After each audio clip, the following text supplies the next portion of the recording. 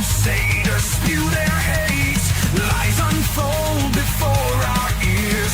Podcast rage to calm our fears. Reclaim gaming in Dragoncast. Fire breathing wide, screaming loud. Lavistro's here to shake the crowd. Psychotic dragon ready to ignite. Hold on tight, we're taking flight. Dragoncast.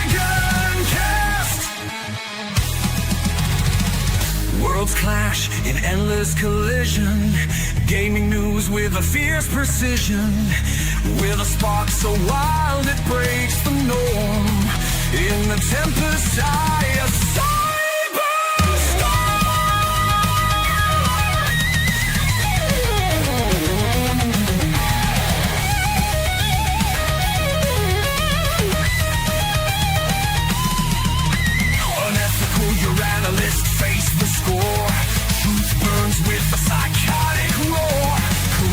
sneer what they despise. Dragoncast will open your eyes. Integrity found in Dragoncast. Fire breathing metal, screaming loud. Lavistro's here to shake the crowd. Psychotic dragon ready to ignite. Hold on tight, we're taking flight. Dragoncast.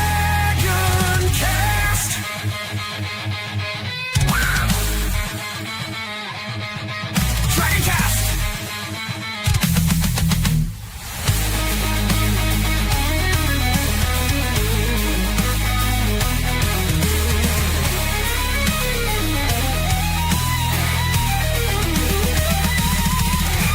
Wings of justice cut through the dark. Lavistro's roar ignites the spark.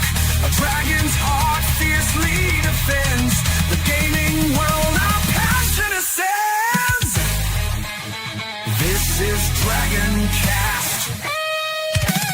Dragoncast. And we're live, everybody, and welcome to another edition of Dragoncast. Yes, I know I'm the other one here right now, but we do have people coming in. I believe Bo said he's probably not going to show VetGamerBoceifus because he's he covers high school sports in his area, so he won't be here. He'll be at his radio station for that. Dash Attack said he doesn't want to be here because I'm a meanie and I'm very rude and I'm a homophobic bigot and all that stuff, and I'm going to make fun of Highguard today apparently. So no, he's spending some time with his cousins. So there's that. Karrus will be on, but he says he's running a little late. He just got off the phone with his mom, so he's running a little late. So that being said, yeah, welcome to Dragoncast. We had things going on last Saturday, so we weren't able to cover the news for the week last Saturday. And, well, hello. And yes, we are hello, Lenny. We are live on the Rumbles, the Kicks. Well, not the Kicks. Sorry, the Rumbles, the YouTubes, and the X's. So, yeah, all my X's live in Texas, too, apparently. That being said, I ramble. Yeah, I did have a couple of videos out. Didn't stream much, and it wasn't because I forgot or anything. My insomnia hit really hard this week, and also, excuse me, I was sick, so I'm doing a lot better now. So don't worry about that. I'm better now. But before we get into the news today, there's a couple things I want to point out. First thing is we had gotten a gift. Oh, if it likes to load up. There we go. From the Zaku boy, who gave me Dungeons and Dragons Chronicles of Mysteria. If you don't know who the Zaku boy is, he's part of Faz Inc. crew that we stream every night. In Phasmophobia, he started the tradition of grabbing all the Duff beer, and he started the Blue Jeans joke in Demonologist. We played that, and he was the reason why we were playing Helldivers for a while. So yeah, and I will definitely accept that gift from him. yeah, that was awesome with him. Thank you very much. He didn't have to do that, but you know, I just appreciate it. For everyone else, I'm going to go ahead and copy this link. It should go out to, I don't know if it goes out to Rumble as well, but it should. But there's the link to Nozaka Boy's channel. Go give him a shout out. Go give him a sub. You know, he deserves it. He's only got 38 subscribers. And he plays with a lot of the other people we know, like Savvy and Kyle Zaber. So yeah, thanks to Nozaka Boy for that. And I do want to cover real quick. A friend of mine is in the hospital. If you follow Theta the Grid or Stark of Iron, you'll know this guy. But Casey from Crazy's Creepy Creations is having some medical complications, and he could use some help. So Theta tagged me on this in his post, but basically, for those who don't know, Theta did a fundraiser for him, and I just want to give awareness. They raised $700 out of 4,000 they need. The link is in the descriptions. I'll put it out here as well. Copy and then paste. I'm not used to holding this live stream like this myself, but it happens. The show must go on, right? There's that, and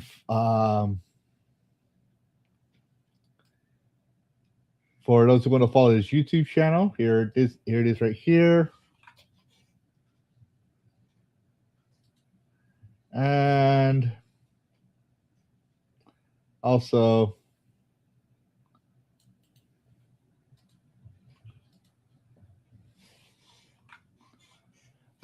Theta the Grid. So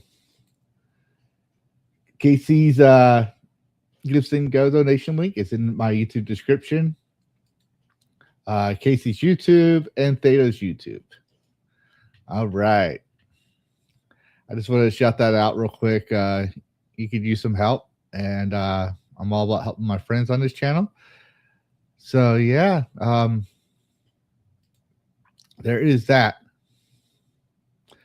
The other thing is we have is some urgent news. It's for those of you who have NVIDIA drivers, you might want to be aware of this. From Pirate Nation, NVIDIA has pulled a GeForce Game Ready driver 5959 whatever, released earlier today. That was, let me make sure that's the right date. That was actually 2 days ago. It was removed due to a bug causing fan control and monitoring failures on many RTX GPUs. Fans may not spin correctly or be detected properly, risking overheating. If installed, roll back to 59.1.86. Downloads are no longer available on the official site while NVIDIA investigates. So yeah, if you have an NVIDIA and you updated your drivers recently, you might want to scale it back. I haven't done that yet. I always wait a couple of days because of this reason. Food for thought. So technically tonight I should update, but I won't be. Other than that, this is pretty. Someone called it a while back, but it's pretty much because they're AI investing and AI going all in on AI. OpenAI basically announced that our 110 billion investment funding, including 30 billion from NVIDIA. So there is that. And for those of you who play Red Dead Redemption, NVIDIA RTX 40 series users report severe performance issues in Resident Evil Requiem with PT. 50% lower frame rates and path trace scenes compared to previous drivers like 581.41 or 581.41 or 576.88.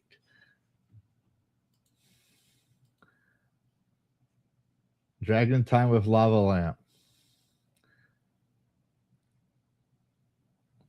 You know what, Hataru? I got you. Just stick around towards the end. I got you. Karrus told me about this, so if you want to get mad at me, just get mad at him, and you'll know. And yes, Karrus, so I'm assuming he did his chores. If he didn't, you have my blessing to go bash him over the head until he does his chores. You know what? I'm gonna have to get y'all's address, and if y'all. And if things get really too serious, I'll just give y'all, y'all mood reasons. I can do it this way. I'll just buy you a bullwhip. So that way, every time Karrus has to do his chores, you can just crack that whip. I heard whips make your voluntold household members, it motivates them or something like that. I've heard. But anyways, yes. So the RTX is having some issues again. And we have some constrained supply issues according to NVIDIA. As much as we'd love to have more supply, we do believe a couple of quarters it's going to be very, very tight. And you know what? If they wouldn't have invested so much into open AI like they did, like we just covered recently, they would have the money to buy more resources, to buy more parts, to make more graphics cards. I'm just saying. Maybe I'm ignorant here, but yeah. I wonder what the board of directors are thinking. Are like, this is starting to get this is getting kind of annoying. Yeah, AI can be great and all that, but this bubble isn't popping soon enough. But in more recent news, many consumers and electronic manufacturers will go bankrupt or exist product lines by the end of 2026 due to AI memory crisis. Visan CEO reportedly says consumer electronics will see a large number of failures from the end of this year to 2026. Many system vendors will go bankrupt or exit product lines due to lack of memory. Mobile phone production will be reduced by 200 to 250 million units, and PC and TV production will be significantly reduced. All over AI.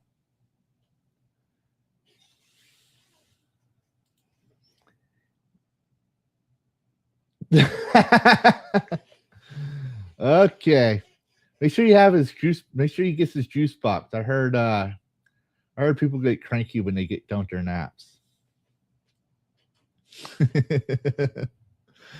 All right, so yes, but yeah, apparently we're going to see some hardware crashes, lack of supplies, lack of phones, all because of AI. And Congress isn't doing anything about it. I'm just putting that. Congress, FTC, none of them. So, but more tech news. HP warns that RAM and memory may now make up over 1/3 of total cost for a typical PC, up sharply from 15 to 18% just last quarter. The surge is driven by AI server demand, pushing DRM prices higher. No shit. They bought all the RAM. When you buy up everything, it creates a scarcity. So a scarcity increases price and value. That's why gold was a lot more valuable back in the olden days before a lot of stuff, because there wasn't a lot. They weren't able to access gold very much until the technology improved. So yeah, now we have DRAMs going up in price. Yes, much scarcity. I'm trying here. I'm still recuperating. But in other news for DDR, a Redditor bought an Amazon return pallet for $100 and found 40 sealed Kingston Fury 16 gigabytes of DDR5 RAM modules inside. At current retail prices of $175 to $205 per stick, the total value is approximately $7,000 to $8,000. Oh no, we got some coming. They're just running late. I ate one of them already. I was hungry. But hello, Shadow Warden. And then we have, where's it here? I don't have my glasses. Another DDR5 news. So a PC builder ordered one 32 gigabyte DDR5 RAM kit that's $300 and receive 10 kits by mistake, 320 gigabytes total, valued at $3,000 to $4,000. The buyer plans to keep one kit for their build and sell the extras to the community at below market prices. So, yeah, I wish I could have gotten that. I would have done that. I would have like, okay, hey, who needs a DDR5? I would have done it as a giveaway. I would have found some way to make it a giveaway and send it with no return address, so that way I don't dox myself or something. If I could do it that way to my viewers, I'm like, I have. Let's see how many are in here. 1, 2, 3, 4, 5, 6, 7, 8, 9. So I'd be like, I have 9 DDR5s to give away.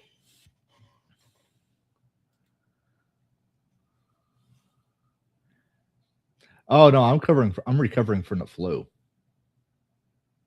Because I could use a jukebox. But other than that, look, got some gaming facts. No, not solo show today. Not a solo show. But so on February 21st, 1986, Nintendo released the video game The Legend of Zelda. If you don't feel old yet, you should now. So you're now officially 40 years old. Zelda, Legend of Zelda is now officially 40 years old. Yes, usually, but I'm already doing better. I'm just recovering from the what do you call it? It's when you're already recovered, but you're still taking it easy because your body's still weak, even though it's already recovered. I can't remember what to call it. I'm no doctor. But yes, so Zelda is now 40 years old as of February 21st. And I would be a Zelda fan if I did not mention that. Yeah. Other than that, here's another fun fact. Officially, Dante's Inferno still holds the award for the coolest Super Bowl commercial of all time. If y'all remember Dante's Inferno. I loved this game. So I just thought that was kind of cool. See, Shadow Warden knows what it's up. Now, I don't know if that's like an official thing, but I don't care if that's an official award. I'm just going to say it is. But, 2010. It goes to show you, what games were like back then, how cool they were, even though the 3D rendering was probably not the best back then compared to today. It still beats a lot of games today. But we have some game dev layoffs to cover. So Full Circle, the EA studio developing the free-to-play Skate, has announced an undisclosed number of layoffs. The studio stated that development will continue and its commitment to remain strong. The title is still in early access since its September 2025 launch.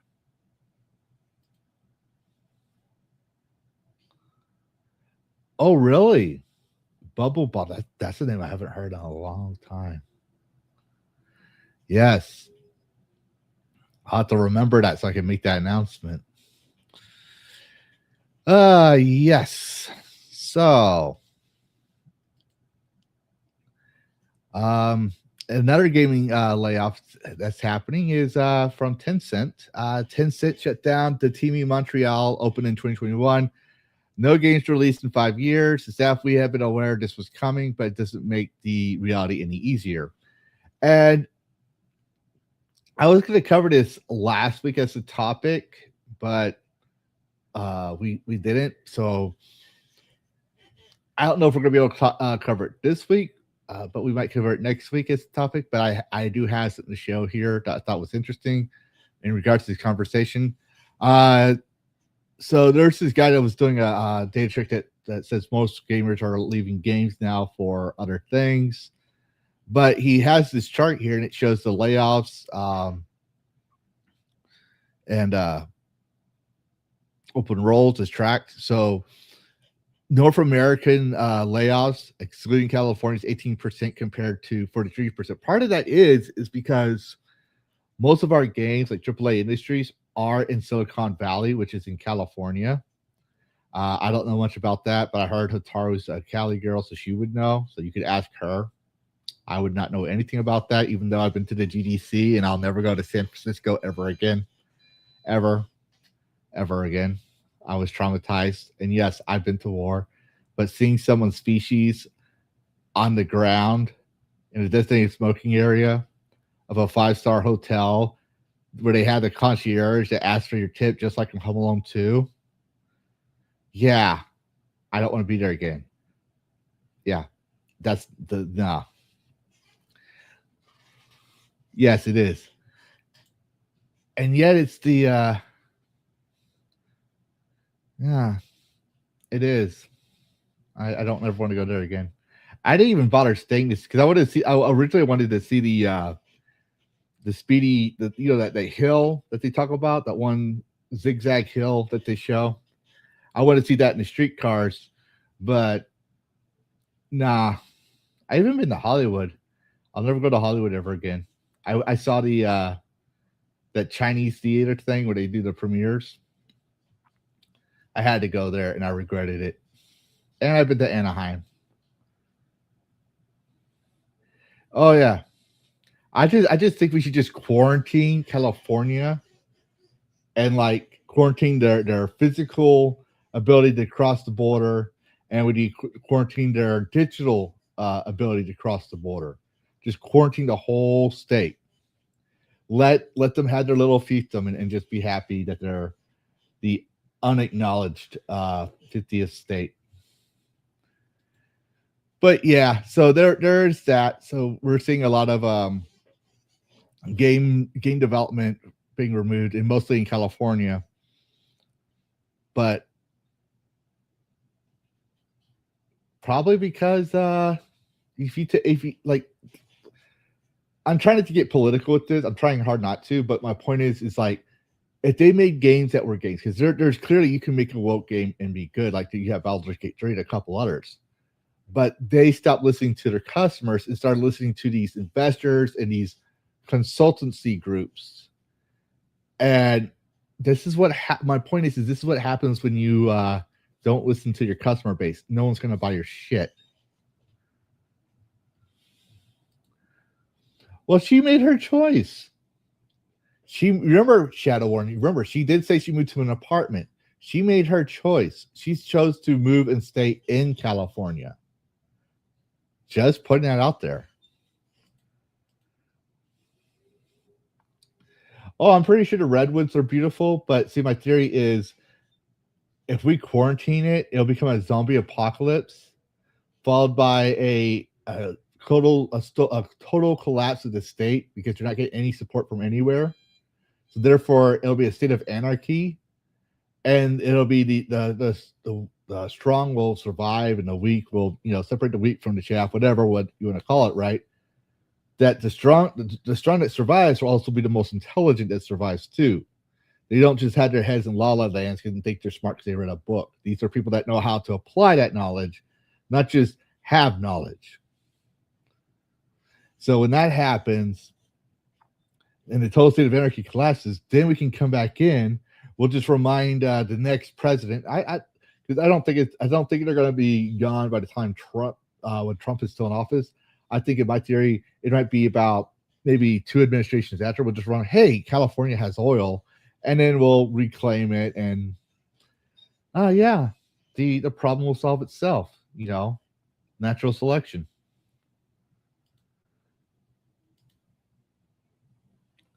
Oh yeah, that too. But Karrus lives in Washington. But so continuing on, we got a journalist Fafo. So Eurogamer and several other gamer network sites are facing another round of editorial layoffs, the second since IGN's acquisition in 2024. So we're going to see some more journalists melt down because they realize they're not as prominent as they used to. People are watching our shows, that kind of thing. Yeah, he has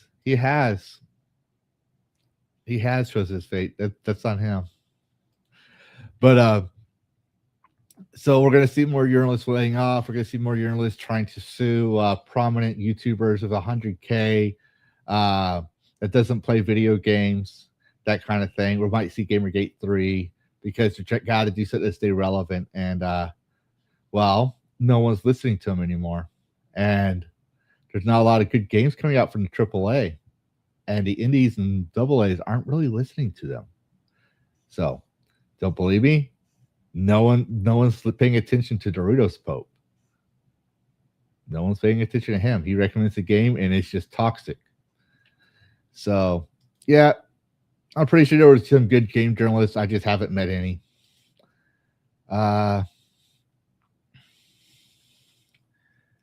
I do have some. It's not all bad news for the gaming layoffs, though, because the Lords of the Fallen CEO has announced, and this was probably a while back, but when they announced that Blue Point Games was shutting down, Marek Tyminski says, "We'd like to invite any developers impacted by Blue Point Games to contact us. The Demon's Souls remake was an incredible achievement, and we'd be honored to speak with the talented people behind it about opportunities at Lord of the Fallen 2 and beyond. We have multiple roles available, including some not yet listed on our website. If this speaks to you or someone you know, please reach out today, and we'd love to hear next chapter." And some people have mixed reviews on it. Here's the thing I'm going to say. I don't even pay attention to yours, but Lords of the Fallen, I have yet to play the game. I have to get the game, but they've been making a lot of right choices over the past year or two, and they started getting a fan base, which I believe will. Actually, we'll do it now. I'll show it now. But like they showed one of their cosplayers, but here shows some what's Legend of the Vaults for this hand-painted model of your boy Isaac. So this is the hand-painted model that someone built or did, whatever. But Lords of the Fallen has gotten a dedicated fan base of support. So I know some people are concerned, like, what happens if these people come in here? What happens if those people come in here and this and that? Well, here's the thing. This is the CEO inviting them. So if they cause a headache and a problem, he can simply get them out. I know it's not that simple, but you get the idea. He can make the calls at the end of the day. It's his company. In other words, another thing I want to point out here is Sony is reportedly pulling away from PC for single-player PlayStation games to focus more on console exclusivity. I remember people were talking about this. Even Classic Cage was talking about this last year. That was all going to go PC. There's no such thing as exclusivity. And I think that's what was, in my opinion, I believe that was going to hurt console sales. Everyone's like, "Oh no, PC's a bomb, blah blah blah." Well, here's the thing. Some people prefer console. Like, I get shit on because I play with a controller and on the PC. Part of it is a disability, but it's just I'm used to playing that way. But it makes sense to have some exclusivity titles on your console. But I find it funny that they announced this after the change of command over at Xbox, because one thing they mentioned was a focus on exclusivity titles. I'm probably remembering that wrong, but the way they were framing it was they're going to focus on more Xbox exclusive titles. Which, if you want your consoles to survive, you kind of need to have some exclusive titles. I know it's a pain because, like, for example, I like Legend of Zelda. Can I get Legend of Zelda on PC? No. So what do we have at our home? We have a Nintendo. We don't have the Nintendo Switch 2. I ain't getting that. But we had the Nintendo Switch 1.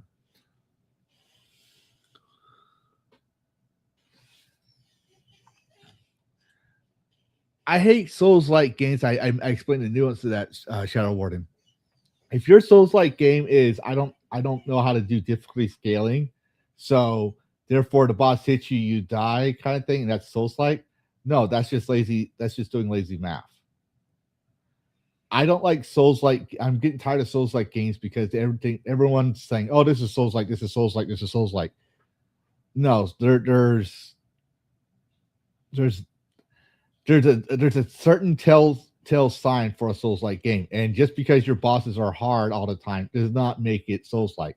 For example, I like Black Myth Wukong. I would say that's kind of Souls-like. probably even more hard leading to Souls-like because of how the challenging some of the bosses are.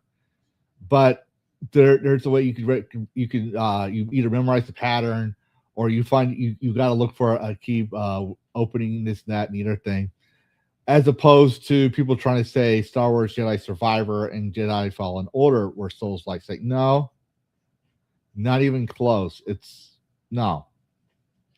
They did not do the difficulty scaling method. They're just like, oh, we're just put a lot of hard bosses on here and this, that, and the other thing. No, I never once believed it was a Souls-like. And then there's some other games where everything is basically a copy of Dark Souls. It's just a copy. All they did was change the skins, change the message, maybe move around the level design.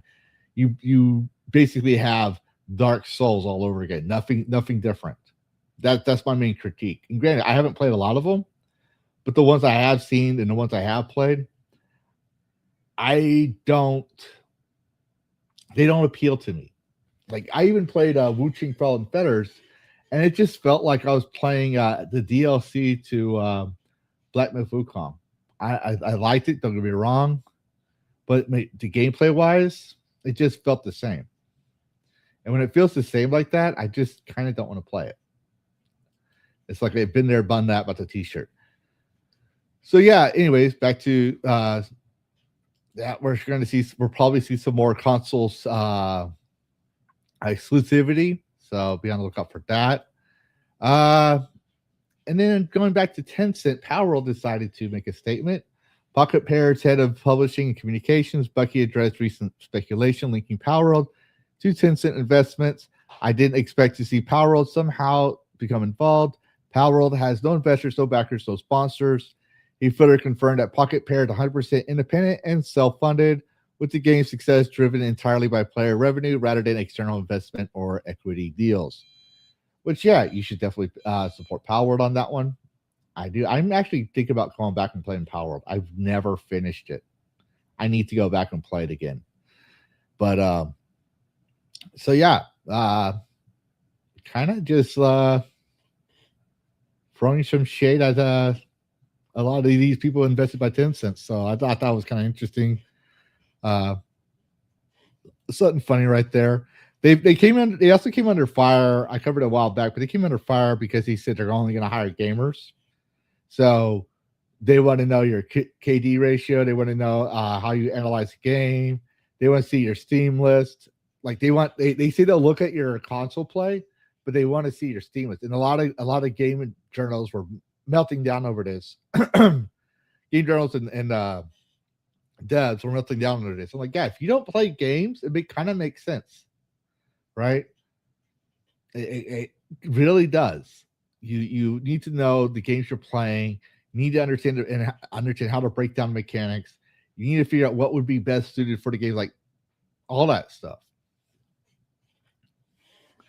So continuing on, we got some. We got some news from Karrus. So, and recent news, breaking news, Karrus is having to swap shit out. He think he broke his main camera, and Karrus for yes, but Karrus, if you're Kataru, just let Karrus know when he comes on. Just so you know, I'll tell when he comes on. But it would help him out. It would help him out a lot if he doesn't sit on his camera. Just putting that out there. But what do I know? I even had to tell the Dragon Enrique's castle to control his tail. My tail runs around and I don't knock down cameras or anything. So just putting that out there. But we got some news from Stop Killing Games. So Stop Killing Games has launched NGOs in the European Union and in the US. We're not going to just go away on this. So yeah, Stop Killing Games is still going strong. And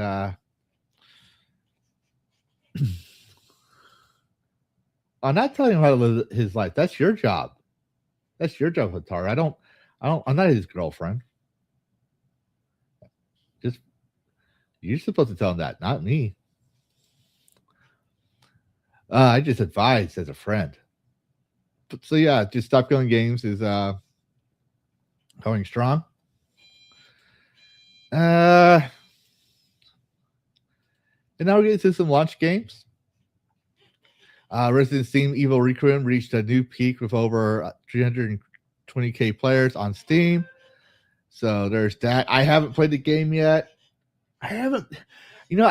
What's that one from Africa where they're in Africa? I haven't played Resident Evil since.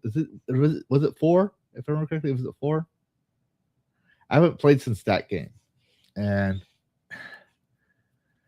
it's not my go-to or anything, but I do recall Kotaku, I believe, said it gave them AIDS, or they're gonna have AIDS because of Leon or something like that. But congratulations on that. And if you played it, let me know in the descriptions, in the comments, what your thoughts are on it. But I know a lot of people were talking about it. We're just gonna skim through it because I don't see much about it. So anyways, Marathon launched, and Ninja, if you know Ninja, he said what would well done. I genuinely don't know if I'm having fun or not. At the beginning, the first couple lobbies, we felt unstoppable. So yeah, Ninja was saying he doesn't feel like he's having fun. Kind of like how I feel on some Souls games. So yeah, they're just putting it out right there. It's not people are not having fun with it. I think I'm hoping I got this in order. Okay, here we go. So a while back, it's patched now, but a while back, streamers claimed that Marathon is censoring ARC raiders in chat. Official developers quickly denied it with a screenshot. And here is a screenshot of the chat. So they put Fortnite, escape from Tarkov, ARC raiders, it's censored. ARC raiders, censored again.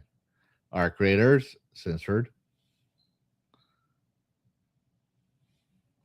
So yeah, there's something about ARC raiders that has people salty. And yeah, so apparently Marathon did patch it. I will point that out. They did patch it after they lied about not having that issue. Does they have patched the censorship of ARC raiders in chat after clips of players revealed they lied? Bungie got caught. So yeah, there's still that going on as well. And it's too bad Dash chickened out. But we had some more game fails. And that because I caught Dash being like, oh my god, I'm gonna play High Guard. It's the best game ever. I caught him streaming High Guard. But ex-High Guard developers blame Hubris for the game's failure. In the report, studio leaders were convinced they had another Apex Legends on their hands, or as I like to call it, lightning in a bottle. Yeah, when you have we've seen this for the past 10 years. When you have too much pride that you have lightning in a bottle, that your game is the bestest ever, and you're not able to take criticism. This even goes to just art, and games are art. When you're not able to handle criticism of your game, if someone says your game sucks, right? And this is why XYZ, don't expect your game to actually get much support. People were criticizing them on this. They blame game. At first they didn't. I will say this. At first they didn't. I mentioned that before. And then right after I mentioned that, they started blaming gamers. So they were also funded apparently by Tencent, we found out. That was another thing, because then that really makes it less double A if you got major funding from a triple A or major corporation like that. And then Lord Dragneo, hello. And then game fails, more game fails from High Guard. Fewer than 20 staff remain at High Guard Studio. Tencent has also pulled its funding from the studio. Reports Jason Schreier, approximately 99% of the players had dropped since its launch peak. St. Hugo as well. People are already saying it's a failure by High Guard, all that stuff. But I'm trying to stay neutral here. I don't know. And this comes from my own experiences in the game industry. This is what I want people to understand. Not everyone who works at these studios are all. What's the right word? They're not all wokies and leftists. You know, some of them are veterans like me who served their country, and I actually went to class in game design with a couple of veterans that were infantry, that were pro-Trump supporters, and we learned one thing: if we were going to survive the industry, keep our mouth shut, keep our head down. You got those guys there that try to figure out how to put their inputs in without getting canceled and doxxed. You got people that probably classic Democrat, I guess. I don't like using politics, but I'm just trying to point out that they'll lean that way, but not completely towards socialism. And then you got some socialists and even rainbow brigades that aren't like this crazy. People that just like, I just want to make a good game. I'm going to get hired. You can pay me. Okay, I'll make the game you want. So you got different people from different locations. Sure, the nastiest ones exist. We had that in there, but I don't know. See, like with High Guard, there's something about High Guard that doesn't fit the full pattern for me. There are some things they said that didn't fit the pattern that we've seen for the past decade. That was like, how much of them are actually hardcore AAA wokey, and how many of them are naive? Is that the best word? Shall we say naive on the subject? So Tencent with 20 devs, I'm leaning more towards they'll fail because of after I said they could have pulled a No Man's Sky. I'm leaning more to they're making the wrong choices. Now with 20 staff, it depends on the staff is what I'm trying to get at. If their staff is basically mostly focused on the game itself, they might pull through, but it depends on how much of their fan base, the remaining fan base, is dedicated. That's the main thing I'm going to say here. It's like it's a small chance, but it's not a Concord chance. Concord was just straight up politics, and so is Marathon.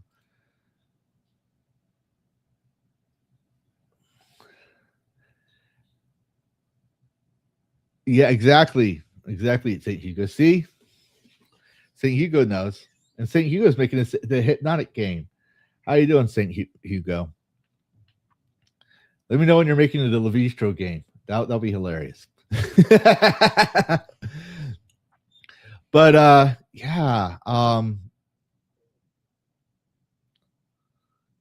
So speaking of failed games, the demo for the new medieval game for a modern audience, 1348 Ex Photo, flops on Steam with less than 100 players.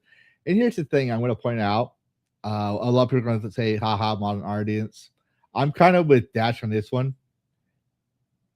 I don't even think they realize that they won't get a lot of players. Like, no one wants this game. Or I should say, the normal players don't want this game. However, they had a good thing going with some of the graphics and some of the. I haven't played a game. They had a good thing going, but when what's that game we were talking about? Knight's Path. When Knight's Path was getting all that attention, they got jealous. Hey, what about our game? We have a game too. What about our game? Don't you see our game? Don't you see our game? Don't you see our game? Once they started doing that and showing a fit of jealousy, they probably lost a lot of people, turned off a lot of people. Not just with the lesbian butch haircut. I'm saying even amongst their own modern audience, like that don't give a fuck about the whole wokeism. They're like, oh, I would have played this game because the lesbian protagonist. Probably also decided to like, I'm not going to associate with this just because. Just like there's people on our side that are not woke, that don't give a fuck about the culture war, that just wants to focus on good games. There's people that are on the other end of the spectrum that don't give a fuck about the culture war. They just want to see these kind of games. And when they see a studio doing this, they're like, okay, we're not going to play this game. So they kind of failed apparently at 100 players. And that's all I wanted to point out there on that one. Just to acknowledge it. So we did the Fallen fan art. But speaking of games that have good character design, I know I've been showing this game a lot. I'm sorry. It's just I really love this game. I really love Luminary. I've been talking about him for the past 3 weeks.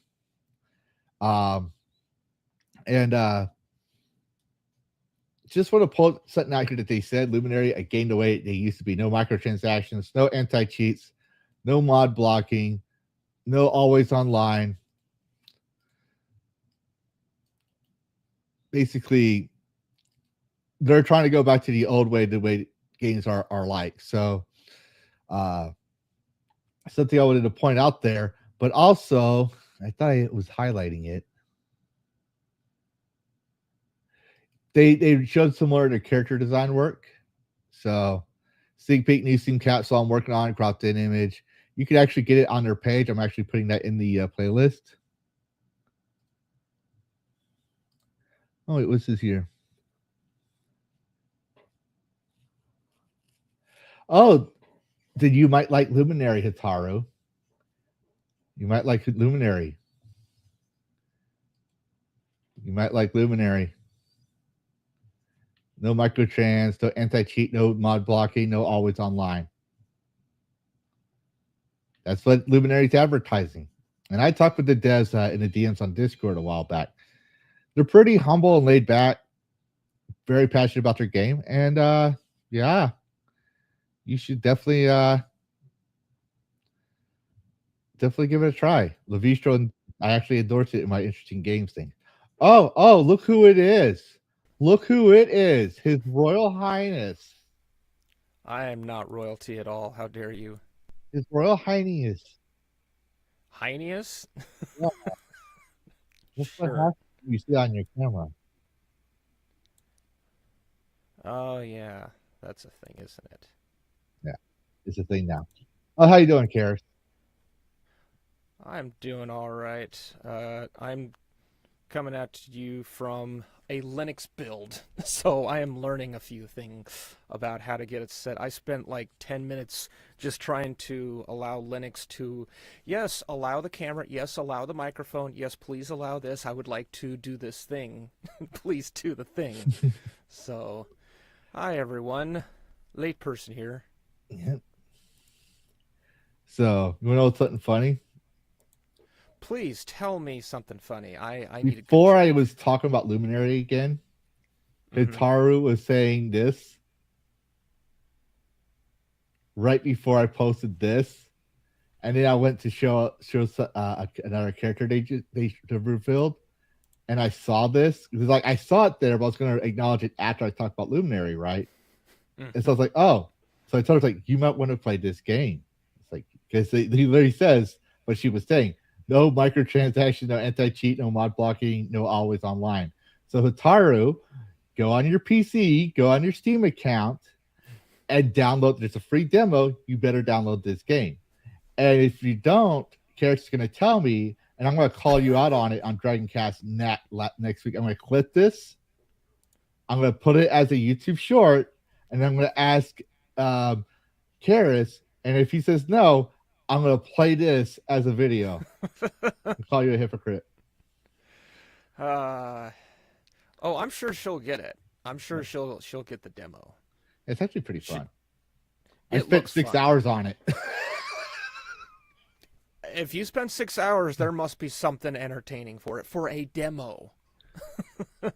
Well, I like one time. Here's one thing. One reason I'll show you. I fell off the cliff on one side by accident one time, fighting some of the goblins, and as I was falling down, I saw. I don't think we were meant to see it, but there was a guy sitting at the edge of the, because it's like a floating island right in the sky, right? There's a Okay. guy fishing off the edge of it, just sitting there fishing. And I was like, yeah. Which my explorer style gameplay kicked in. I decided to fall off every edge of the cliff just to see what else I could find. That sounds like Solarpunk has islands, and you can spawn if you're not paying attention. Within like 10 seconds, you can absolutely just fall off the edge. You don't like have a spectacular "you died." You'll just like fade out and then respawn. It's like, oh, I can fall off the edge. Women Yes. have no accountability. I would if a computer was set up. No, that's on you. You figure out how to unfill your office with all those boxes. That's the work in progress. Like, you can't see it. The Blanket Fort 9000 is kind of blocking it.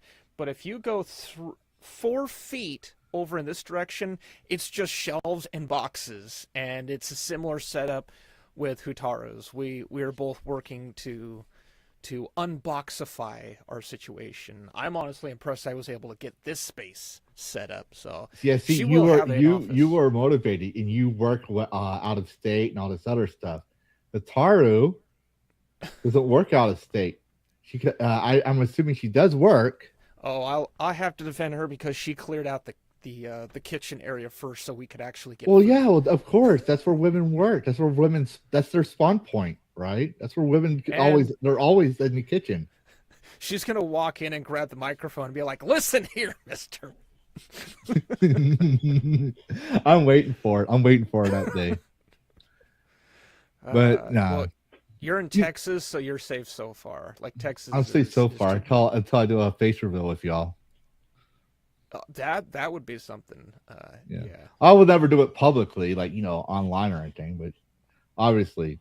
But when I was a mod for Hypnotic, there was a running joke among us mods that if there was a HypnoCon,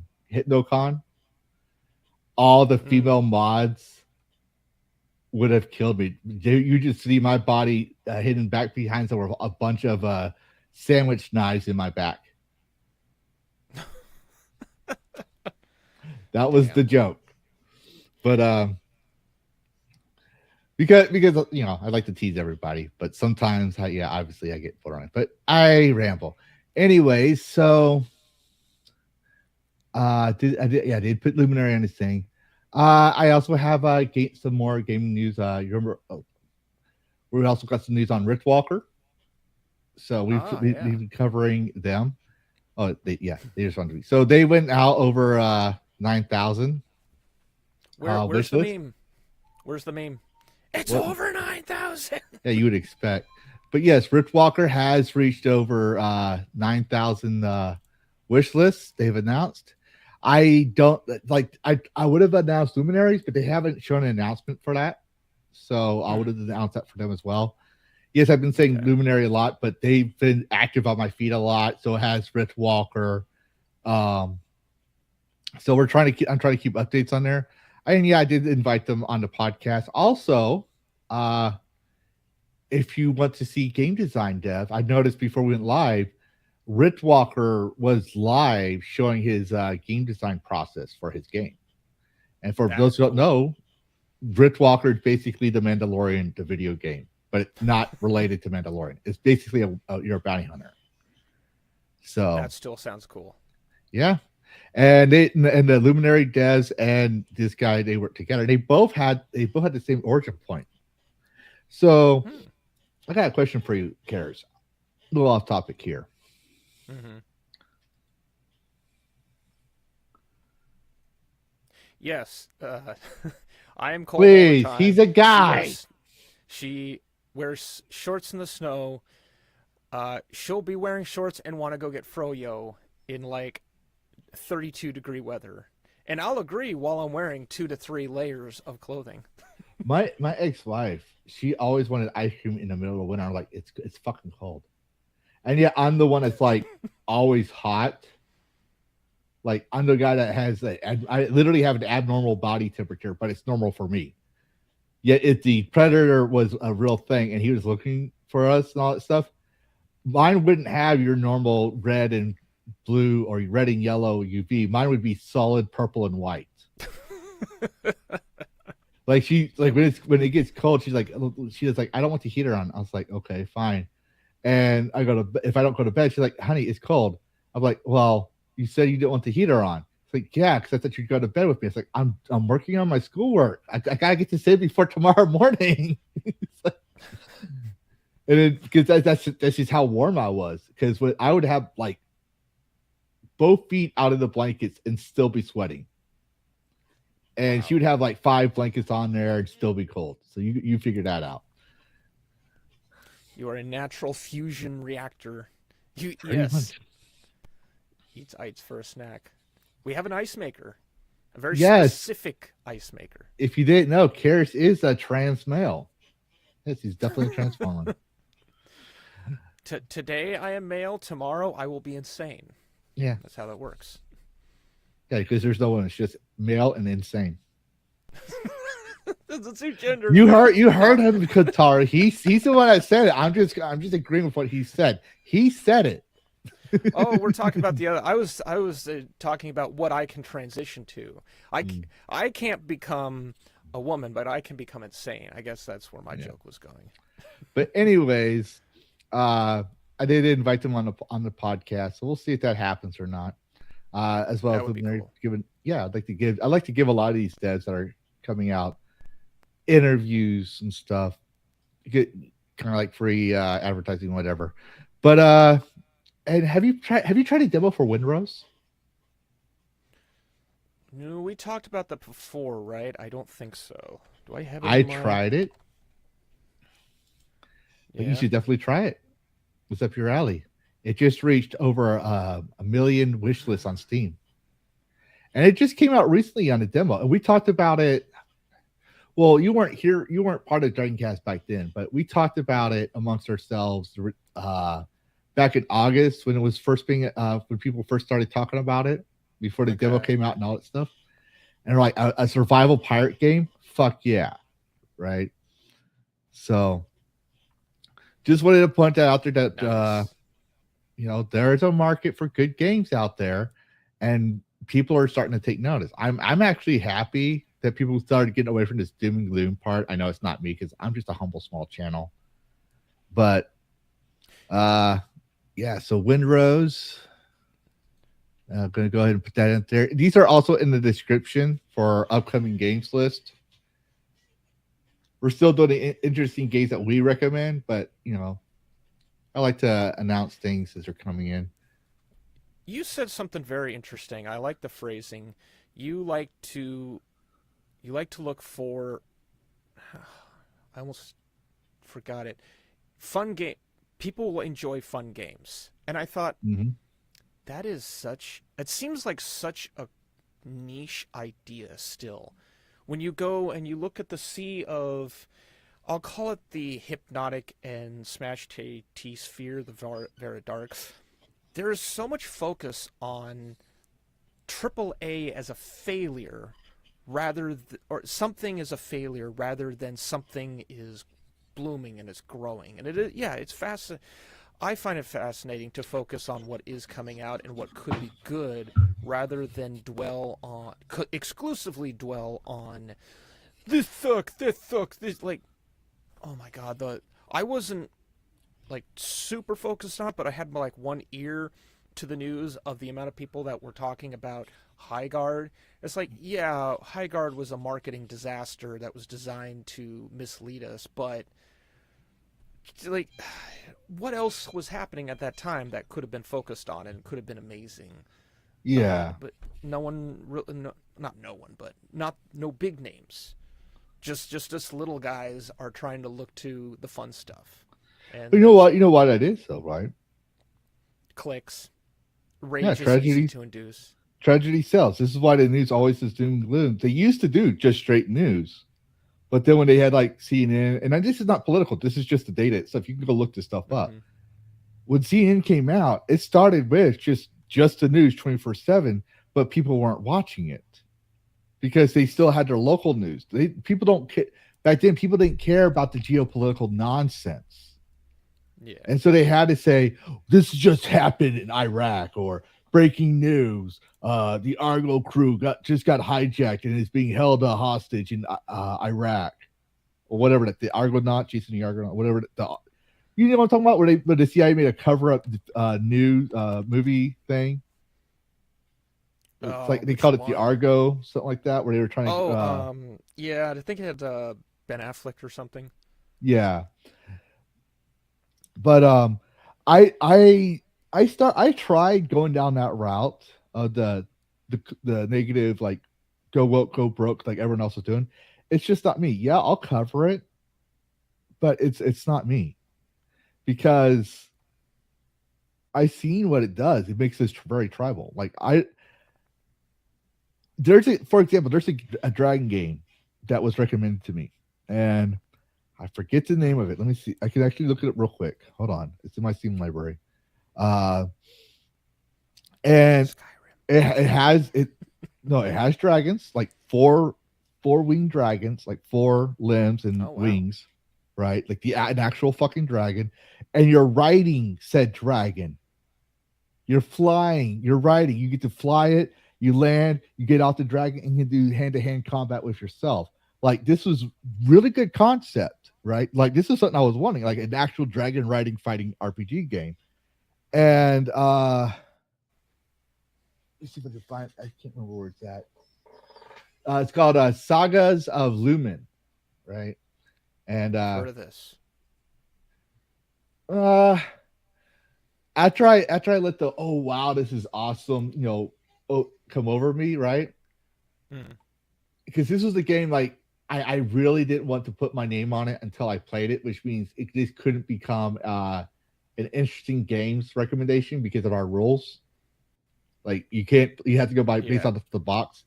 But this is one that's like there's something about it that's cool. It was recommended to me. I put it in there for everyone else. Sagas of Lumen. And yet there's some parts to it that's like it needs more work. Like it's coming soon to early access. It's supposed to be released later on this year. It's got a lot going for it, but there's just some parts to it I'm like I can ignore the asset flip from like Unreal Engine, especially because you're an indie dev or AA, because believe it or not, even Power World has asset flips. Believe it or not, for the Unreal Engine marketplace. It's got you got flying ships in there. You got all kinds of cool stuff. But and it's fun. It's just there's something about it that I don't know how to put it. There's just something off about it that I can't put my finger on. That some people argue about asset flipping and stuff, but to me, there's something else. I hope it does well. I hope they get better. Aesthetic. Probably the aesthetic. Aesthetic that, there's something about it looks, probably because we have seen a lot of demos come out or vertical slices of a game that was essentially this. I'm looking at it just the screenshots of it right now. And it looks like it should be an alpha. Let me actually put that up for everyone else. There's no specific art style. It's just kind of as things exist in the world. Everything looks fairly competent, but there isn't really its own identity or any soul. Mm-hmm. It just kind of is. Which, if you're doing, I guess, like a presentation of something, that can work. But one thing that really catches people's eye is like a very stylized art style, like Ironclad. That's like a very almost low poly style, and I guess it goes back to like the PS2 era. We like that. That's intentional. This kind of just looks like, everything works the way that it should, but I don't use the term mid because that isn't really appropriate. Things just are. They just I guess a conversion over and did everything that they should, everything probably fires the way that it should, but there's no art style.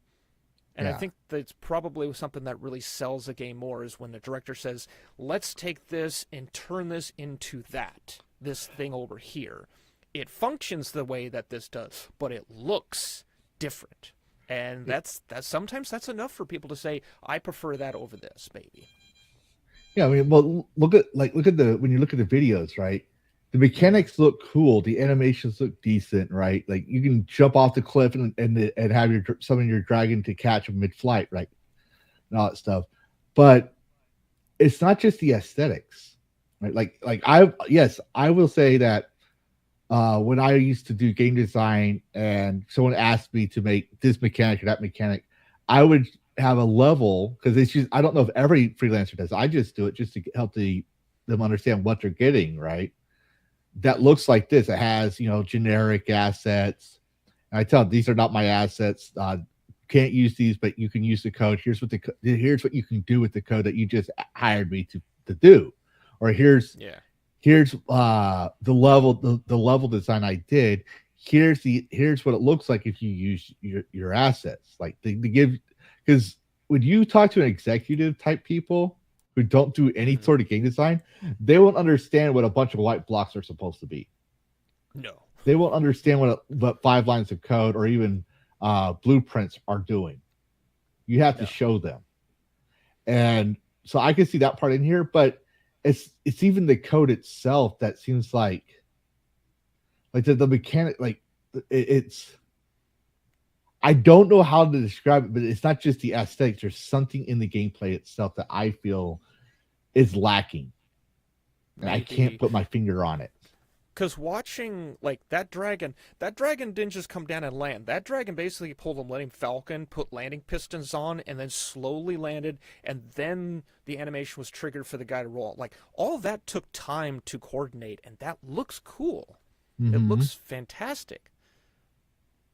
I would play this. Like me, I can look past the whole like, oh, it's an ass to flip right now. Maybe it'll become something down the road. I would play it, and it looks like a competent game, which is a phrase I'm trying to work into my regular vocabulary because it's not used very often. People either say a game is awesome or a game sucks. Well, is it competent? Will it do what it's supposed to do? This looks like it's going to do what it's supposed to do. Yeah, and that's the thing. It's like I think it's like with Luminary, I see it has potential. It is everything I want in a game. But I also am like, okay, there's something here, and I am not going to pull a fucking Doritos Pope and say it's a 9 out of 10, knowing there's something in my gut saying there's something lacking here. I hope it gets better. I am being very, very lenient because it is an indie team. It is a small dev studio, right? So it's not AAA. If this was like EA Games, I'd be like, are you fucking serious right now? You got the money. You got the manpower. You have no excuse. You have the reputation and experience. So I want to say I had a fun time playing the Dragonflights, but I could see where over time. Oh, and I will say the tutorial, they could shorten it. It still has some yellow paint feeling to it. Some parts it's understandable, but other parts I'm like, okay, maybe do a more learn as you fly. Yeah. Learn on the road. Give me that. I want that back. Oh, this is how I breathe fire. Okay, or like for the mouse and keyboard, stumble into it. Yeah, right. Like maybe you could say like put a little pop up says use this to breathe fire, right?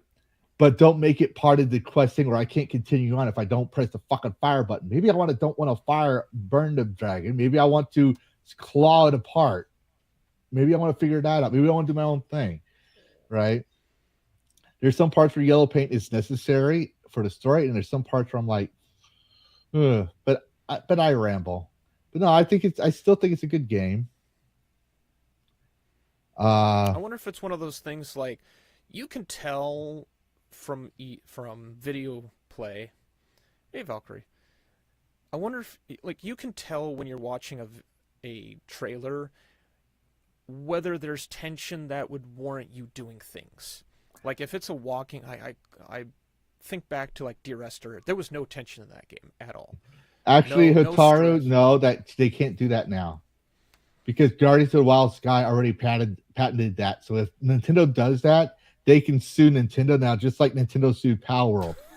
They set a precedence. Nintendo needs to learn from it. So they can't do, as much as I would love to fly my dragon Pokemon, I have to acknowledge the fact that they did sue Power World, right, for a Pokeball.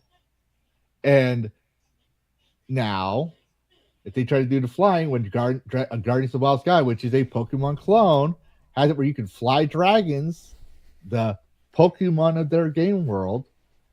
Yeah, if Nintendo does that, they'll get roasted. They're going to get a lawsuit. I'm just going to say. I don't think so, but continuing on, let's see, where were we at? Try this game. Go find it. Go play it. Yep, I already posted the link in there. But another gaming milestone came out. He didn't announce how much, but everyone for wishlisting Mortal Crux on Steam. We'll probably cover it if we have time for Mortal Crux. But I just want to point out there's another game. And who took Battletoads and put it into Dark Souls? No, someone actually said that. How upset will you be if I tell you this is a sequel to Battletoads? Oh, that is we already have a game where you're a chicken and you kick ass. If you're a Battletoad running around with a claymore, that also seems appropriate. Enough of this human stuff. Start bringing in amphibians and birds into the mix. Oh, like what's that game? What's that book series? Redwall the game. It was like medieval. It was like the Middle Ages type storyline, but all animals. Okay. Yeah, I don't remember it. Have fun, Hotaru. We thought we had some more before we get into that section. Okay, yes, we do. We have some modding news too. So yeah. So we're basically we're not going to go too long, but we had a lot since we weren't here last week. We have a lot of gaming news that I'm just covering through real quick. So modders are getting a definitive version of God of War Ragnarok on PC. They're going to remove all the Sweet Baby Ink wokeism. So if you don't like this wokeism in your God of War game, you're transforming. Keep an eye out. They're going to make the PC version is going to have a mod version. Is that me? Huh? No, that's Comics Dad. He was on our show before. Yes, I've heard about it. Is my sound kicking out, or did you just become a transformer? Probably me. Am I doing it now? What the hell's going on with my sound? Sound issue. Anybody? Is we having sound issues out here, everybody?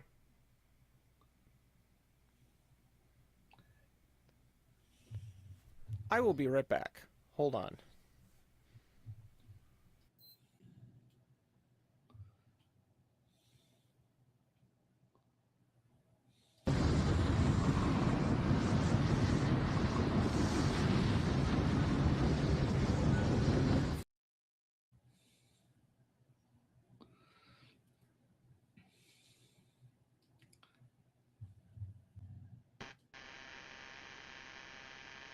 Hello? Oh. I'm hearing a robotic something. It's lightning.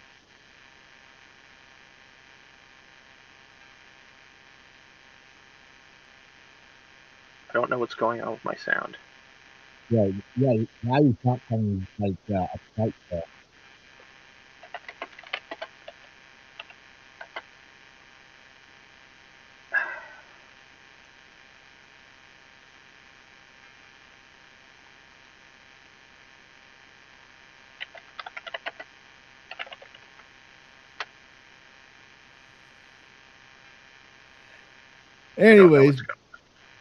Anyways, moving on because I want to try and speed this up just a little bit. Do you like He-Man?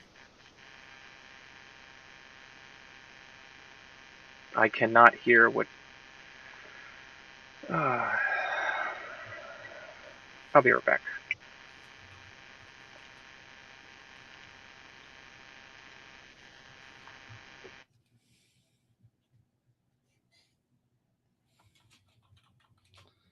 Ladies and gentlemen, we're going to take a quick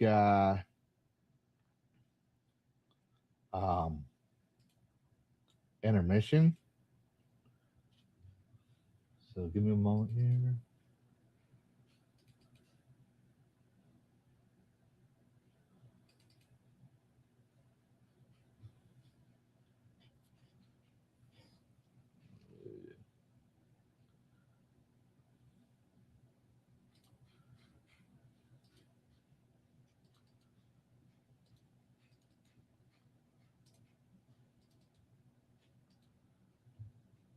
Here we go. We're going to go for a quick intermission.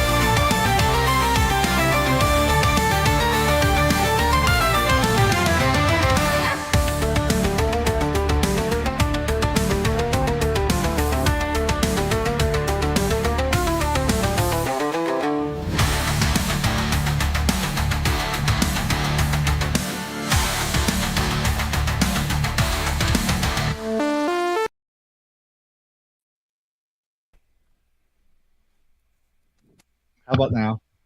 You good now? I can hear you now. I figured out what my problem also was.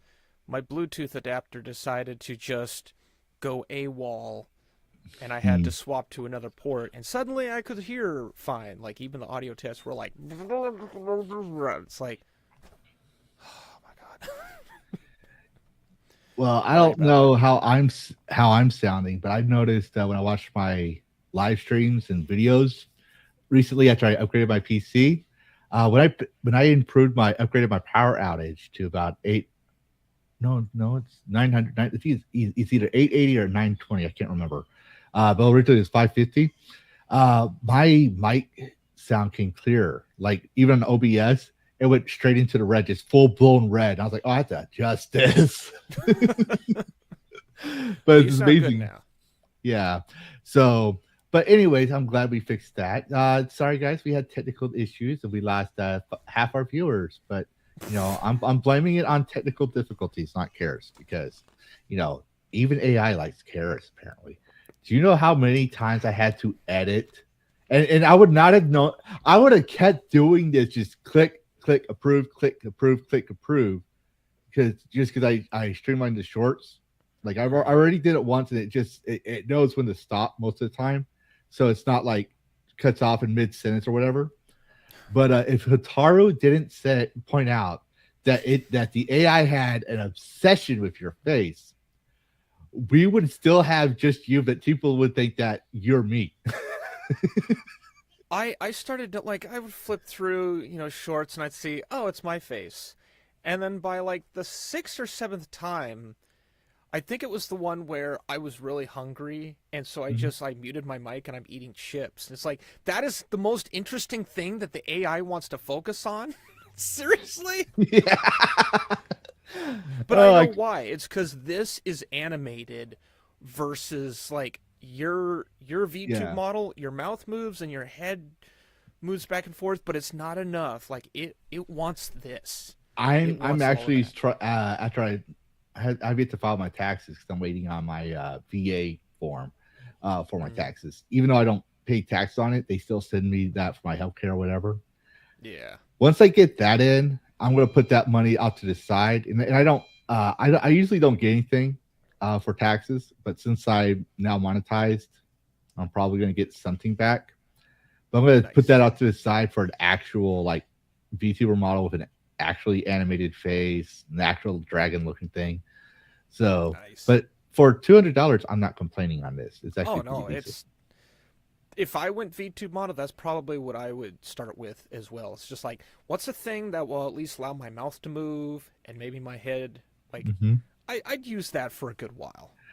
There is rigging for the limbs and the tail moves. Like, if you remember watching the You're Still Here part that I actually got from Deadpool, the movie, the tail actually moves. Oh, nice. So, but yeah, I'm not complaining. I actually like this. It was actually pretty good. That's why I gave the original creator credit. But anyways, moving on because we got lots to cover. And but do you like He-Man? He-Man? I remember watching that cartoon in the 80s or 90s when it came out. I might have had a He-Man toy or two. Yeah. Well, there's a game coming out. Of course there is. Now, so that looks good. Mm-hmm. And the link, I actually had the link, and we might talk about it a little bit more. But He-Man game's coming out. He-Man and the Master User Dragon Pearl of Destruction. And no, I didn't highlight it because it says Dragon in the game. But yes, I will probably get it because it has Dragon in the game. But also He-Man. I mean, I grew up with He-Man. I remember the first time I watched it. My mom, back when my mom was a single mama, she was trying to keep us occupied, and we had a TV. So she goes, "Look, Lavistro, look, He-Man's on." Like I knew what the fuck He-Man was. I was like, He-Man? Oh, I like He-Man, and I didn't know what the fuck He-Man was. And I was watching it, and then all of a sudden, she's like a year later, she says He-Man's of the devil, and that's when she got married to my dad. my stepdad, but I call him my dad. And he goes, "Oh, let him watch his fucking He-Man shows. It's not that bad." So, yeah, my dad was the one that got excommunicated. He used to be an usher at a church. He got excommunicated because he called out the pastor's wife for wanting to burn every copy of Mortal Kombat. Oh wow. Yeah, that was when the '90s series were going on, and he went off on her. And he said, "I'm gonna let my son play this game." He's like, "Y'all literally gave them what they want, which is money. So that tells them that you want more of those games." It's like, dude, does any of y'all run a business here?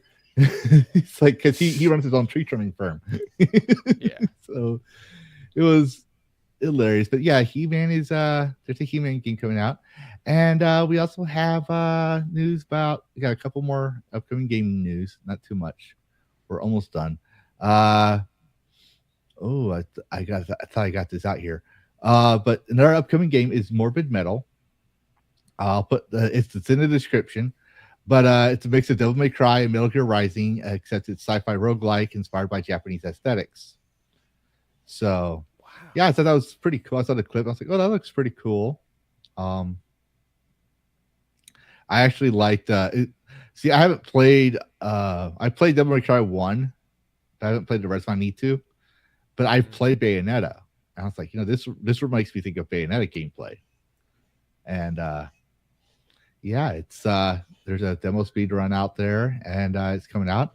And then we have I need to get new glasses. Get a prescription and go to Zenny. You can order them online. They're cheaper. These are Zennies. No, I get mine for the VA. But Crimson Moon, I lost the X thing to it, but a Gothic adventure RPG of violent angels and dead gods.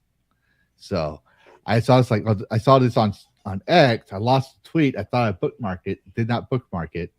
But I bookmarked the game, so we're going to cover it anyways. But Crimson Moon is coming out, and it looks aesthetically cool, and I like the idea of violent angels and dead gods. So you're fighting angels and zombies and undead. So I was like, this would be cool.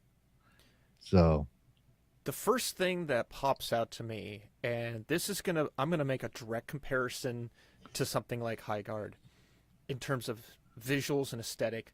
High Guard used the color wheel in a very vomitous, if that's a word it needs to be, damn it, very vomitous way.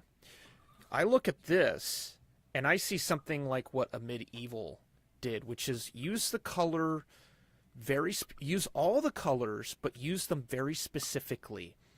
Like blood is yellow, the lighting was purple, but the walls were red. Very specific stuff. If High Guard was this, it probably would have gotten a better reception alone. But instead they went Fortnite. Because sure, that's a surefire winner. You're totally going to take away customers from Fortnite. But this Crimson Moon, I want to play this. This looks awesome. This looks that is an art style. That is a very specific art style. Yep, and I'm going to put this scene page out there for in the chat for everyone else. I lost the X page. I thought I had it because what he wrote was actually pretty cool. But so Crimson Moon is another upcoming game for people who are interested in it. And we have I can't remember if these other ones I've mentioned before or not, or they were meant for the previous Dragoncast that didn't show.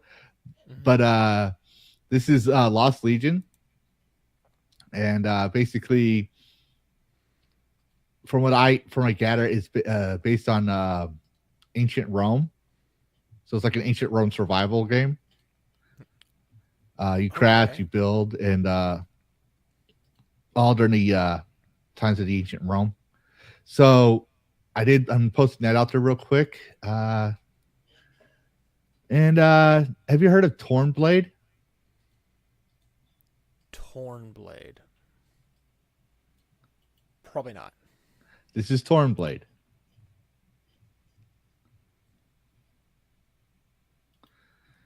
So basically, it's another dark action combining top down with exploration type stuff. I like the idea because it's based on Slavic and Celtic lore. But if you look at the visuals, it looks pretty interesting. It's got that dark fantasy aesthetic, but it's not full blown Souls-like. That's definitely in game. That doesn't look like cinematic. That looks very much like a camera on some kind of rail just flowing about the world. A level pan, basically. A level pan, yeah. That looks good. It's the side if you look at the links, it has a mix of top down and roguelite, which roguelite is side scrolling. Think of Legend of Zelda 2 for the NES. The one that a lot of people hate. Yeah. But that was Nintendo's whatever doing. This, if you did a side scroller of this, that still would look pretty cool. Mm-hmm. And then I want to point out this game has got the world. This has got Twitter in an uproar. This has got X in an uproar. This has got the culture war in uproar. This is taking the gaming community by storm. How would you like to be a DEI manager?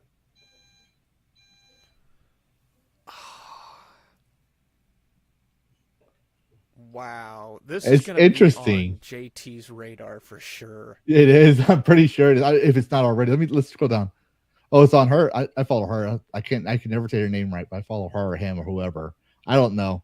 Laura Dark Lord. Yeah. Fucking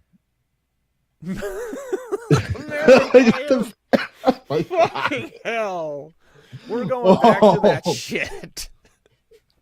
What beeping? I ain't heard. Oh, fuck. No. This is going to be right up there with, you probably heard of Woman Simulator. Yeah, I've heard of that one. God. Oh, I don't think we can show that one. Whoops. Maybe. I don't know.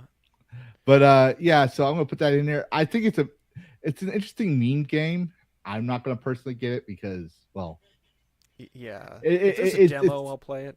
Yeah, it's one of those things that's like, if someone gets it to me, I'll probably play it, but it's not really my thing.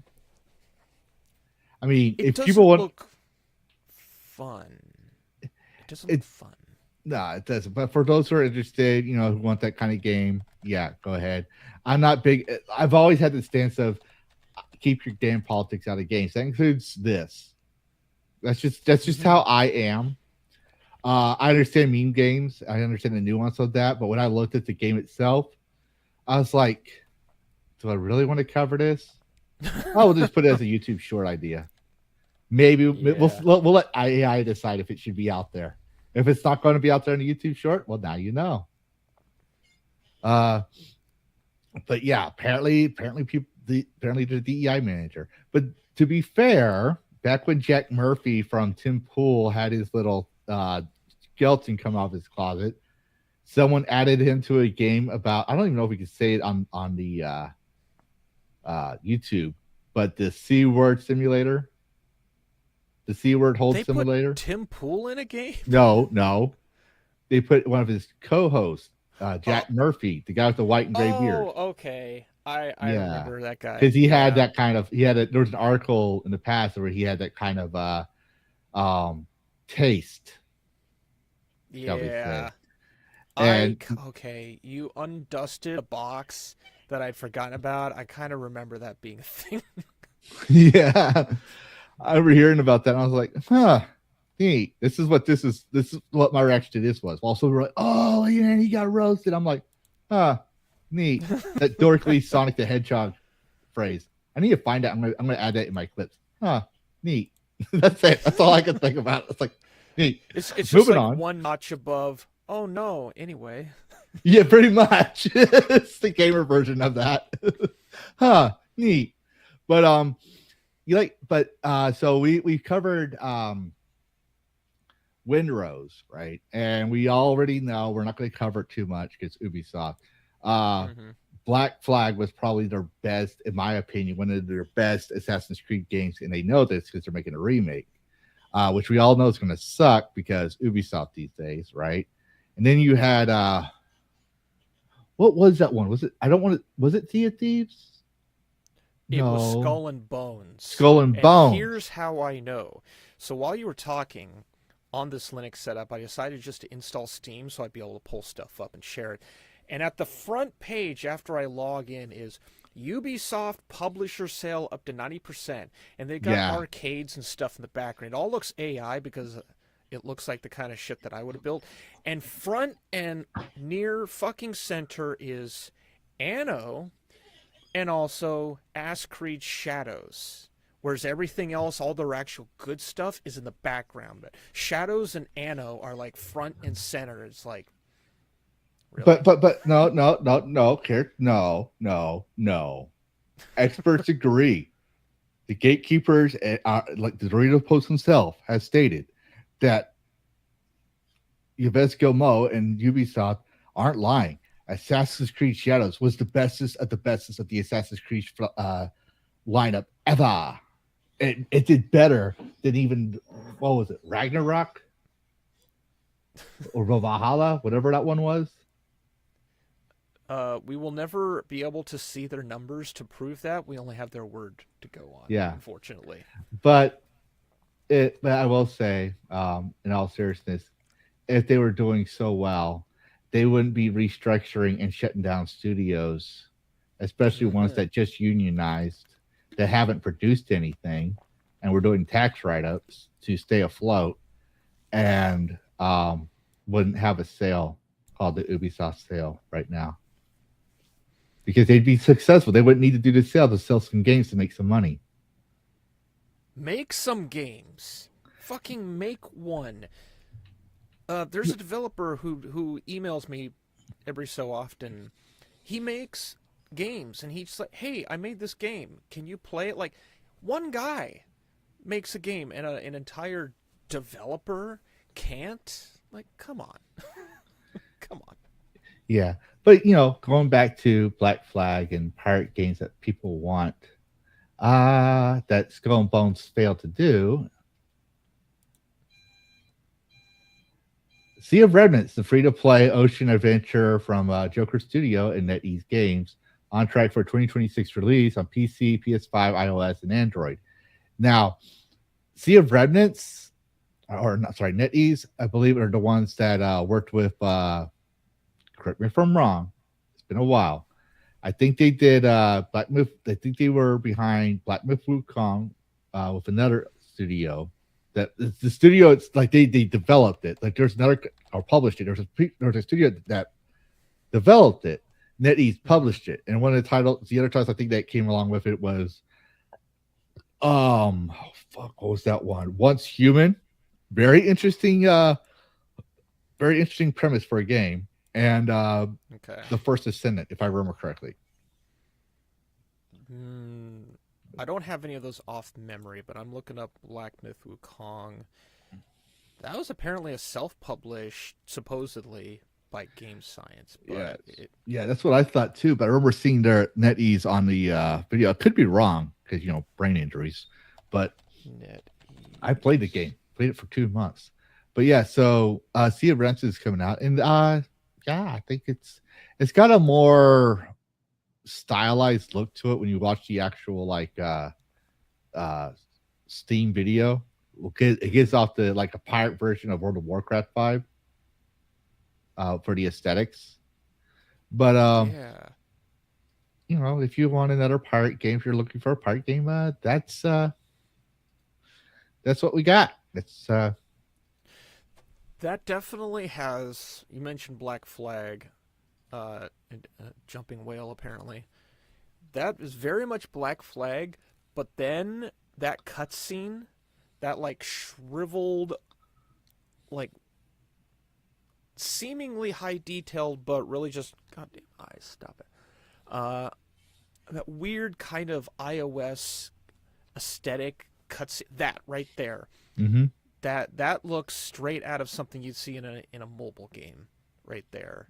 Like the Yeah. textures have detail, but the models are just like flat. Well, they So- did say it's coming out in PC, PS5, iOS, and Android. So it is going to have a mobile game release. That could be interesting. I don't know. It's taken a few different aspects. Yeah, it's got that WoW look when it's close up, but then cutscenes are maybe a different engine. Mm-hmm. I don't know, but that could be interesting. Mm-hmm. Yep. And so yeah, those are our Dragon Bites. And we're going to move on to actual news. Longer news.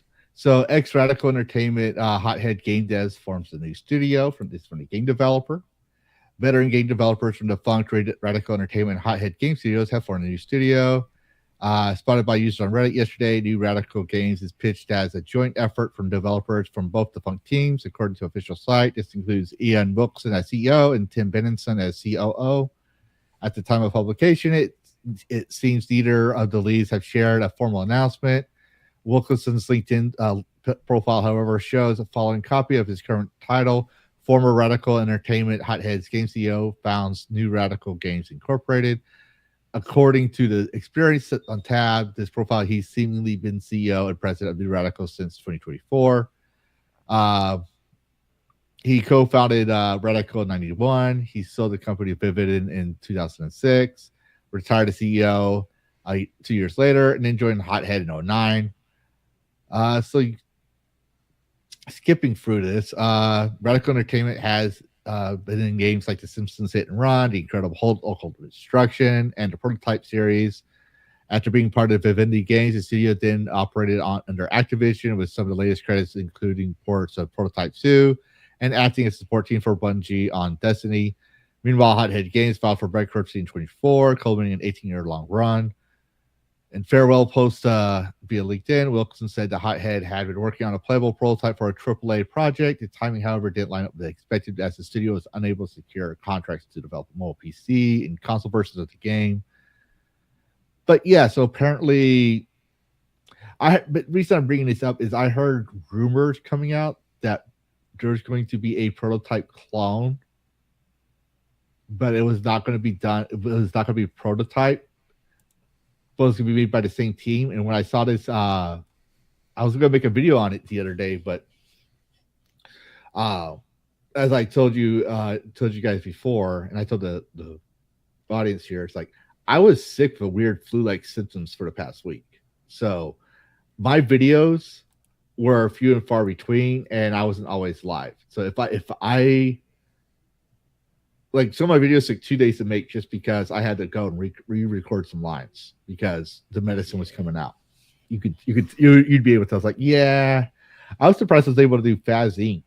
on Wednesday. I was really sedated on meds, and I wanted to play. I needed to get up and do something, but so yeah, I would have made a video on it, but I figured I'd put this out here to see if you heard anything.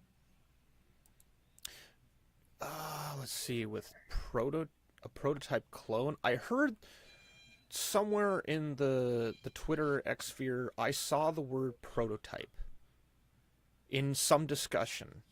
Mm-hmm.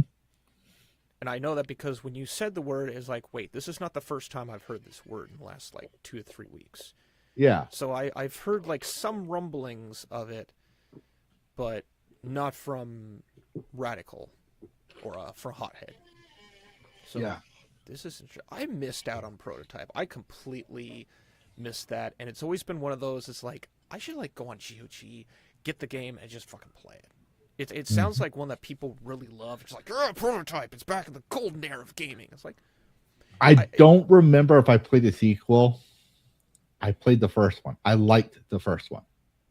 And the first one, people say, "Oh, he's a anti-hero." It's like, no. He's no hero. He's a protagonist, but technically, he's a villain. You're playing as a villain. Yeah, and that's one thing I loved about Prototype. People seem to hold it in a similar regard as Max Payne. Yeah. Which is, and Max Payne is like, it's up there, And prototype has always kind of been up there in the Venn diagram as well. And I really don't know why, which tells me at some point I should just get off my ass and play it.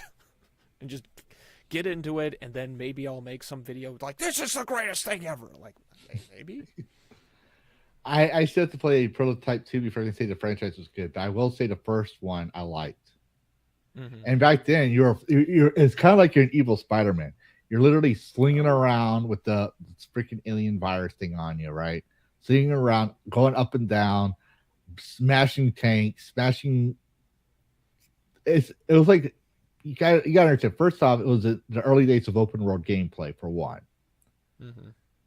So compared to nowadays, yeah, it'll be lacking, but for its time, it did a lot of things new that a lot of people are like, whoa. So yeah, probably not as going to be as good as today's games when it comes to features, but still I think it's a pretty good game. But for our 40K fans and people who play Space Marines, Space Marine 2 gets new Tech Marine updates. Yeah, I don't know if you're a Space Marine fan or 40K fan, but I do know we have some. It scares me because I'm fascinated by it, and I've only watched maybe 5 videos of trying to understand the lore of, like, what is it, the Custodes versus the Necros, and it's like, this world scares the hell out of me in a very fascinating way. How much free time you have? I travel for work. if you had a chance for a sit down, how much free time you have? Not obviously not right now, but like I'm home next week. Okay, well, Valkyrie Winter is a huge 40K fan. You get him starting to talk about 40K, you will not get him to stop. Which he's apologized to me a couple of times. Like, no. You go right on ahead. Like if you look last year, we did the 40K, the Warhammer Skulls coverage, which is kind of like the Next Direct and all these other ones, right? But it's focused on Games Workshop. And he'll sit there, and I had him and the Common Nerd, who's another 40K fan.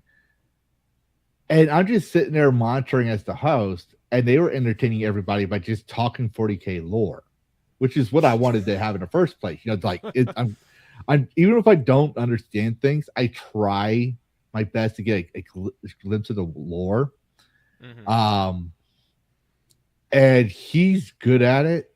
Another person I would talk to is the Common Nerd. He'll tell you what books to read because you ain't going to get everything. You're not going to be able to be like know everything there is to know about 40K, even if you spent 40 years doing it.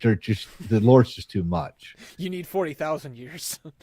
There are some people that there are 40K fans that like 40K because they like the minifigures. Like there's different versions of the fandom, I've learned. Yeah. So for me, I like the Space Marine 1 and 2. So I don't understand the full universe. I like the Space Marines. I like the video game. But I know I'm out of my league when I talk to someone like Valkyrie Winter. So, fair warning, because he'll sit there and he'll talk to you about the Emperor and his theories about the Emperor and everything else. Like he'll sit there and give you a full blown down lore. But continuing on, the Tech Marine finally joins the ranks of Warhammer 40K Space Marine 2, available for all the game's PvE and PvP modes, operation strategies, all that stuff. The Tech Marine is an expert in crowd control and area defense thanks to his unique loadout and powerful automated weapons bolted directly onto his armor. If he PvP, this new class will take over on the colors of the Red Corsair or Wordsmith. Val, if you're there, let us know what the fuck that means. So we sound like we know what we're talking about, and I'll highlight it. I saw that. I had no idea what the fuck a Black Dragon is. We know Lavistro is Black Dragon. See, I didn't even know Black Dragons is a thing. See, neither did I. I know the name Astartes. Yeah, me too. Everyone knows it's Sardis because Henry Cavill says it. Or says that word. It's like, oh, Henry Cavill says it's a Warhammer thing. But we don't really wouldn't even know what the fuck what it is. We just know it's a faction or something that has to do with Warhammer. I really should, like, I have Space Marine 2. I have the game. I got it on sale. Warsmith is high-ranking leader. And then you're going to ask what's the Iron Warriors lead? What's that mean? And then you're just going to give you that, and you're like, what does that mean? What does that mean? And we're going to just sit here talking about that. This is now a Warhammer stream, ladies and gentlemen. But Tech Marines come equipped with a brand new and exclusive weapon, the Osmizing Axe that anyone could use, melee attacks to cut down Tyrannus and Thousand Suns alike. Today's update is accompanied by the unusual set of season 2 pass cosmetics. On one end is Raven Guard returns to the champion pack. So yeah, basically, long story short, I mean, I'm going to keep asking what the fuck is a bolt pistol, all this other stuff, or a cardians. And I know someone say you said it wrong. How fucking dare you, fucking poser? I never said I was a 40K fucking fan. I said I like the Space Marine. I like the Space Marine. And even if I was a fan, I would probably still say this fucking wrong because of a speech impediment. But this is for you 40K fans. If you play Space Marine, you beat it, and you want to play it again, yeah, they have a Tech Marine update. So consume. Don't ask questions.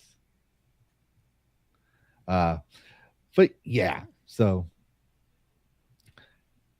And then more He-Man news, because I just said we might cover it real quick. There's my notes here. Okay, yeah. So basically, it's a retro revival. Trying to go back to the cartoon series. You can play as He-Man, Man of Arms, Tila. I think you can unlock She-Ra as well. I'm looking at my notes, remember. So if it says it on there, I'm not reading the page. This is just for y'all. So you get to ride Battle Cat. Battle Cats? I haven't heard. I was Battle thinking Cat Thundercats, but no, I know what they're. Yeah. And you battle through certain places like the Royal Palace, the Fine Jungle, so even Snake Mountain. I wonder if you get to fight what's his name? Horak? Was it Hodor or Horak? Basically the one that's worse than Skeleton. There's a co-op mode, and you get to fight. I'm thinking you're gonna fight pretty much most of the common characters like Beastman, Evelyn, and Skeletor. Mm-hmm. Just don't like when I heard of this game, I looked into it because I was like, please tell me you're not doing the Kevin Smith version. Granted, the Kevin Smith version's aesthetics were actually pretty good. They were drawn very well. The story, the script, and yes, you can tell Hotaru. The voice, I looked it up. I couldn't confirm it per se, but I can confirm for Hotaru's sake, the voice of Skeletor in the game is not Jay Leto. It's not? It's not. Not the movie, different story. Cool. That makes it so much. We both heard about that. We're like, really? Because I think we were just. It was like a few weeks after we saw Tron Ares, and we were annoyed with them in that. And then we heard about this. It's like, why? But okay, cool. I'm more interested now. Mm-hmm.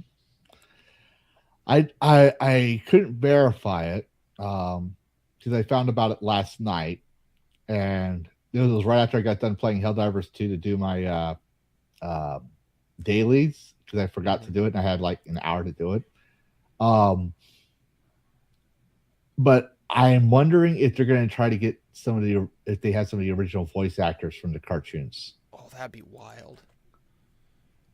Like the actual voice of Skeletor, I think he's still around. Probably. I mean, Peter Cullen's been doing Optimus for 30 years. Yeah. Longer than time. And he got the idea from his brother. Like he modeled Optimus Prime's voice from his own brother. So I'm like, he's the Predator clicking sound. I didn't know that. Peter Cullen? You didn't know that? It was like 6 months to a year ago. He was talking about, oh yeah, they just wanted me to do this thing, and so I did. I'm like, wow. Your childhood innocence is ruined, isn't it? No, it's not Optimus ruined. Prime It's- is it's- also the Predator. No, it's like it's even better because we never were told that it was Peter Cullen, and then it's like, who did that sound? That's a great sound. And then like, oh, it's Peter Cullen. That's fantastic. That makes Predator even more fantastic. See, I actually thought it was like an actual sound effect, and then my cousin who hated my ass growing up. You know how cousins are, right? Oh yeah. He hated my ass when we were growing up. He and knew I loved Transformers. He's the one that told me it was Peter Cullen. And I was like, We were arguing about it until we went to the forums where he showed me, and I was like, okay, then I guess that's true, you know, because all these strange people on the forums told me it was true too. Nowadays, I know how to do the actual research, but back then, Oh yeah. It's just like you could easily have a troll form of a bunch of people that are just like, yeah, sure, I'll agree with this thing. Yeah, sure. It really was Jean-Claude Van Damme under there. Well, it was, but not the final version. He's not 7'2", but like you can back then, who knows? You could probably convince a bunch of people to spew that. yep. And we got some. Other than this, we got some more childhood news. We're gonna cover this pretty interestingly, but we're gonna go back to Twitter with the Pokemons. So apparently, you can't put your rival as a slur in the release of Pokemon. So yeah, the Melanie Mac word. I don't know if I should be censoring this or not, but apparently you can't do that no more. There was another one, and I couldn't confirm it, so I didn't put it in here. About like Nintendo takes the data from the Fire and Leaf or something like that, and it gets sent to them about what Pokemon you use, what download, and this and that and the other thing. I couldn't verify that rumor. I saw the screenshots, but I couldn't verify it, so I'm not putting that in there. But I am mentioning it in case someone wants to point that out there. I haven't been able to verify it. Okay. But for so you know Pokemon Legends, right? The Legends AZ, they came out. I think so, yeah. I got Santa Claus got my son that for Christmas. Let's just put that out here. He's walking around here back and forth. Nice. But he didn't like the tutorial because it was too long. He understood he finally understands what I mean by yellow paint. But he was hoping if he beat the game, he could leave the city. And so he beat the game. The whole game's inside the city. He beat the game only to find out you don't leave the city. All right. You're stuck in that city. It's like Yu-Gi-Oh! After the first season where you're on that island, then they had the whole battle inside the city. Kind of like that. That's what I haven't watched him play the full game. Haven't played it. But from watching him, it kind of give me drawbacks to that was it season 2, I guess, of Yu-Gi-Oh? Okay. So I was like, yeah, but you know what? Don't feel bad if it's boring. There's some new content coming out for it. And no, it's not the city. Gale of Darkness is coming to Nintendo Classics on no, that's not it. We have got that wrong. But yeah, anyways, the Gale of Darkness is coming out to Nintendo Classics on Switch 2. So if you have a Switch 1, you're shit out of luck, like my son, because I won't give him something that if he does something wrong, it gets break. I have a very expensive paperweight. Like Nintendo has to remove that. Like that's the only reason I haven't got this. That and the $500. You know, that's like those are the two things. Like I'm not paying $500 for Switch 2 or whatever it was. I'm not paying $100 per game. But I'm also not buying something that's going to brick me because then I don't own my console. Yeah, there's a reason like thin clients or like lighter weight stuff that is always online is typically cheaper, but now it's getting into computer price territory, and there's always this tether to a server. Like it's clearly not yours. Yeah. You're leasing the hardware and access to the software for a time, unlike the Switch 1, which I'm I'm gonna get one at some point once I get sorted out. I'm gonna get a Switch 1 and play some games. Yeah. But yeah, Switch 2. Yeah, it's got the new stuff, but yeah. Yeah, that's the thing. It's like as much as I would love to play the new Legend of Zelda would come out. Obviously, you're gonna make one, all that stuff. I am not. I'm going to keep playing the Switch 1 until I can't play it no more. And then I had the SNES. Like you go to Target, you'll see like the Atari or NES consoles, right? It has all the game library or a certain amount of the library inside of it. I have a NES version, SNES version of that. And there's some games I haven't finished playing, and even some games I've never played I wanted to play on it. So I have an entire library on it. Now, if I can figure out how to stream those games on that from that little library collection there, I would, but I don't know how. So, anyways, there is that, and well, the next news is we find out what Gen 10 Pokemons are going to be like. Those are your starter Pokemon: Brout, Pombon, Gekwa.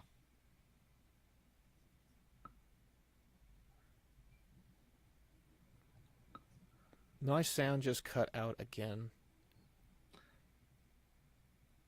Mic check. Oh my god. I'm sorry, my computer hates me today. I can hear you. You can hear me, but I can only hear roboticness. Or hear me out. The reason why you hear a robot is because I am a robot. I'm a bot because X thinks I'm a bot. I'll be right back. I've got an idea. And banned. Anyways, so yeah, this is your 10th generation Pokemon starters that have been revealed. You start with, like you start with Charizard, Squirtle, or Charizard, Squirtle, and Bulbasaur. Or in Pokemon Yellow, you started out with Pikachu, and you get all the three starters. Yeah, here, this is your fire, water, and plant types. So, I'm just looking at it. Like when I saw this, like my eyes were switching. It's like, really, this is your gotta be what the names alone. I mean, I don't know what I'm trying to explain here, but I'm not trying to like purposely hate on it. It's just really, that's all I gotta say. Like these designs, this your starter Pokemon is supposed to like cool, like awesome, and I don't see that from here with these ones at all. I could be wrong, but I can kind of see why people are going to play Power World. In fact, I'll tell Karrus when he gets in here. But when I was originally going to do this, I was going to make this as a Pokemon top 10 news. Like let's match all the news about Pokemon, including their card games coming out, or they are re-releasing the card games in Japan for the kids. But I could put all that as a video and play Power World. But I was like, you know what? Nah, because all the Pokemon stands are going to be mad at me.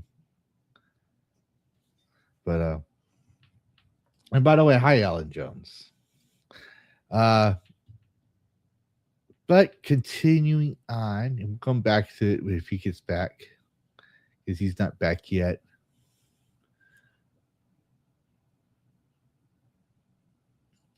This is something Hatar would like if she's watching, which we all know she's not. But Pokemon Winston Waves announced exclusively for Switch 2 in 2027. Which I don't understand why they say announced exclusively for Switch 2 when, well, I think when you come off a new console, you're already going to phase out the Switch 1, right? But Nintendo doesn't make any of their games available for PC. So exclusive is kind of redundant. We already kind of assume or know that most games coming out for Nintendo right now is going to be to promote their new product. So you don't need to say exclusive because there's a track record for that. But the Gen 10 will begin in 2027 with these new games, Winds and Waves. The Pokemon Company Game Freak have officially revealed Pokemon Winds and Pokemon Waves, the next mainline entries in the long-running RPG franchise. Announced the Pokemon Presents broadcast celebrating the series' 30th anniversary. So all you old people out there are like, wow, I remember Red and Blue and all this stuff. Y'all are fucking old. I don't have that problem. But anyways, the new titles mark the beginning of Generation 10 and are currently scheduled to launch worldwide. Like we said, exclusive to Switch 2.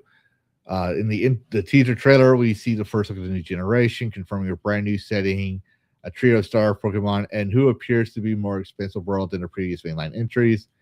The game follows Gen 9's Scarlet and Violet and represents the franchise's first mainline entries built specifically for the Switch 2 hardware. Pokemon Legends ZA is also part of Gen 9 and it was released in 2025, obviously last year. I mean, the graphics look nice. I'll say that. Well, I guess you can't zoom in too much. I should have used this done that. I'm going to say that just because this just there's something about especially this one. There's something about this one that really annoys me. I don't know what it is, but I mean, I don't know what you guys, but there's something about this one that really annoys me. But anyway, so Brout, I guess, is the grass type, the one that annoys me. Pombon is the fire type. And Gekwa, I guess Gecko, Aqua Gecko, really? Gekwa, Aqua Gecko. Aqua Gecko, Gekwa is the water type. So there's that. The teasers for which way will take place at Tropical Island region, featuring multiple islands, dense jungles, caves, and underwater environments that players can explore.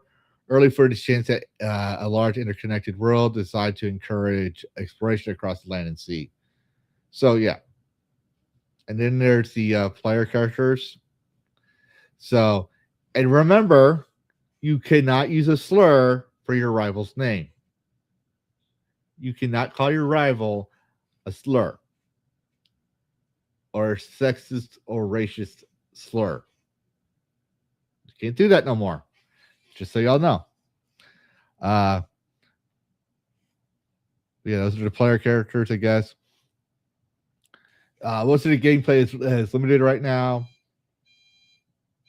And I'm trying very hard to get to stall here for Karrus. But you can join the official Discord server and get age verified by Discord, later on. Correction, later on. But there is that. So yeah, they got their stuff of Pokemons. Pokemons. But they also had so one of the reasons why they had we're covering Pokemon right now is recently, I think it was yesterday or the day before yesterday, they celebrated Pokemon Day. And by the way, before I forget, I know Hotaru is a big Pokemon fan, so make sure you don't forget to remind her happy belated Pokemon Day. Okay.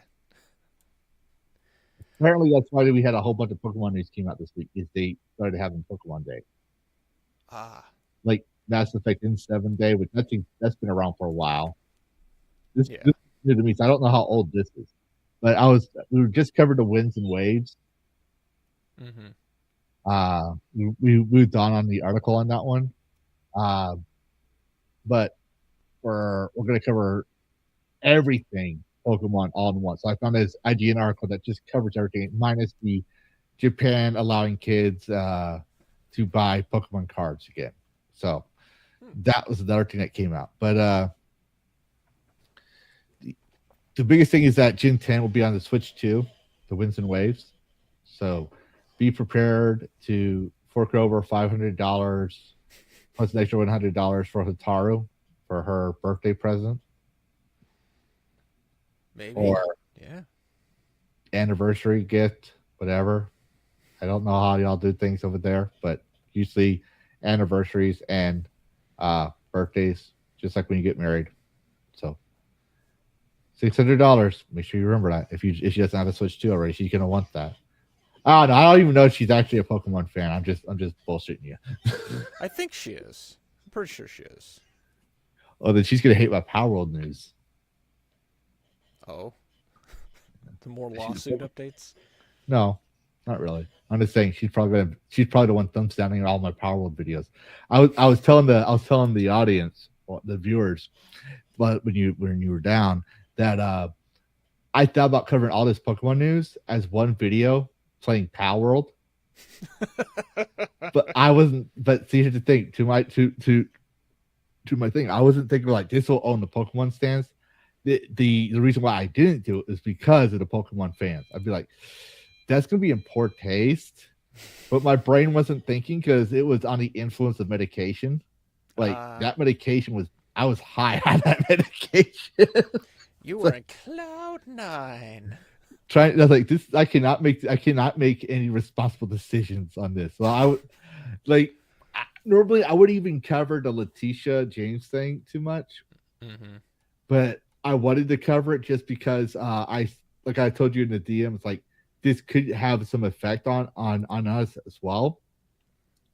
But now that I'm a little clear-headed, we're gonna loosely cover it. Yeah, because I already did a 17-minute video, and I'm glad people. It only got like 8 views, so I'm kind of glad about that because like I do not want to cover politics. Like, yeah, I talked about it, but I didn't talk about it in the whole political way. I just went through and dismantled her argument, which wasn't very hard to do. By her own, like, let's put it this way: by her own logic, state fairs would fit her lawsuit because you pay money to win a prize, and it's gambling because if you don't win, you walk away with nothing, and it's accessible to kids too, since the first state fair back in 1903 BC. Wow. But anyways. Moving on, so Gen 10 Pokemon trading card game set features Mew and Mewtwo teased. So we got some more trading cards coming out, which my son loves. So he actually plays the trading card game, and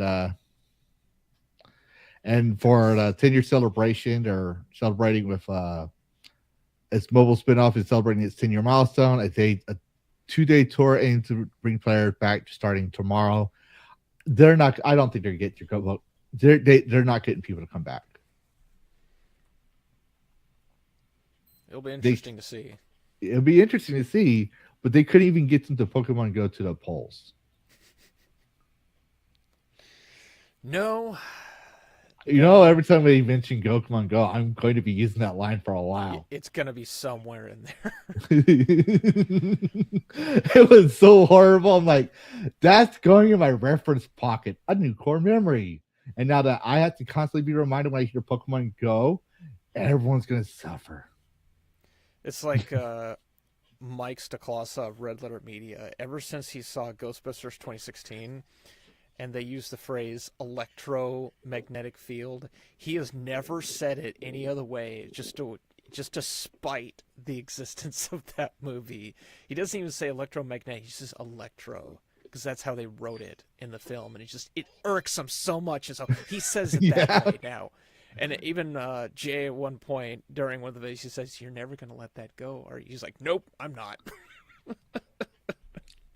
I think this is the cringiest thing is that this is the same woman, like not to get into politics, I'm just pointing this out for gaming history. This is the same woman who wanted to ban games, ban GTA about video games and stuff.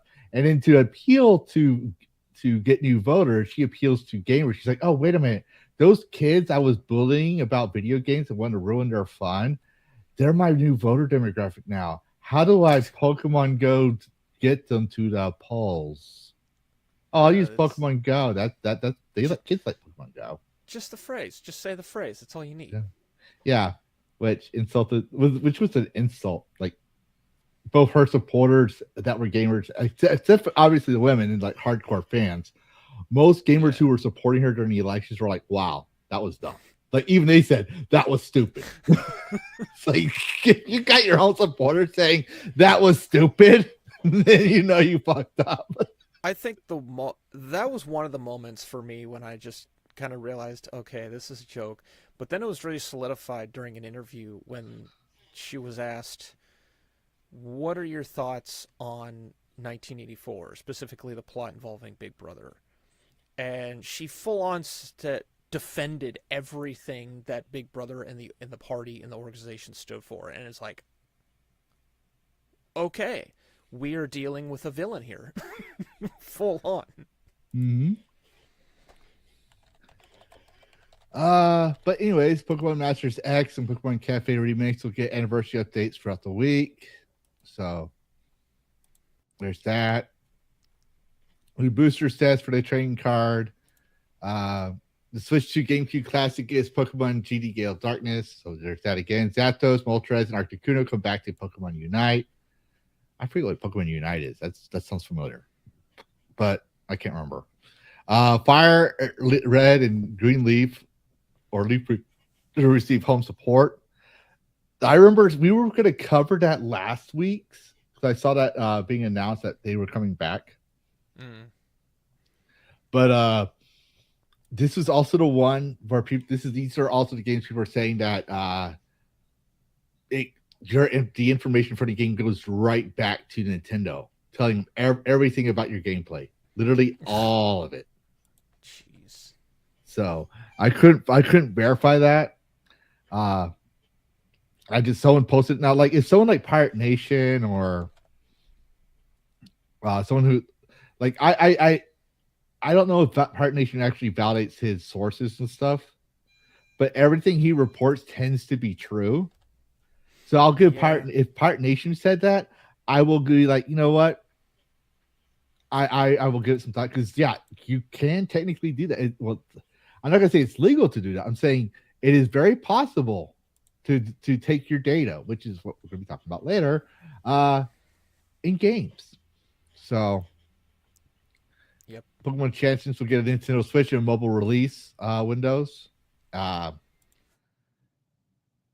Legends AZ Mega Garchomp Z announced. So there's a DLC announced for that.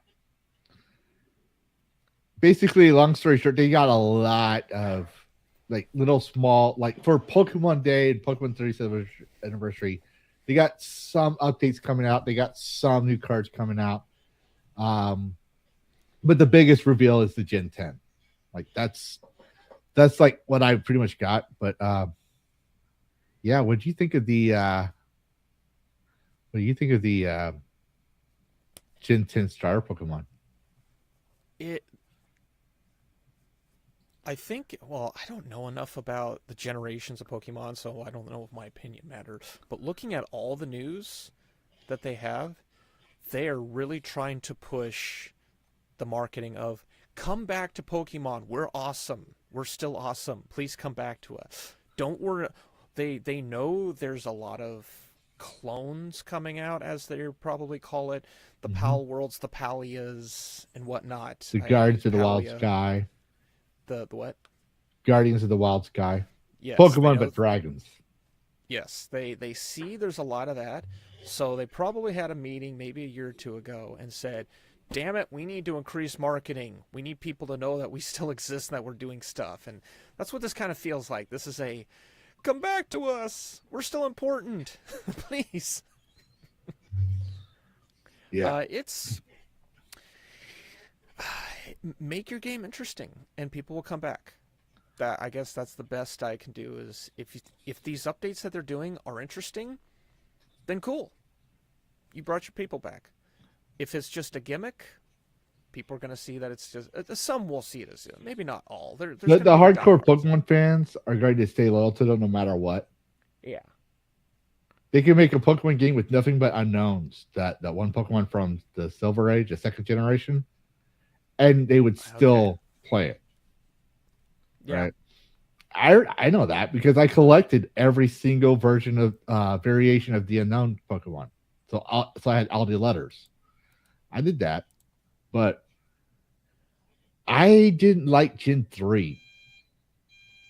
So I didn't play it after that. When Gen 3 came out, the Pokemon didn't look interesting to me, so I was like, I'm done. My son even says he's bored with Pokemon Legends AZ, so there's that. He went back to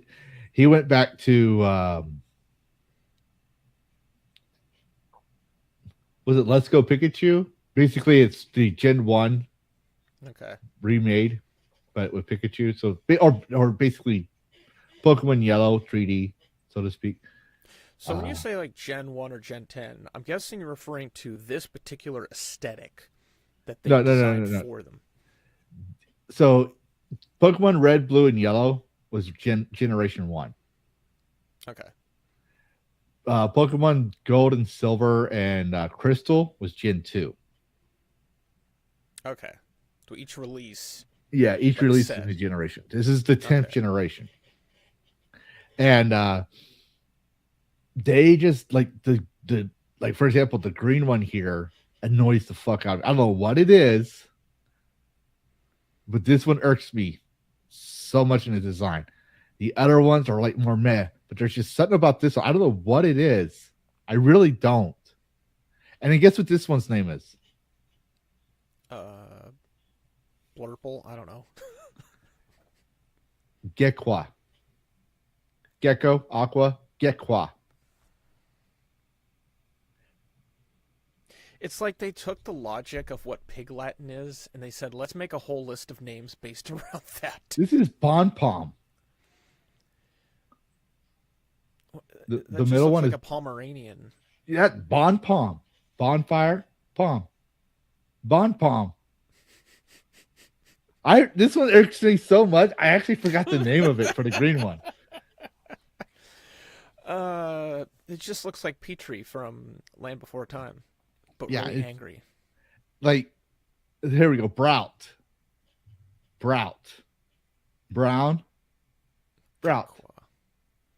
Gekwa. Gecko, Aqua. Like I'm like, please, could we it's like they're trying, but they're not trying. They're so used to not trying that they're trying is not even trying.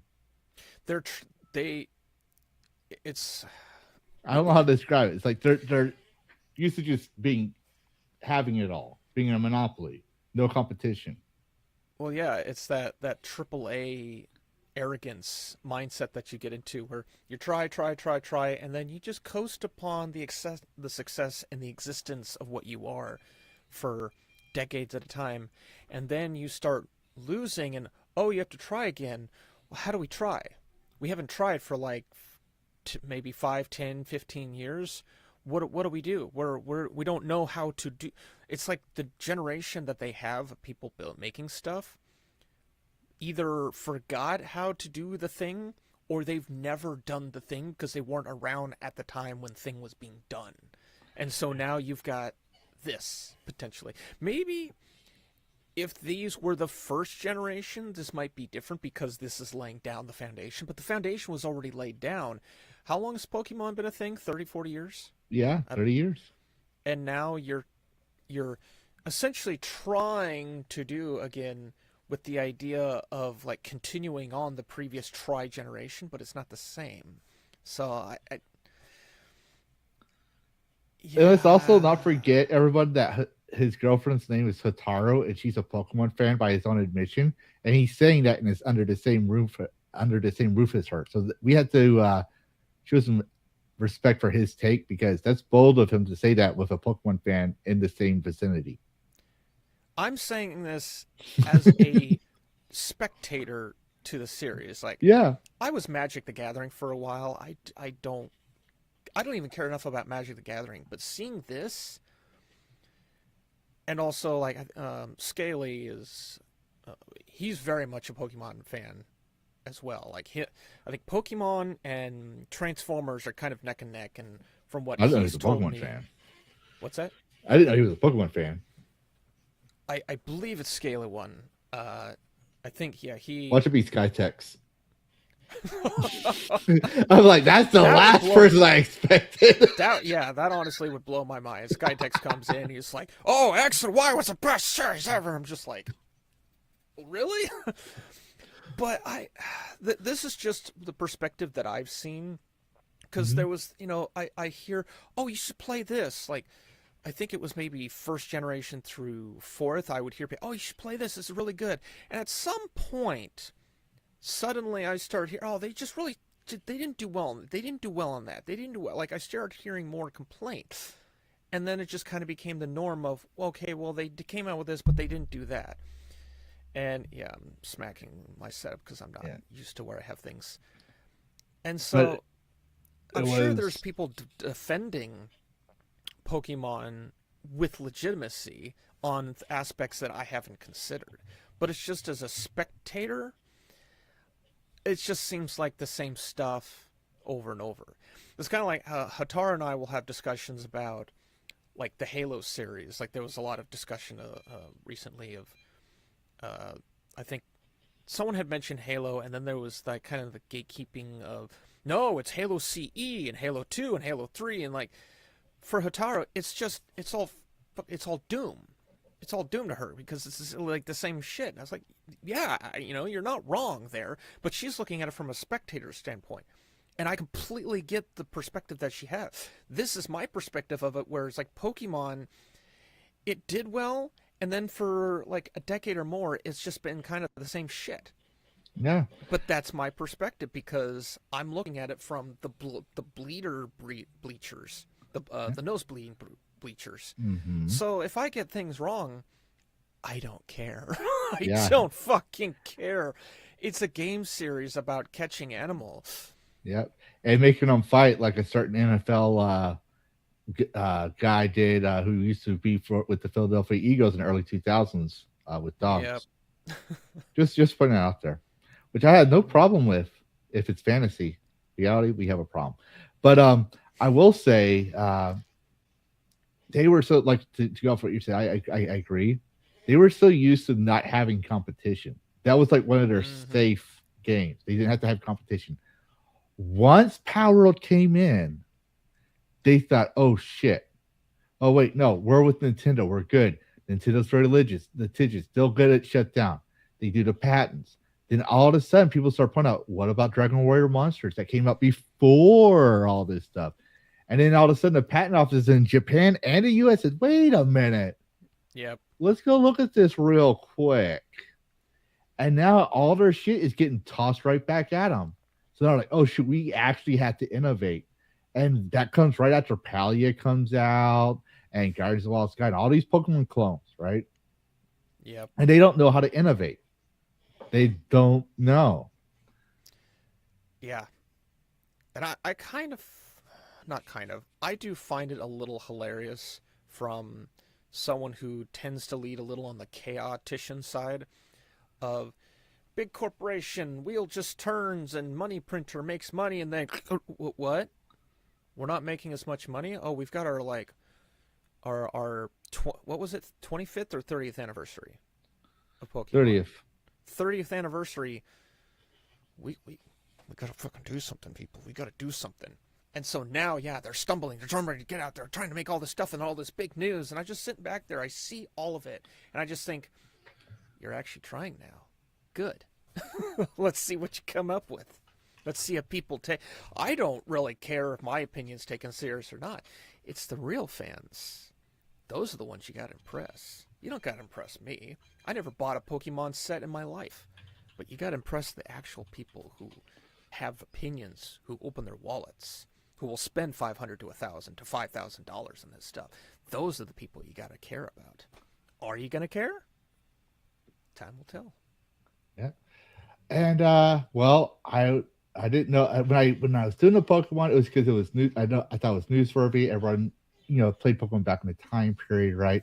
I didn't know Hataru was a Pokemon fan. I was guessing on that one. I think she mentioned something about it, and then you confirmed it. So I didn't get you in trouble with Pokemon if your Pokemon takes, but I'm definitely get you in trouble now because we're going to be objectifying women. Sounds like you're trying. Now I am. You're just gonna go through this checklist of like, what can I do? What can I do? What can I do? Ever play EDF and think it would be better with kaijus that were waifus? Splash Girls announced for Switch and PC in 2026. What's EDF?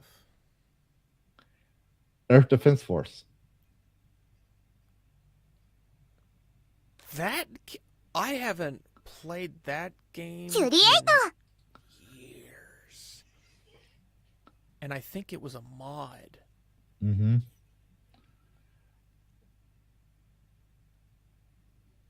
But we're not going to play the full video. No. But basically, I thought it was funny because the concept of kaiju waifu. But Gear has announced Flash Girl, the shooting action game to Nintendo Switch. And here's the thing, it's like it's coming to Nintendo Switch. Yeah. But just the Switch 1?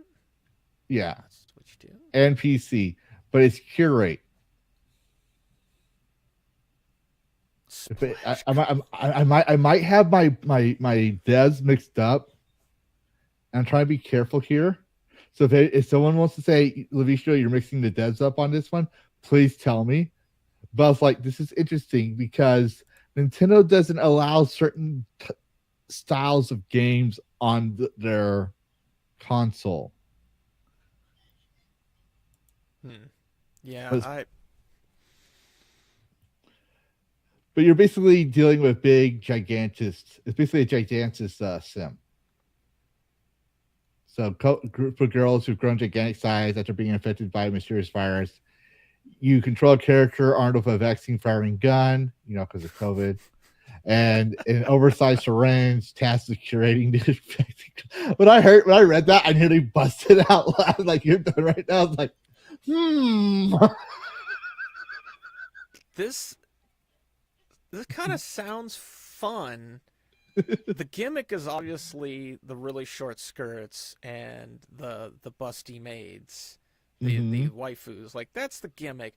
The gameplay concept, that's wacky enough. That probably could be enjoyable. There's one game I haven't gotten yet. I'm kind of nervous about it, only because of the name. Mm-hmm. But it sounds, when you hear the name, but see the gameplay, it kind of makes you think the thing sounds like this. It's like it looks like wacky enough to be fun. The name is called Hitler Loves Anime or Hitler Hates Anime. One of two. Something Hitler, something anime. I've heard of this. You run around as the funny mustache man with a giant zucchini or eggplant, whatever that thing is, and run around and slap anime girls with it. It looked hilarious. Fantastic. Yeah. I was like, I don't support what he did, but this is wacky enough to work. I was like, I'm intrigued. Maybe I'm too technical. Hitler gets far too much credit in the world compared to like other world rulers. Oh yeah, like definitely. Chairman Mao or some of those other people. Oh no, yeah. Look up Red Program 5. Stalin. He did his own Holocaust, and it was against all Abrahamic religions. Yeah, Jews, Muslims, and Christians, like everybody. Yeah, and like there's pamphlets where there's pamphlets of it where he had the V program slammed down on caricatures of God, Allah, and Jehovah, not Jehovah. That's the Jehovah's Witnessing.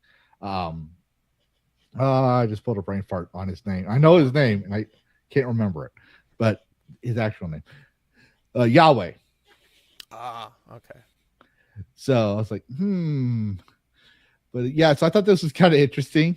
That's quite the perfect shot there. That someone very specifically rolled the footage back. You can tell it's like freeze framed footage. It's got that little with glossing blur words. English, I can say it occasionally. This seems fine, honestly. We know why they're doing this. Stellar Blade was a successful thing. I can't criticize it because there's footage out there of me playing Goblin Cleanup, which you're a bunch of goblin maids wearing provocative outfits, and we go try and clean up a dungeon, and we do it terribly. So, this is something that I think it's fine, honestly. If you want to go get this game, the premise is probably the most fascinating thing. Like, you have to try and subdue anime waifu maids. And clipped. Yeah, you specifically want to remove yourself and say, hey, it's fine. There are weirder games. No, I'm sending out that to there. Hikaru. Oh, okay. She'll probably agree with me. Who I the know fuck she will. knows? I'm just poking around. I But- think this is just this screenshot. It's almost. I wonder if they wanted to get more of a close up on the boob busty shot, but there's legal was like, no, you got to pull it back. Well, you know what I wanted to point out, and people don't remember, is back in the late 90s, early 2000s, they had a date similar game. It had like the 1970s pop aesthetic, like silhouettes. Okay. I think it was for the Game Boy Advance or Game Boy SP. I can't remember. It was, and all I know is around the time when I was either at the latter end of my high school or right after I was getting out. Like, that's all I remember about it. But they had a sequel that came out or was coming out. I remember reading about it in one of my gaming mags. It had the same title name. I can't remember, but I do remember the last part of it. That's just the thing that stuck me out because this was Nintendo. Where do babies come from? Was the last part, the subtitle. Like, there's the title, like the IP title, and I don't think they ever made another one after that. But Wow. the title was "Where do babies come from?" And the first one is you're literally trying to it's a dating sim mini game where you're the guy trying to impress a girl. Oh, geez. And then the second one is "Where do babies come from?" Which we all know. I'm assuming we're all old enough to know where babies come from. So I ain't gonna go too much into it. But just think about that question and what you know about the answer to that question, and the fact it's a Nintendo game. So I can Yeah. tell people. And then you have Bayonetta. Bayonetta is not a child-friendly game at all. No, it is not. So there are times where Nintendo does have certain games come out onto its consoles. Just pointing that out there. So, but I thought it was kind of interesting because, well, it's wacky. I think it's wacky enough to work. This is like filling up the quota of, I don't know, it's like maybe 10 or 20% of their games are allowed to be leaning towards the adult side to push the teen. I'm trying to think of the phrase. It's trying to draw the teen audience in, and they know butts and boobs tend to do that. The Gooner games, as I guess they're now called. Oh, you mean a Nintendo has normal the video psychology. game? What's that? You mean a normal video game? A normal video game. But I will say, I think the reason why they're not putting it to the Switch 2 is because of the content. But they need the money. They need the money. They need the money, so they're not going to put on Switch 2 because of the controversy, the journalists of like Kotaku, for example, even though they blacklisted them.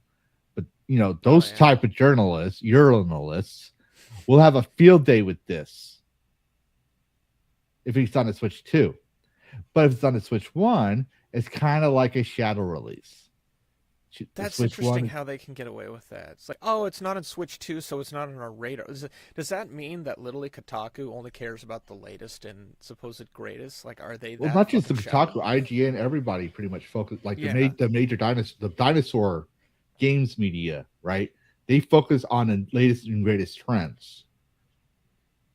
That's what they'll always do, right? Out with the old and with the new. Someone like you, me, and most gamers, especially like the early gamers in the 90s and stuff, they'll do like pick up an old 1990s magazine, right? You're gonna get the latest and greatest. You're gonna get the upcoming you're gonna get pictures of booth babes, all that stuff, but you're also gonna get an extensive review on a game that came out 5 years ago, or the history behind this franchise of games or this game studio. Like, you're gonna get different news about games, not just latest and greatest. Try that now. Where is that now? Where are you gonna? I don't know anywhere in Kotaku where they talk about past games unless it's talking about politics. They're not giving you the histories. Like the last time I read about Kotaku was a feminist that talked about Custer's Revenge, a racial spin. But then when I go looked up Custer's Revenge, go looked up the articles and everything about it myself, played the game myself, I'm like, you know what? It sounds more like, yeah, the guy's a sleazebag, but he's not lying. Like it's 80s porn jokes and light bondage sales. Like that's about it. But even in the game, she's not bound to anything. You could, if you with the abstracts, because it says she smiles, and if you look at it, yeah, she's actually it's very hard to note, but she's smiling. Now with when they shut down, and I think Midjourney or Midway or whatever the company thing in Europe bought them, they changed the animation so she's beckoning more. So they make it more, shows more, things that he didn't think about, because it was supposed to be a cheap cash grab. But if now, like National Organization of Women and Women Against Porn, those organizations, and the Native American organization, I forget their name, didn't make an issue of it like they did, and they made an issue of it because everyone was going away from the activists to the pro-capitalism of Reaganism, right? Because it was back in 1982. If they didn't make an issue of it, this game would be at the bottom of a dump pile, like the dump landfills. It would be an obscure title. Wouldn't even make gaming history. They made it gaming history, and they still talking about it today. I'm like, that was before I was even born. Like, come on now. Like, there's worse games you could talk about. But even then, they spun it into the thing, and they never looked at the game. He offered them a free demo to see for themselves. They refused it, saying it was insulting. Like, how would you know if it's actually what it is if you don't check it out yourself? But moving on for now, my point is that these game journalists, they don't go and review games history. They don't go review games past, things that gamers would find interesting, right? They just say, oh, here's the latest and greatest. That's why they did this with Curate with the Nintendo Switch, but not the Switch 2. Yeah. That's my theory. I could be wrong. I mean, this is Noisy Pixels, not a prominent in the name of Kotaku and everything else. It still has. It's to me, I think it's more like an indie coverage or smaller coverage group. They're not. The vibe that I get is that this is being presented as like, oh, look at this adorable little game that's coming out on the Switch. Aren't they a cute little developer? They're making anime waifus. Like, no, I'm saying this Noisy Pixel, from my understanding, is not as prominent as IGN and the others. Oh yeah, absolutely. So they'll cover it. Yeah, because they're trying to find kind of like how we are with Dragoncast and our own channels. We're trying not to be as covering, but other channels are covering. We cover a little bit, but we move on to other things. We're trying to give viewers a different variety, which I think this article is. And well, it got someone like me to cover. I'm like, well, this is actually pretty interesting. Kaiju waifus. So, I'm trying to think, Culture Cage might cover this or might play this or someone like that and just be like, this is fun. Mm-hmm. Where are we at here? Okay, go my eyes. But here's where we're going to get you even in more trouble, because I know you play this game when she's asleep. Dead or Alive Extreme Venus Vacation's newest character is Nozomi, a straight-laced new owner of Venus Islands.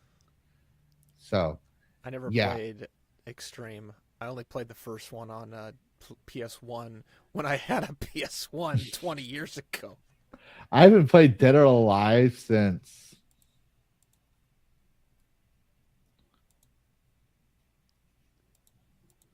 Oh, man.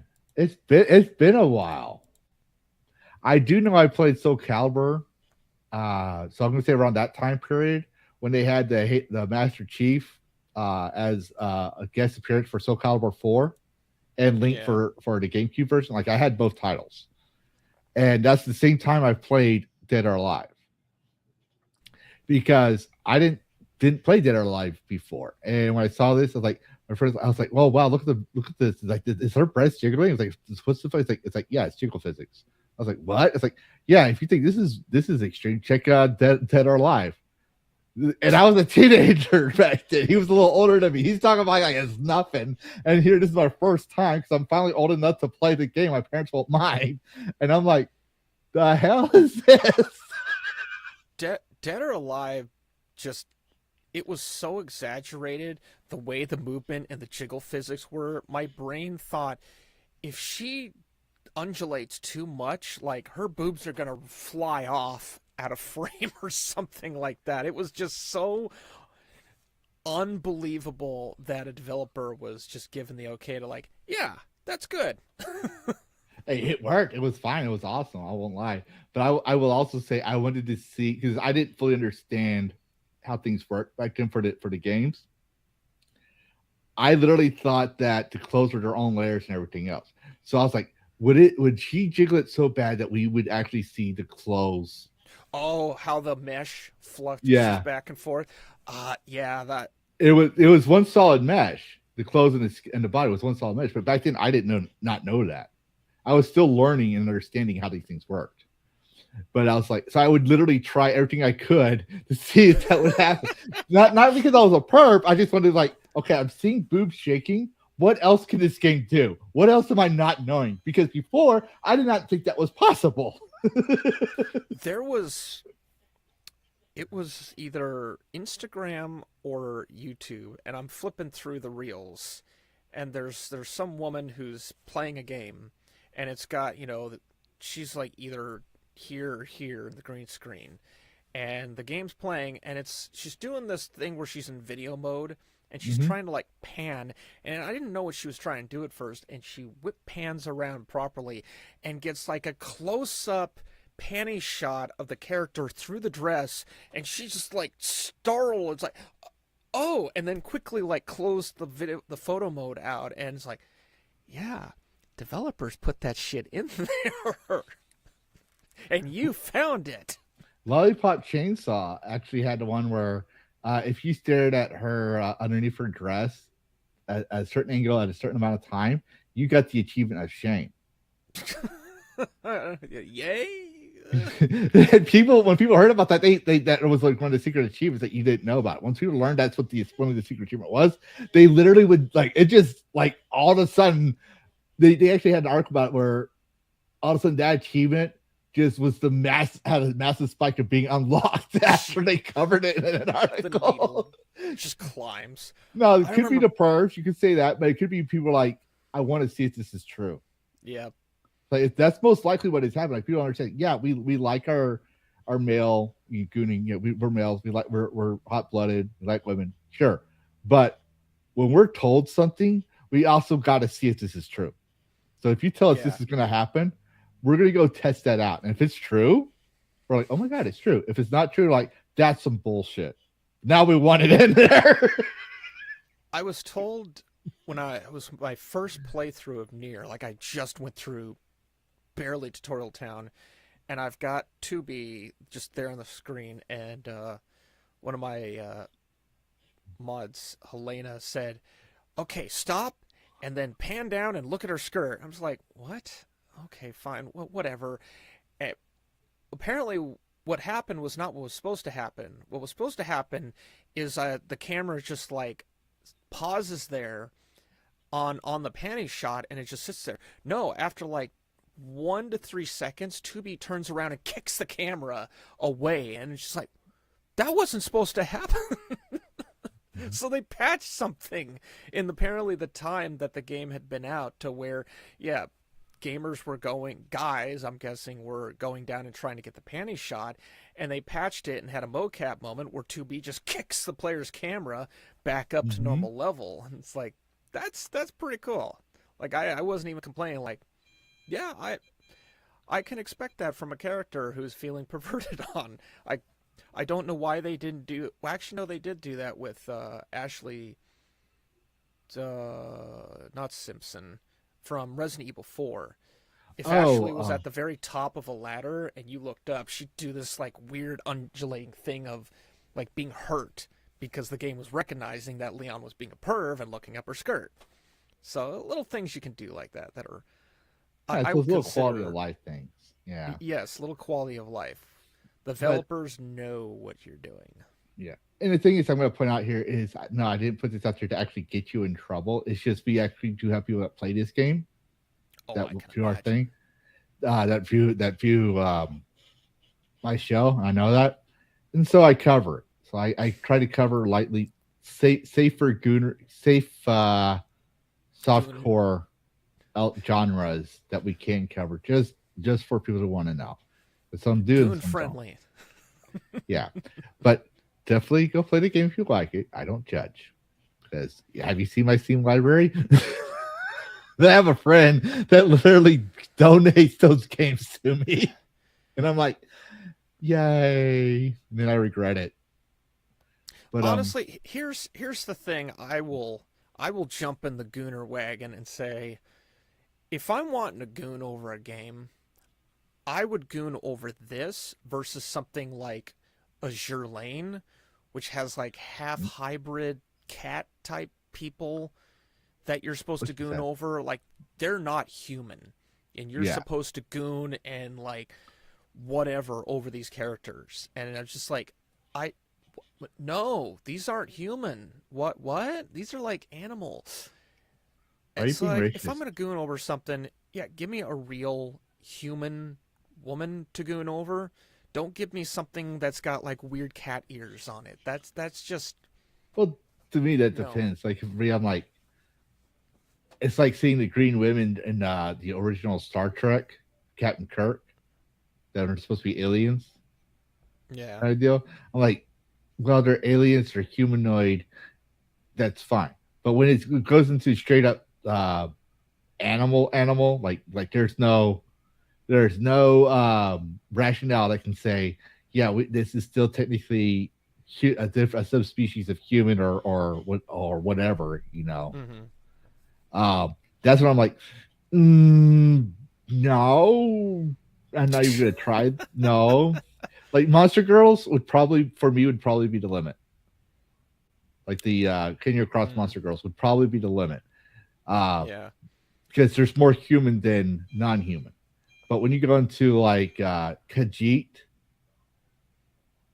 or furry porn, I'm like, you got issues. I understand. Like, yes, like we all saw Princess Sally from Sonic the Hedgehog comics, and we all know that her and Buddy Robo had a one-piece style design on their things, so that way the moms wouldn't get upset. It's like, that's literally why they designed it that way.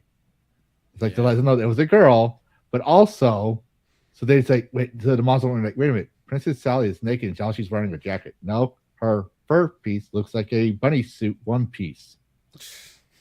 You figure that out, why the moms weren't upset over that. I don't know. But anyways, that being said, we're going to move on from this. Karrus, do you know much about the news on the Final Fantasy? No. Okay. The remake. Yeah. No. If then what we're going to do real quick, because we don't have another person to help cover the conversation on this, I have to do the thing I said in a private chat regarding my son. Mm-hmm. So I'll just go put this on a quick intermission. I'll put that intermission video again, and then we'll come back because he won't. I can't have him do it without me monitoring it. So that's fine. We can do a little intermission. Yeah, we'll be right back, guys.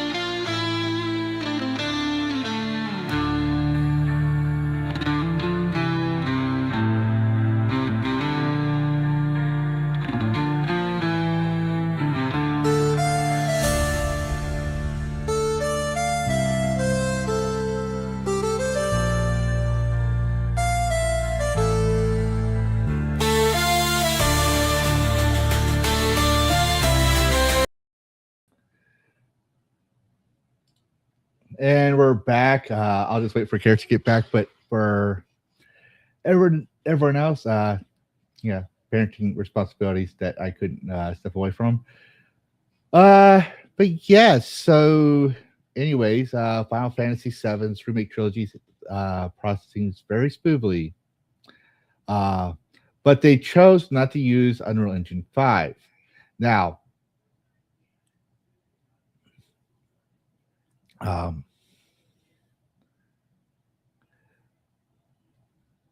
sorry, my son came back over here for a second. But anyways, I find that pretty peculiar. I think everyone finds it pretty peculiar. I know some hardcore people are gonna be like, "Well, Unreal Engine 5 is like the best ever." And if you followed me for a while, you noticed I actually covered the Unreal Engine and talked about my experiences in it and what's underneath the hood, the actual coding. And talked with other programmers as well about it and got their reactions during a Randy Pitchfork saying for Borderlands 4, make your own game engine, which I found pretty curious that he said make your own game engine and not make your own game. Thinking that he was throwing some shade at Team Sweeney because Unreal Engine 5 has had performance issues in the past since 5.0. I think right now it's at 5.7. And they say it's the most advanced Unreal Engine. And I don't want to give anything out too much right now until Karrus gets back. I'm actually because I don't want to do a chair string to be fair to him. He probably wants to use the bathroom or something. But oh, here he is. Welcome back. Don't worry, I did not reveal it until you saw you coming and sit down. So, but Well, that was interesting. That was very interesting. Uh-oh. Somehow the cable got completely wrapped around my chair because, yay, Murphy's Law. Yeah. So as I was telling everybody, I actually covered Unreal Engine 5 in the past when Randy Pitchfork said, make your own game engine. And I found out pretty curious that he said that. And remember, I like to say this a lot. I worked as a freelancer for a while. In fact, if you look behind me, like the scenery behind me is actually one of my own personal projects. Oh, yeah. So That's I cool. can't move my character too much. But let me do this. Hold on. Let me get to Super Studio. Do this. And as y'all can see, this way, that you can see the hit boxes and everything else. Me just designed. This is an Unreal Engine 4.26. I was just building something, and I liked it so much. This is just me fucking around. That's how it This starts. is like if I don't play video games. That It's looks just really cool. I was just fucking around. Just like I got some cool assets from a sale. Like the Unreal Engine Marketplace used to give free, I don't know if they still do, but they used to give free assets. And I'll take these Some do, assets and I would see what I could do with them. And I liked it. So but we'll go back to covering this. Well, there's two of us, so we can do it this way. And put myself back up. Yeah, you don't need to look like you're below a desk or anything.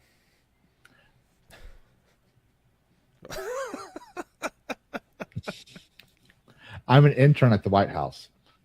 What are you doing, Step Dragon?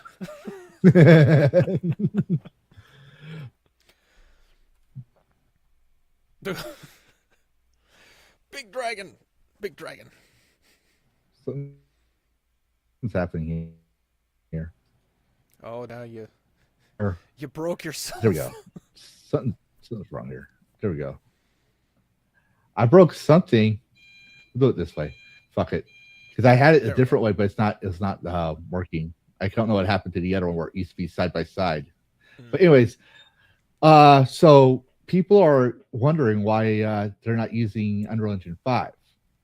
And I pointed out, like going back to what I covered previously at Randy Pitchfork, when Unreal Engine 5.0 came out in early 2020, I wasn't streaming. I was still doing my freelancing, and I knew like Hotaru Amrata, Hypnotic, Yellow Flash. All these people were covering this stuff, right?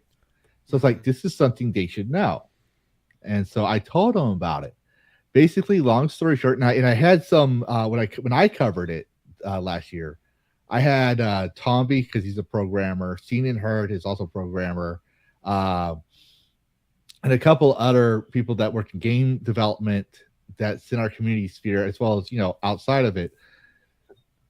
I showed them the code, and I was like, "What's your take on this?" And they're like, no wonder Unreal Engine games suck, because they removed 40 years of coding for DEI. And what it means that is they said, don't use master slave, don't use blacklist, whitelist, don't use this, don't use that. Instead say this, instead say that. Well, yeah, that might work well in the engine, but when the engine's trying to with the game, the programming for the engine in the game is trying to talk to like Windows and everything else, it's gonna fuck things up. And so there was that. But there's also Unreal Engine 5 has texture streaming and lumens as well. And well, we'll let them go and tell us more about it. So basically, Final Fantasy remaking the grade is the expanded version for the original remake, came to the Nintendo Switch 2, Xbox, and all this other stuff. Right, following the release, Alan Dunn caught up with the series director Naoki Hamaguchi to ask him about the new Switch 2 and Xbox versions of Integrate have been performing so far. And he says, to be frank, the response has been extremely positive. I feel both the Switch 2 and Xbox Series versions have strong launches. The game is ranking highly on digital storefronts, and physical copies are selling out at major retailers as well. Yeah, and good for people for buying the physical. Always buy physical if you can. But anyways, the game is doing well, right? Nintendo fans are in particular tend to prefer physical editions, so it was encouraging to see that digital sales remain strong as well. But they ask it. I can't even speak right now. How is the development in the third installment of the trilogy? Can we expect further technological evolution? He goes, yes, looking forward to that. Speaking of which, after I mentioned in our interview, we would be using Unreal Engine 4 for the third game. It became quite a topic online. People were like, why would you use Unreal Engine 4? Unreal Engine, it's outdated. Unreal Engine 5 is the same thing. It's got all of these bells and whistles. It's got lumens. It's got this and that. And so it made me realize how much interest people have in that side of things. But I think most people aren't necessarily familiar with the actual differences between Unreal Engine 4 and Unreal Engine 5. And yes, each engine is more than just an upgrade version of the previous engine. Each engine also features, like Unreal Engine 3, Unreal Engine 4, Unreal Engine 5. They all have different features. For example, 4.27, the last iteration of Unreal Engine 4, integrates what Unreal Engine 5 has, which is the way the key bindings work in code. It's no longer the same. I can easily in 4.26 make custom key bindings so where the player can set up his own key bindings. I can't seem to figure that out in Unreal Engine 5. Like the way they do it now, I even look for templates that have figured it out, because Unreal Engine 5 doesn't really tell you much of people who could actually do it. It's like it's hardlined in there. But for someone the reason I would use key binding options features and all my things is because I'm left-handed, and I'm disabled. I have a disability, so I kind of need those key bindings. Yeah. Right. Because I can't button mash X, Y, Z, A, B, whatever. I can button mash the directional keys. Mm-hmm. I don't normally do that, but if I'm playing a fighting game, I'm definitely going to turn the combos into the directional pads. Yeah. But and that's one thing I liked about the original Halo game, just to go off tangent here, is Halo. They actually had controller templates, including one for left-handed players. The original Halo did. I think I remember that. Yeah, that was still in that era where you had left and right-handed. There was some Nintendo 64 did it for a good while as well. There was this like known psychology or data that left and right-handed people exist. Let's make something that appeals to both. Yep. And well, we're the most underrepresented group of gamers, and you don't see anyone talking about we need representation for us, and you don't hear us bitching about it. But you know why, Karrus? Why don't you hear left-handed gamers bitching about it? Probably because we've just learned to adapt, and we've just accepted that this is how things are, and we're not gonna sour a game because of our own limitations. We want to enjoy the thing. At least that's my impression of it. I'm gonna find a way to enjoy it. I'm not gonna force the game's code to change just to appease my left-handedness. Well, that's the politically correct way to say it, sure, if you want to go into politics. But the actual way is our mamas didn't raise no bitch. That's a shorter but more direct way of putting it. Sure. When I wrote that as in my mind, that's what was being said, but it's like, let's make a more diplomatic example of that. Well, no, see, like when I have AI edit my script, it will literally go haywire about just that phrase right there. I'm like you're gonna offend the right-handers. Like, I'm gonna offend the majority. That's probably what I want as a streamer. That probably. That's probably what I do want. I mean, I do try to be neutral, and that's one thing I use AI for editing my scripts. But because like my coverage about the microtransactions, I want to be neutral because I know there's different like there's some microtransactions people are okay with. For example, the war bonds and Helldivers, right? That's still microtransaction. That's still a loot box, but it's an optional loot box. It's not predatory. You could literally super credit farm and not pay a dime. You can literally do that. You can the grinding is fair. I actually played Helldivers this morning and was doing my requirement for the morning personal orders or the daily personal orders. Mm-hmm.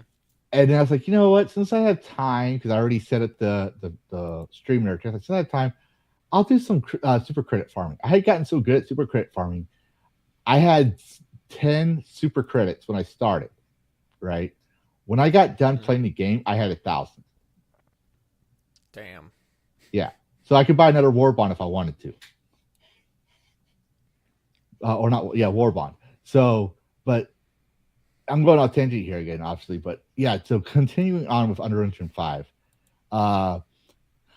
he goes, I think mostly the general public sees it, I do believe it's true. Around the time we began developing Final Fantasy VII Rebirth, Unreal Engine 5 was just entering its pre-launch phase. What makes Unreal Engine 5 groundbreaking compared to Unreal Engine 4 is two features: Lumen, its lighting system, and Nanite.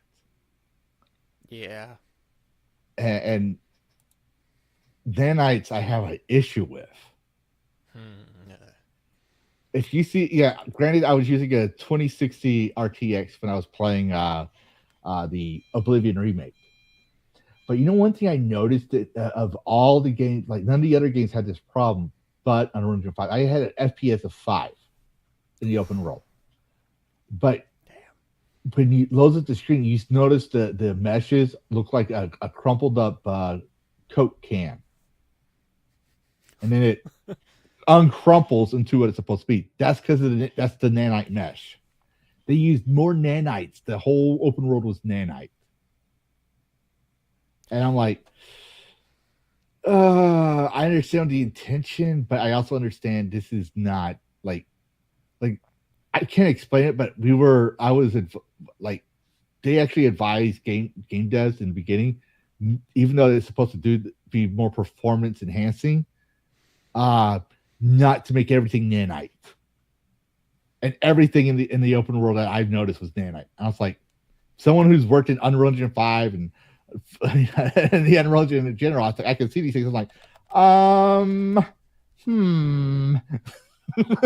it's like No, I think I'm pretty sure it's my graphics card, but I'm also pretty sure it's the nanites like everywhere.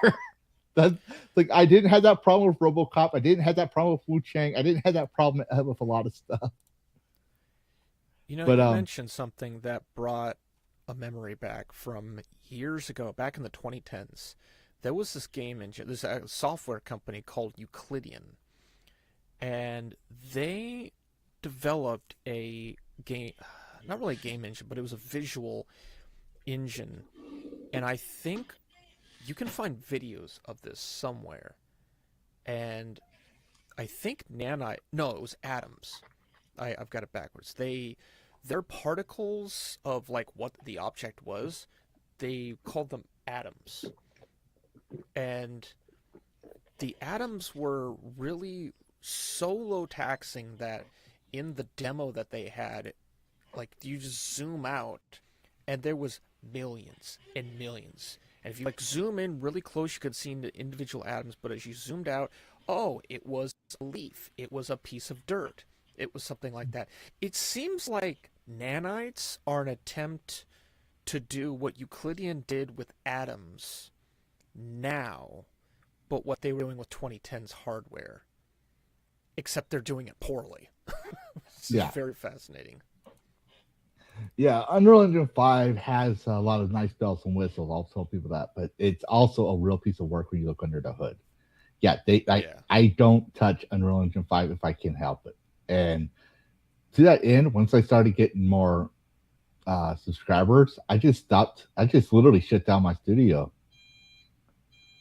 I mean, maybe I'll make a game eventually on my own, but I'm not freelancing no more. I was like, I'm done.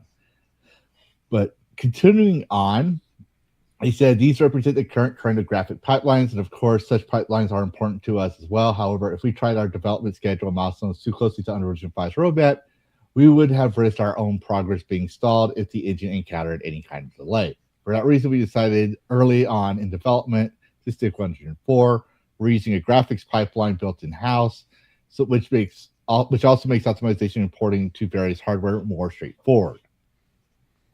Nice. So this is the engine. This is the engine from Unreal Engine, their official website. These images. So yeah, it looks realistic, but you don't need that. Like Conan Exiles, another game I like playing, right? Mm-hmm.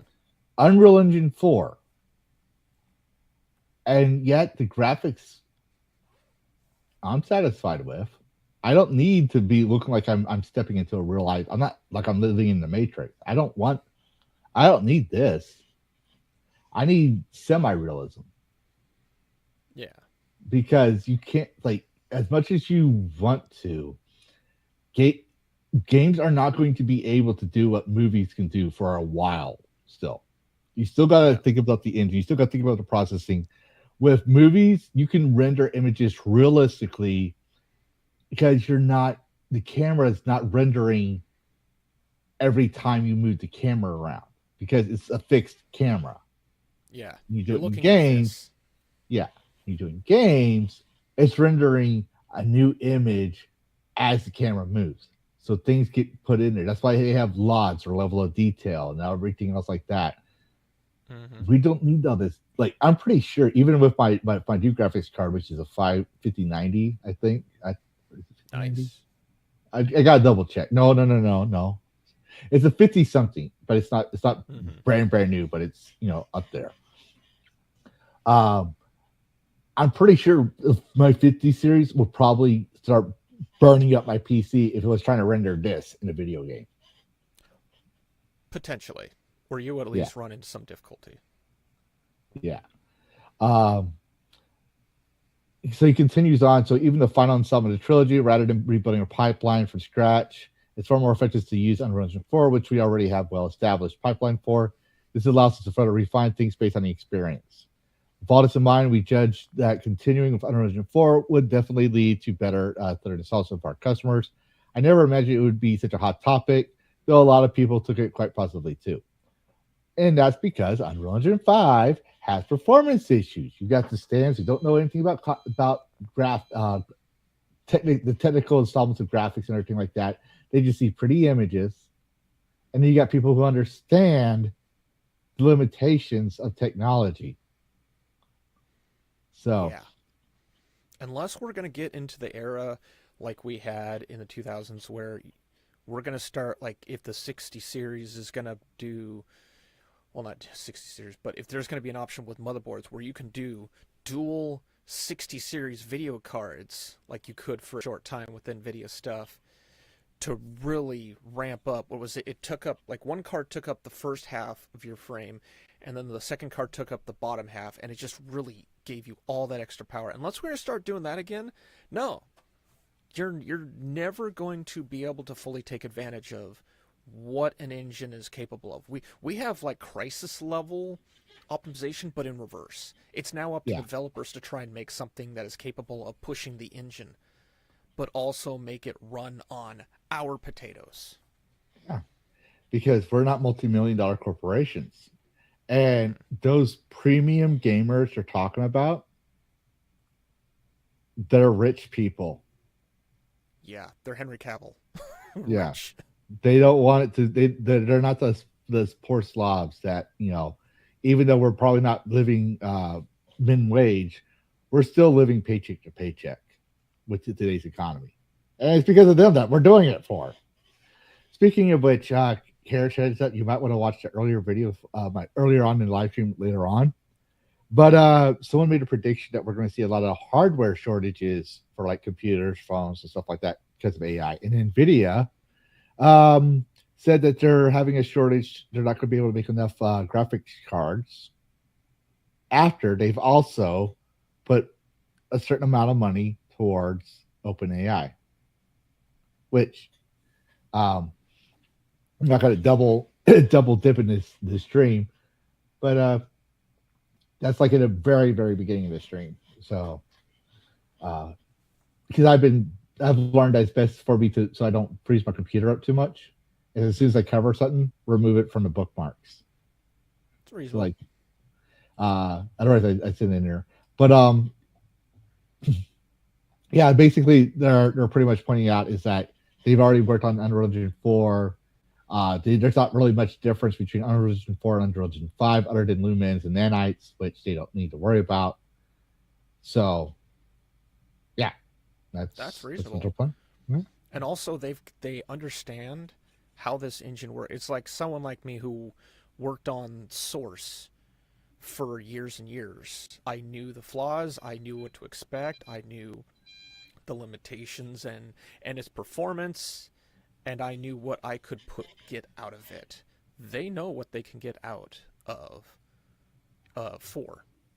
Yeah. Whatever version of 4 that they're using.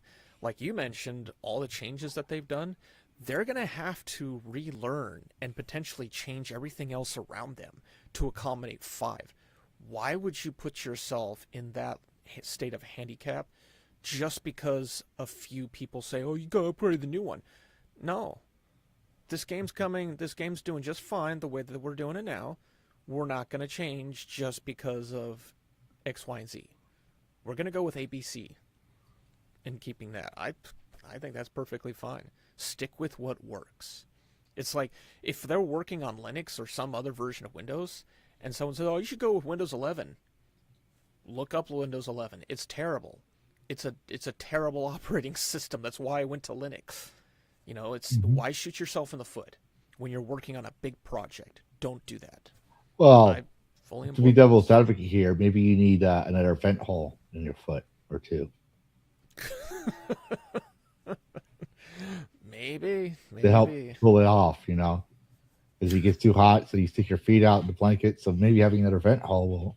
Don't try that at home, kids. See his doctor's professional help first. But if a doctor's going to tell you that yes, you can change your gender, they might be able to tell you yes, you can make vent holes in your feet, but under professional medical supervision. But seek a doctor first. That being said, this is the one that next that we're going to cover. I want to try to avoid going into the politics, but I think that when we cover it, it's going to affect gamers overall. And we need to talk about it. But do you remember growing up in the 90s, the internet safety rules? Yeah, they were like the poster. Like this. What was it? You wouldn't download a car. You wouldn't download a boat. No, internet safety rules. On the internet, You got to hear it? these rules include never giving out personal information, never agree to go meet anyone that you have met online, immediately tell your parents if anyone makes you uncomfortable, never send pictures to someone. Okay. So the reason I posted this was in 1995. Yep. What are two things in there that's relevant to this conversation we're having right now? None of them. Wait, what?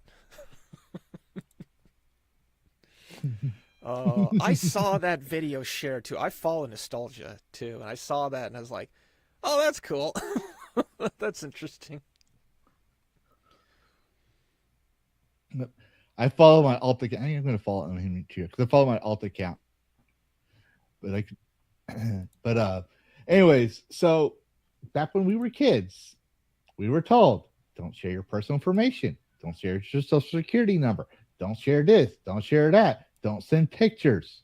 What do they want us to do now? Everything. I don't care if you're uncomfortable. You're going to give your personal information and picture and facial picture to a stranger. Literally. You don't know who's And on the that other leads- side of certain places. Well, I trust them with my life. If they said that my face isn't good enough, they said send noodles. I'm going to send them noodles because I want them to know I am who I say I am. It's not like they're going to do anything perverted with them. They're professional. You send all the ramen you want. Yeah. No, I'll just have Sonya do it. But this was, if we remember correctly, this was a government program to help kids be aware of the internet, Yeah. right? And you know what? This was fairly reasonable. I think you can agree to that. Like back then as kids, we could agree to it. Parents didn't have a problem with it. It was informative. It was straight up. Yeah. Tell your parents. Tell your Mhm. parents. Yes. Well,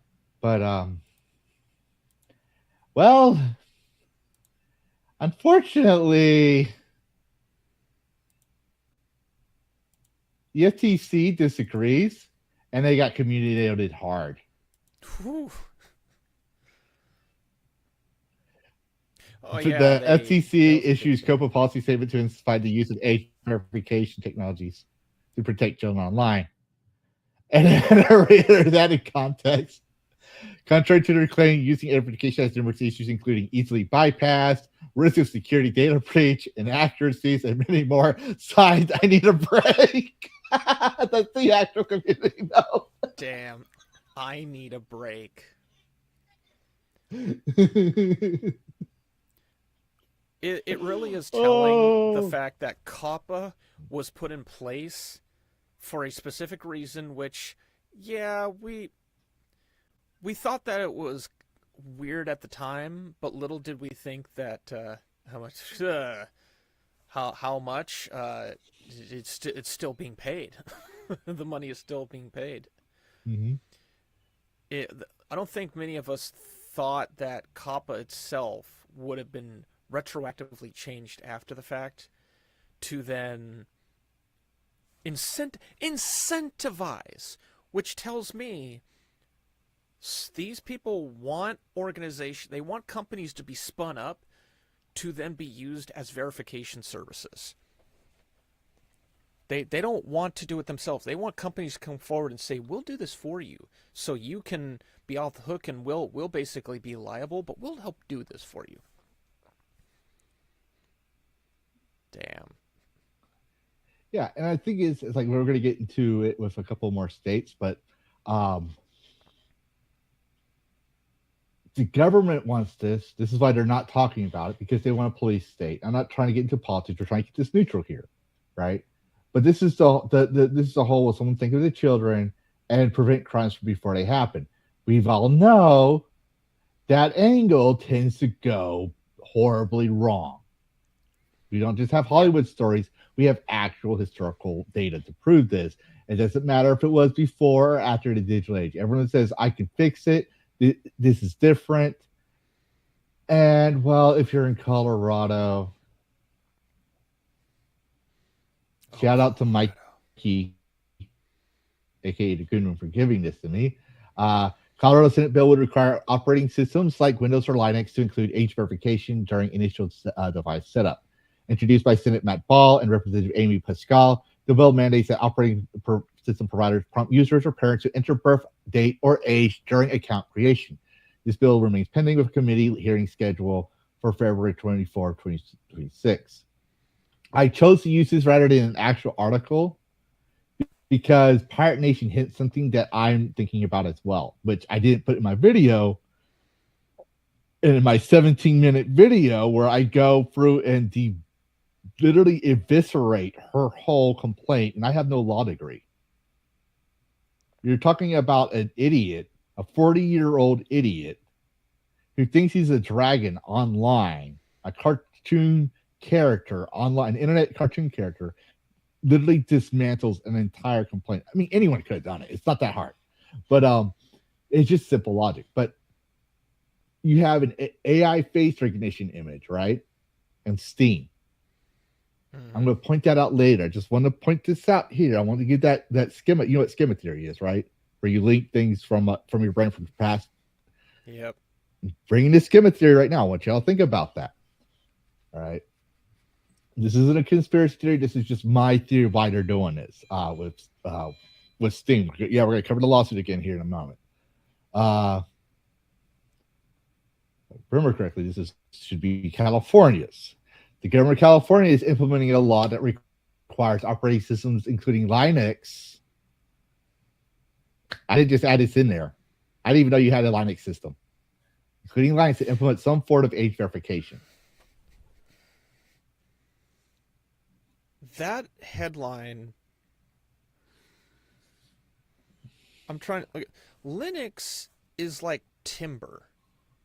It's just foundation. It really comes down to the distributions and whether or not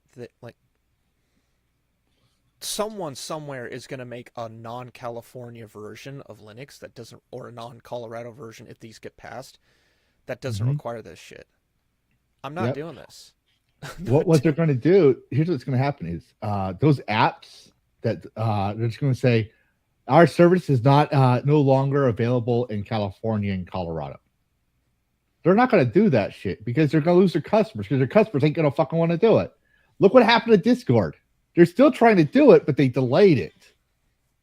Right? Yeah, they're waiting till the heat dies down. And it's because of their IPO. That's what my belief. That's like when I saw the IPO date and the age verification date were literally on the same time frame, early March. I was like, well, that's interesting. And then they never said that. They didn't have to say they're not going to sell your data. All right. Not a lot of people are talking about it. They're talking about the age verification and data breach, right? They said in their updated statement, we would never sell your data. I was like, what an odd thing to say for a company that needs age verification for children when most people were pointing to us for the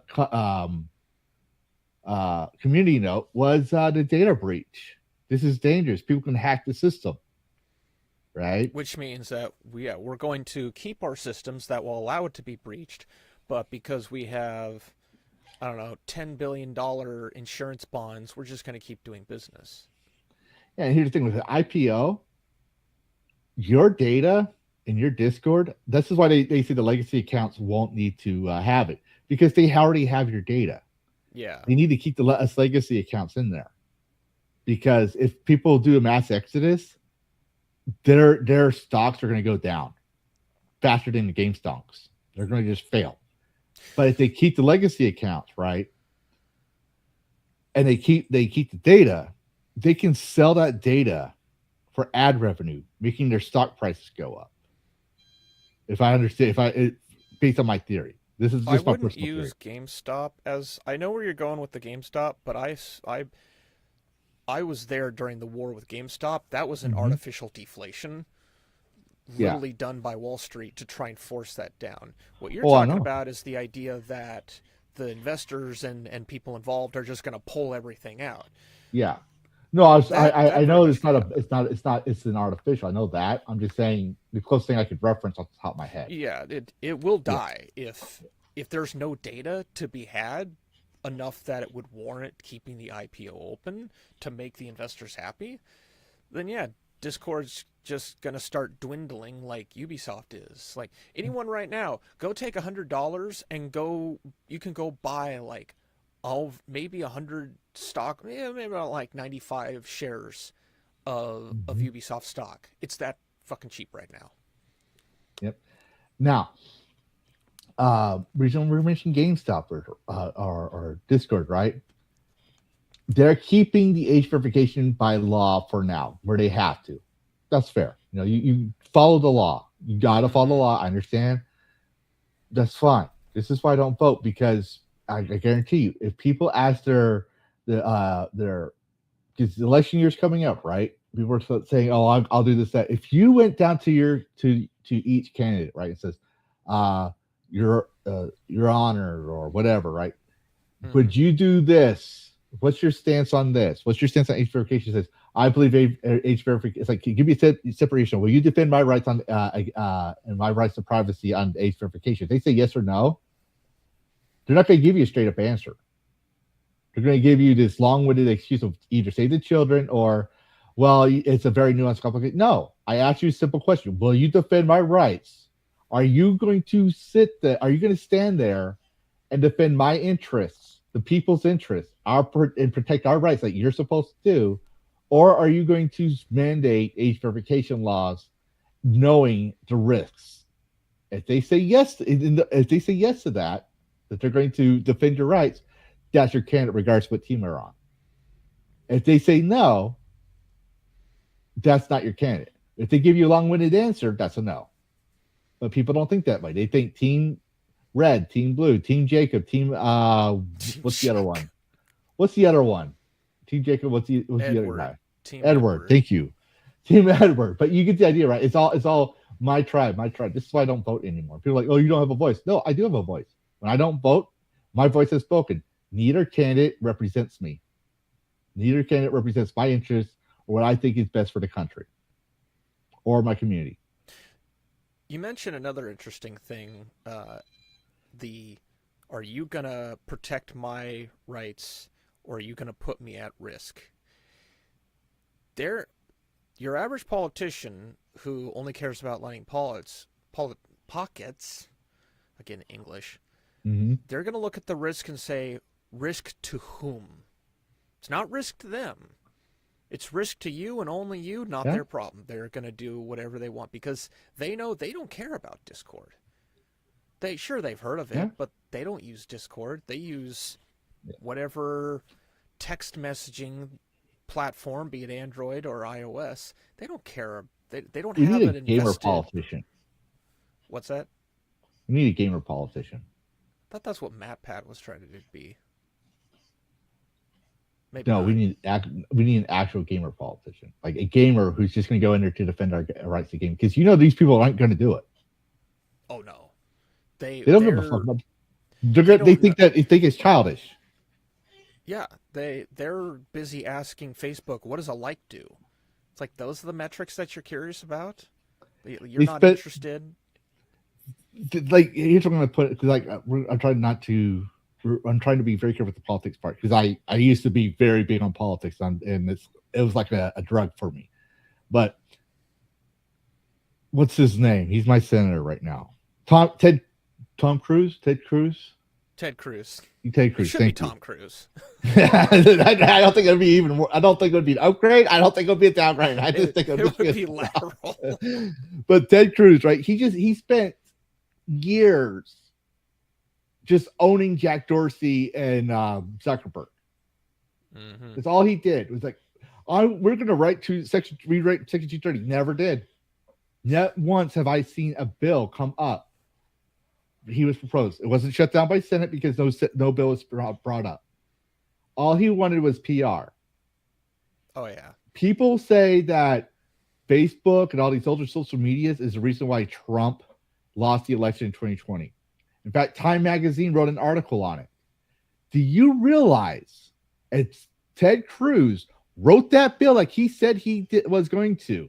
If he actually spent time to write that bill down to reformat Section 230 to hold these platforms accountable like he claimed he was going to do, and it actually got passed and signed, you do realize the 2020 elections would have been a different story. I'm not saying that it was stolen or not. I'm saying, based on what Time Magazine said and Ted Cruz said himself, if that bill is actually done, and it never was, if it actually came through, there would be a different story. I'm not saying that Joe Biden would have won. I'm not saying Donald Trump would have lost. I'm saying there would be a different story. They don't care about social media. They care about keeping their office intact. The moment they stand for your rights, they don't care. This is why I don't vote. Because I'm voting for parties. I'm not voting for to use you, Karrus, for example. I'm not voting for Karrus, who works for the government, on occasions, but also has a live stream gaming, who thinks that, in my community, we need better control, better digital rights and parental controls for children, empower the parents to, educate and empower the parents to prevent online predators on the kids. I don't have that guy. I have some Ivy League lawyer who's never worked out there on his hands on the day of his life with the community, never saw him other than a day on court, right? Never saw him until he says, I want to run for office. I have an Ivy League party member, regardless if it's Republican, Libertarian, Democrat, whatever. This is why I don't vote. I vote when I have an outsider to vote for. That's the only time I vote. There's a couple. Also, Karrus 2028. Yeah, Karrus 2028. I'm voting Skeletor 2028. I like his. I know some people have a problem with open borders, but I like his open wall, no wall policy. No wall policy. Yeah. And I like his idea of having Cobra Commander as for the Office of the Department of the Environment. His weather dominator scheme seems like a really good plan. Controlling the weather would really help out the environment. Funnily, this is a more interesting conversation than talking about the possibility that we're going to have to provide some sort of high age verification in Linux. But anyways, one thing I want to add in here, right? Because this is to try and show people what I'm getting at here. Steam has been being attacked on all sides. Oh yeah. You got the children lawsuit in the UK. You got the federal lawsuit, and you got the New York lawsuit. Now I'm bringing the New York lawsuit up. I know, I don't know too much about politics, but even I, who steps out of politics, knows that Letitia James is a very controversial figure in this whole thing. Because you asked me, where does this involve me as an interest? Why should I be interested as a gamer? You asked me that, right? And I gave you my notes. But so for everyone who knows, she's basically saying loot boxes, illegal gambling through video games. You can watch my full video, and I point out that by her own logic, state fairs are in the same definition. State fairs, okay? But this isn't about loot boxes. No. I'm going to show you why. I mean, you probably already read it, but I'm going to show the audience slide. There's two things I want to point out here.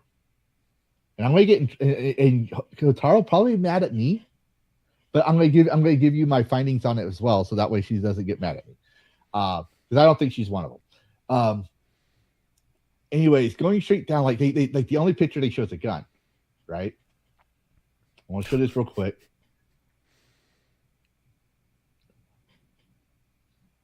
It is important to note that Valve's promotion of games that glorify violence in guns helps fuel dangerous epidemic of gun violence, particularly among young gamers who can become numb to grave violence before their brains are fully developed.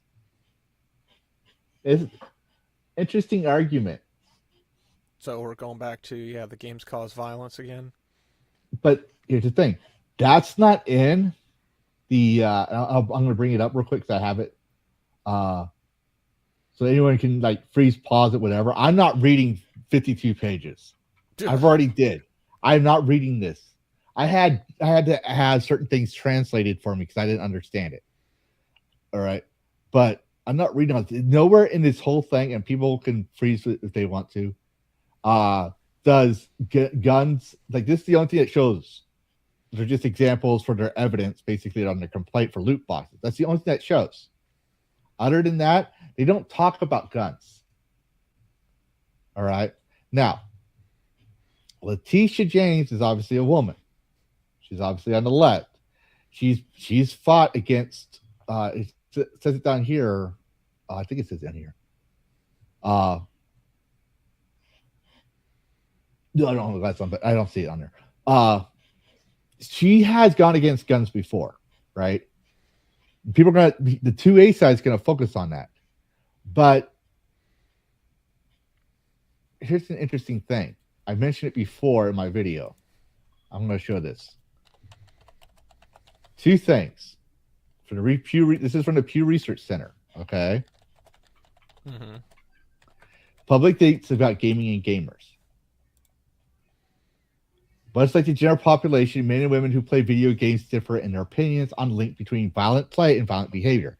Female game players are almost twice as likely as male game players to agree that people who play violent video games are more likely to be violent themselves. 42 versus 22. Okay. On the other hand, 76 of male gamers disagree, blah, blah, blah, compared to 52. So most people don't see that link when it comes to gaming, right? Mm-hmm. There's another one I have in here. I gotta find it. Here it is. That because I know someone can say, "Well, that's just gamers and amongst the gaming community." Okay, fair. This is another one, another pre-research one. It says women are more likely than men to agree by 47%. People who play violent games are more likely to be violent themselves. Now we go all the way back. All right. This is why I'm mentioning it because I don't want to talk the political angle. Letitia James is a woman. She's also on the left. She's going to believe that video games are violent and therefore is going to attribute to gun violence amongst kids, which is why we see that in her whole article here, right? Because the whole narrative is, won't someone think of the children? If you read this whole thing, it's, won't someone think of the children?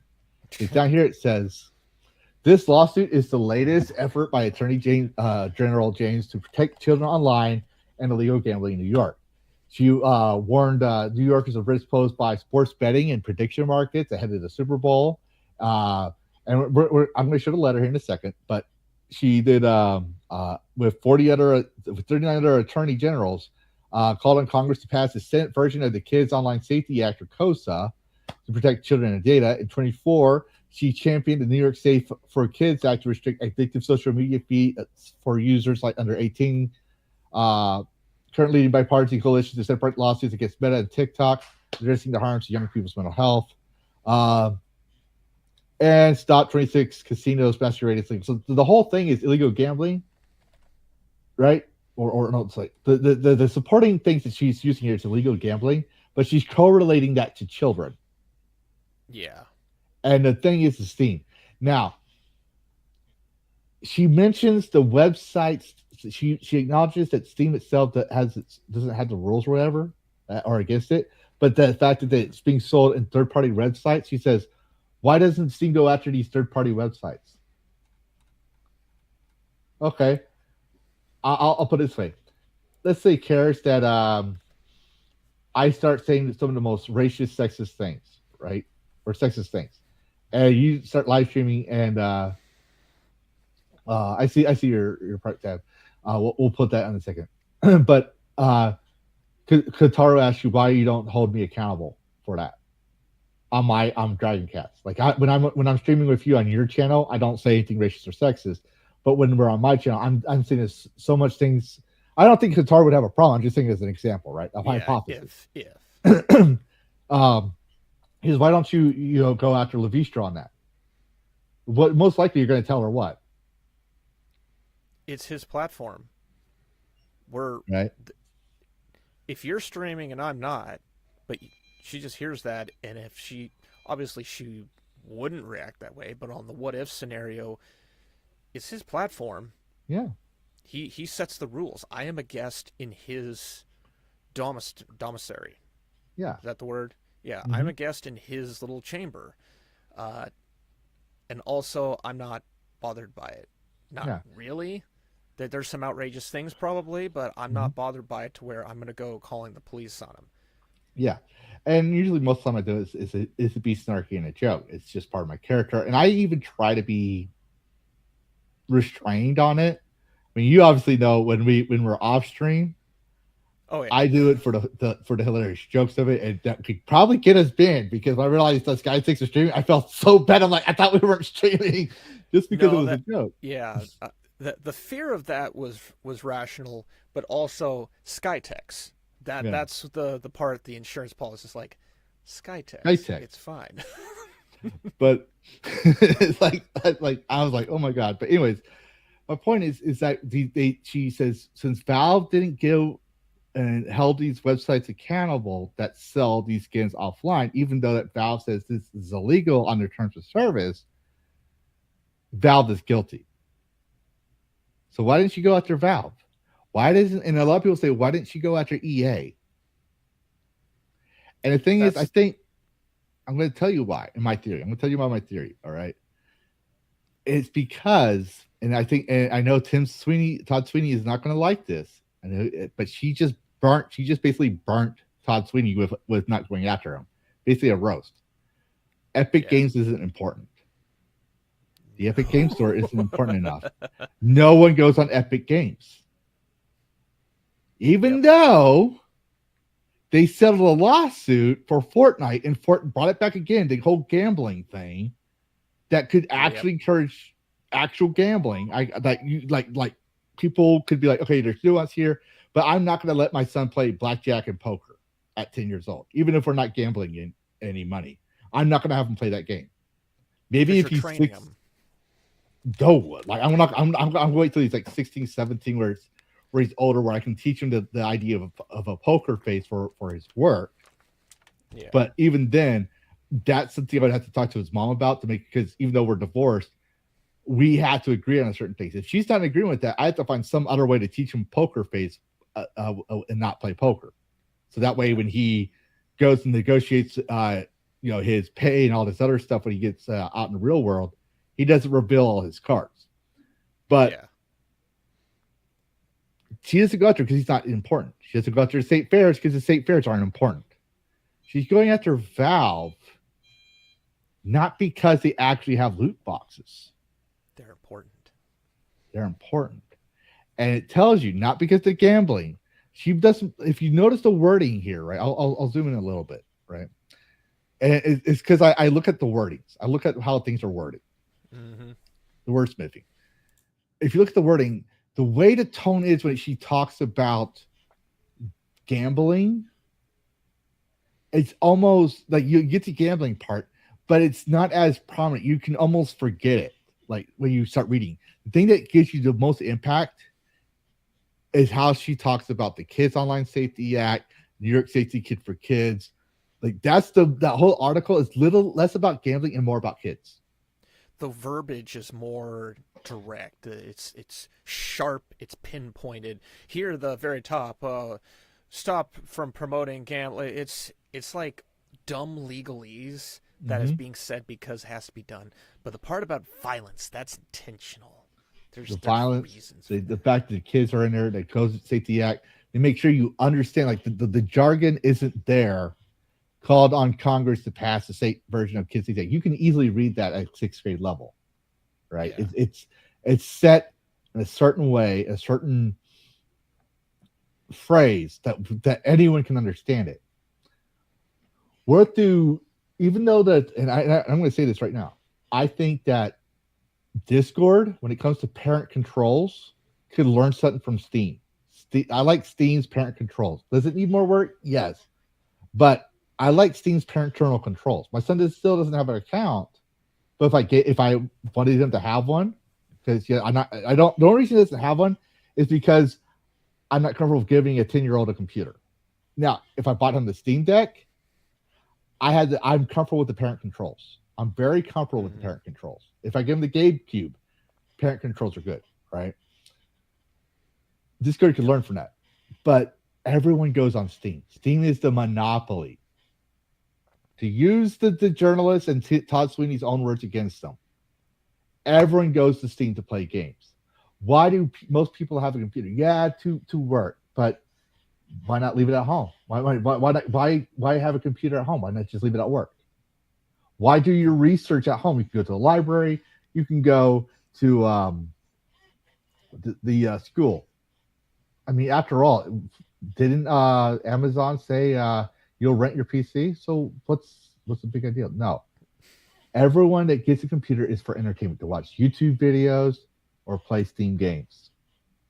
That's why they're there. That's why they have it. Most gamers, the majority of gamers have a Steam account. They might have a console and this and that, but the majority of us also have Steam. We might have, like I said, we might be Xbox, PlayStation, whatever, but we have Steam. So it's about it. Having a Steam account is almost on par with having a social security number. Yeah. Now here's the thing. I don't think she's gonna win this case. But I think she chose Steam because win or lose. If she wins, they might be able to make Steam have age verification. Oh, well, so you see, you already have to age verify on Steam and on most of these other places anyways that you access. So we might as well just pass the age verification law so that way these PC and operating systems have it as well. And that way you just do it once and done. You hit the big name so it can trickle down. Yeah. Or if they lose, they can say the Steam got away with gambling on kids. This is why we need age verification tax, because the courts won't do it for you. We need to pass this law so that way the courts will enforce it, because the courts can't. It's win or lose. They still get what they want. The court decided X thing was not warranted, so I'm going to go above the court and I'm going to become the judge, jury, and executioner. Yeah, that's a good idea. And when I read that thing and I was able to dismantle easily. She's not going to. I don't think she's going to win. I don't think she cares about winning or losing. I don't know much about her past. I could be wrong. I'm just going by what I do know, what I have here, the data I have here. This is a political maneuver for COSA. Like someone who doesn't follow politics reading this, even I can see it. And I don't, like I said, I don't follow politics because it was like an addiction to me. But let's see. Here we go. Here's the letter. So this is the signed letter to support COSA. And you can read it yourself. But let's see what attorney generals are signing up to it. William Tong of Connecticut, Hawaii, Ohio, Tennessee, American Samoa. That's not a state though. I think that's a territory. I think Arizona, Arkansas, California. Not surprised. Delaware, Colorado. Not surprised either. DC, Georgia, Illinois, Indiana, Kansas, Kentucky, Louisiana, Maine, Maryland, Massachusetts, Michigan, Minnesota, Mississippi, Missouri, Nevada, New Hampshire, New Jersey, New Mexico, New York, obviously, North Dakota, Oklahoma, Oregon, Pennsylvania, Rhode Island, South Carolina, South Dakota, U.S. Virgin Islands, and I don't think they're virgin anymore, Utah, Vermont, Wyoming, and that's it. I'm actually surprised I don't see Texas on here. I'm actually surprised. I'm actually surprised I don't see, unless my eyes are bad, I didn't see Washington. Nope. And it looks like they were going in somewhat Alphabetical order. Alphabetical, yeah. I read this 5 times looking for Texas, and I just know it's definitely alphabetical. All right, except for, I think these are probably like the main signers, like the original, and everyone else just stapled on. Because once you get down here, I think this is the primaries page, or one of the secondaries, but the primary writers of the thing that started it. But those states I've just listed, right? 40 attorneys. That's 90% of the United States. But here's the thing. They added the Samoan Islands. They added the Virginian Islands. Both aren't states. And we have Nike giving $90 just to give me shit. Thank you.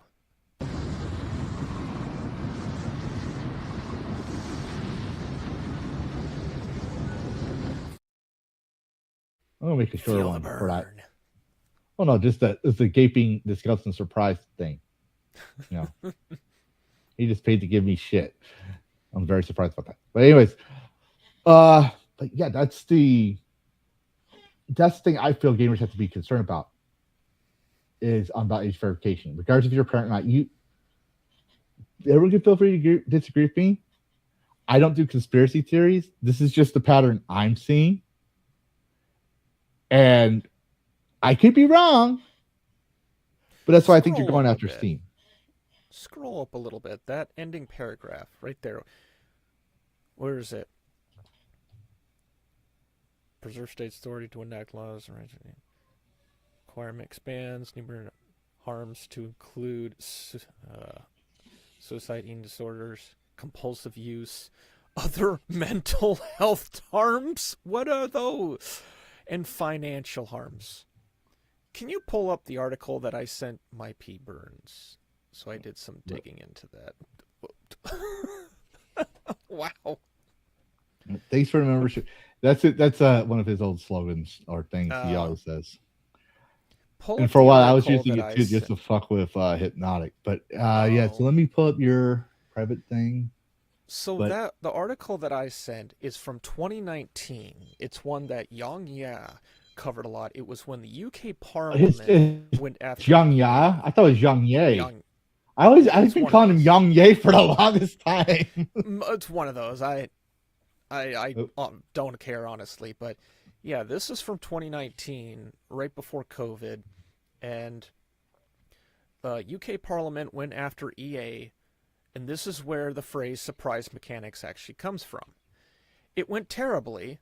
It was hilarious to watch them squirm and everything, but it was exactly what you would expect from a corporation, where they came up with all kinds of bullshit of, no, it's not loot boxes, it's people actually, kids like this. They were defending this with every ounce of marketing that they could. And I don't think that they were really detrimentally hurt in some way. They probably just were fine at the end. I don't fully remember, but I do remember this was big enough that a lot of people were covering it back in 2019 and even a little bit in 2020. That's because maybe, I don't know, jury's still out. But yeah, where was people like Letitia going after EA right, like, this was UK.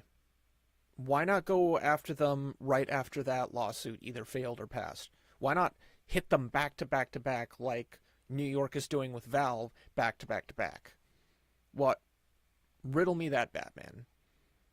And it seems my thought process as it comes down to, Valve is doing a thing right now. They're positioning themselves to be even more of a competitor in the console market, even though they're not really selling a console, but it's being perceived as a console. And Valve is a threat to a lot of companies out there.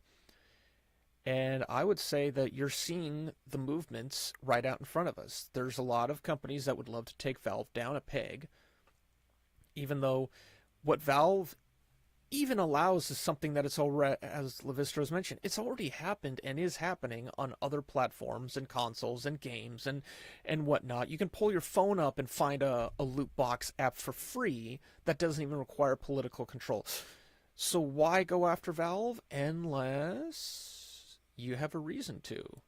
Which, past all the legally bullshit, I think it's just to take Valve down a peg because they're too big. Yeah. They don't like the control that Valve has. I don't do the conspiracy theories, but Valve represents success. Well, not just success. I mean, I like Valve is the one corporation I'm less critical of, and it's not because I'm a Steam bro. No, Valve you don't does have have. to be. Valve is one of the few corporations that's the least corporation of the corporation. It's still a corporation. It still has done some things in the past that arc an eyebrow. Don't get me wrong. Mhm. But it's the most consumer friendly, the most transparent, the most parent empowering. I'll say as a parent, not talking as a gamer. I'm putting the gamer hat off to the side. I'm talking as a parent. I like Valve's paternal systems because I can actually determine what's safe for my child. It tells me, and it'll tell you for a consumer. It tells you end user license agreement other than its own, right? It Mhm. like I found it funny that they had to like back in 2024, California did something based, which was very rare for California, which was they required digital platforms to put on their thing on to stop telling customers they're buying something, that they're renting a license. So that was based, and Valve changed their SSA to accommodate that. But they said if you have a problem with this and you want to go take us to court, you have to do it through Washington State. Where is Valve located? Redmond, Washington. Mhm. So there's my critique of Valve. On that one, I'm like, nah. I live in a different state. I want to go for my state. I'm the customer having a problem based on the laws of my origin area, of my area of origin, based on my culture of origin. And I want something fair. I don't think what you're doing is fair. So since we can't resolve it because we're in two different areas, we're gonna have to go and have two different courts. I don't know how I don't do legal thing, but basically you go to court to resolve your issues if you can't resolve it outside of court. Mhm.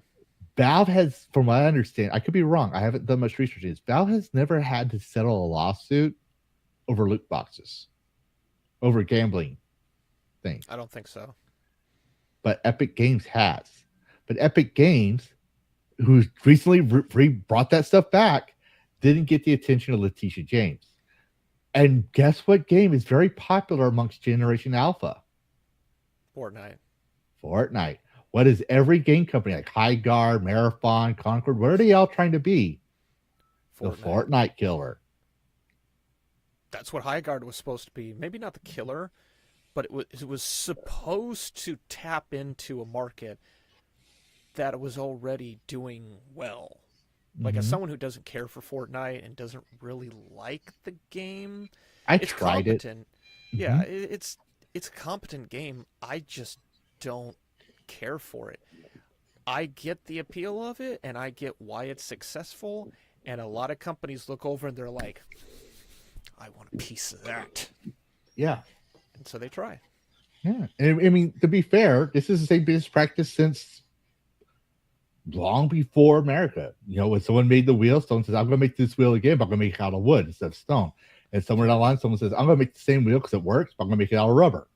It's the same concept. We got Fortnite. Kids like Fortnite. Let's make this other game. Look at every survival game. They're very similar. Minecraft. Very similar. The like amount of Minecraft. games that have come out, that like Subnautica, I love that game inside and out. It's still Minecraft. It's not voxel based, but it's still Minecraft. But here's another thing I'm going to point out. This is because I know someone's going to go back and bite me in the ass about my bitch about Souls-like games. Each survival game, even though it has its core basics based on Minecraft, is different. There's different mechanics that adds to the flavor of it. For example, Subnautica, you're building in a world full of water. You're building underwater. Conan Exiles, you're basically in the lore of Conan, and it has its own survival mechanics that makes it different from Minecraft. Enshrouded, another game I like. You can literally alter the environment. You can literally build the Hobbit house from Lord of the Rings. All right, I love that game. I've played it to death. Sometimes I still go back to it, but each survival game has something unique to it, based on it has the mechanics that says this is a survival game.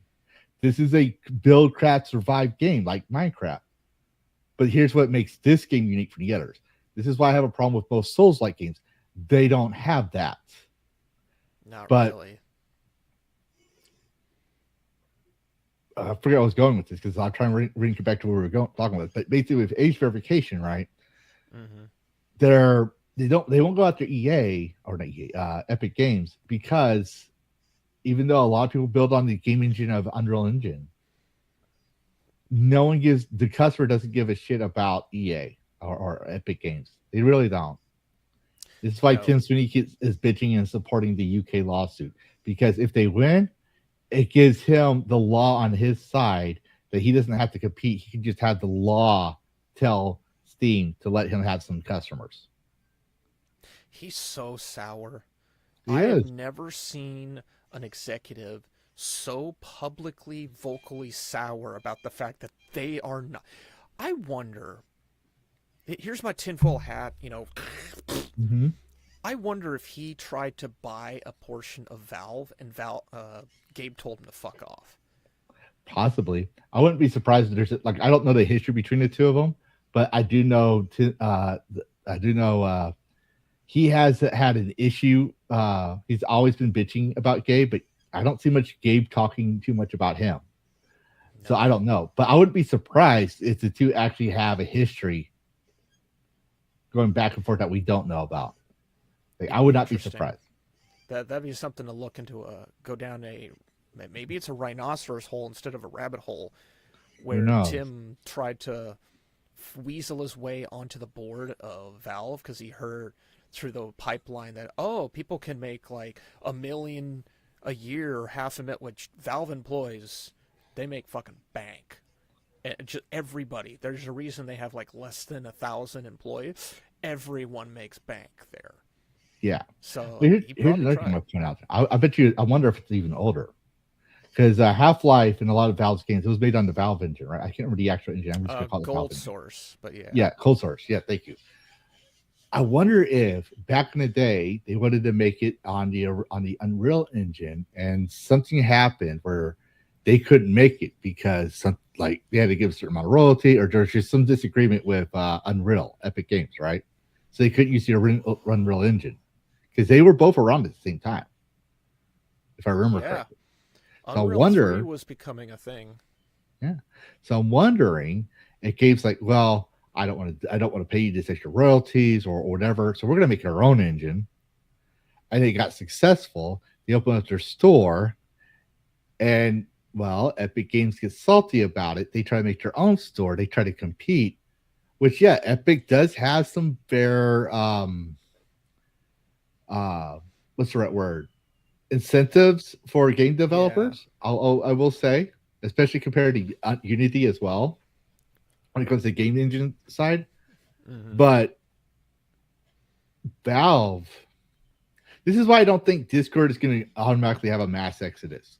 You need to have the dinosaurs, and I don't mean like old dinosaurs. I'm talking about like the massive servers for Discord to leave Discord, for everyone else to leave. Yeah. Because- a serious problem. Yeah, because like I am in your server. I'm in Dash's server. I'm in both. Bo has his own server. I'm in Hypnotic used to have one. I was on that one. I'm in the old Geeks and Gamers tabletop server, now called Moon School. Well, they made their own when they shut down tabletop. But I'm in different servers from different communities, and I like to keep tabs of everybody, just like you, just like everyone else. I don't know where I'm moving because I don't know where they're moving. And they're probably not going to move until they know where they're going to move. Geeks and Gamers Tabletop went to Guilded and came back from Guilded when they said, "Oh, Roblox, you need a Roblox account." I actually said the same thing. I remember telling them, I was like, "Look who came crawling back." The only reason I had a Guilded was just for talking with the Geeks and Gamers Tabletop community. That's the only reason I had that. It was a waste of an app. But here's what's going to happen. People are going to keep Discord like they keep Facebook. If Discord does this route. People are going to keep Discord because they have Facebook, right? Mm-hmm. But they're going to go to the alternate apps that don't require face verification for the actual real conversations. Yep. And that's going to be the thing. They'll keep their favorite. They're going to have two apps. It's going to be a split economy. You have two apps that they don't need. And then once Valve bends the knee to the U.S. government, if the AG James's case goes through, right? Mm-hmm. This is my theory. They have to do an age verification. Oh, I have to do age verification anyway, so I might as well just stay on Discord. Because one of the alternatives that came up that people were talking about is if Steam fixed its chat system, they would be eating Discord's lunch.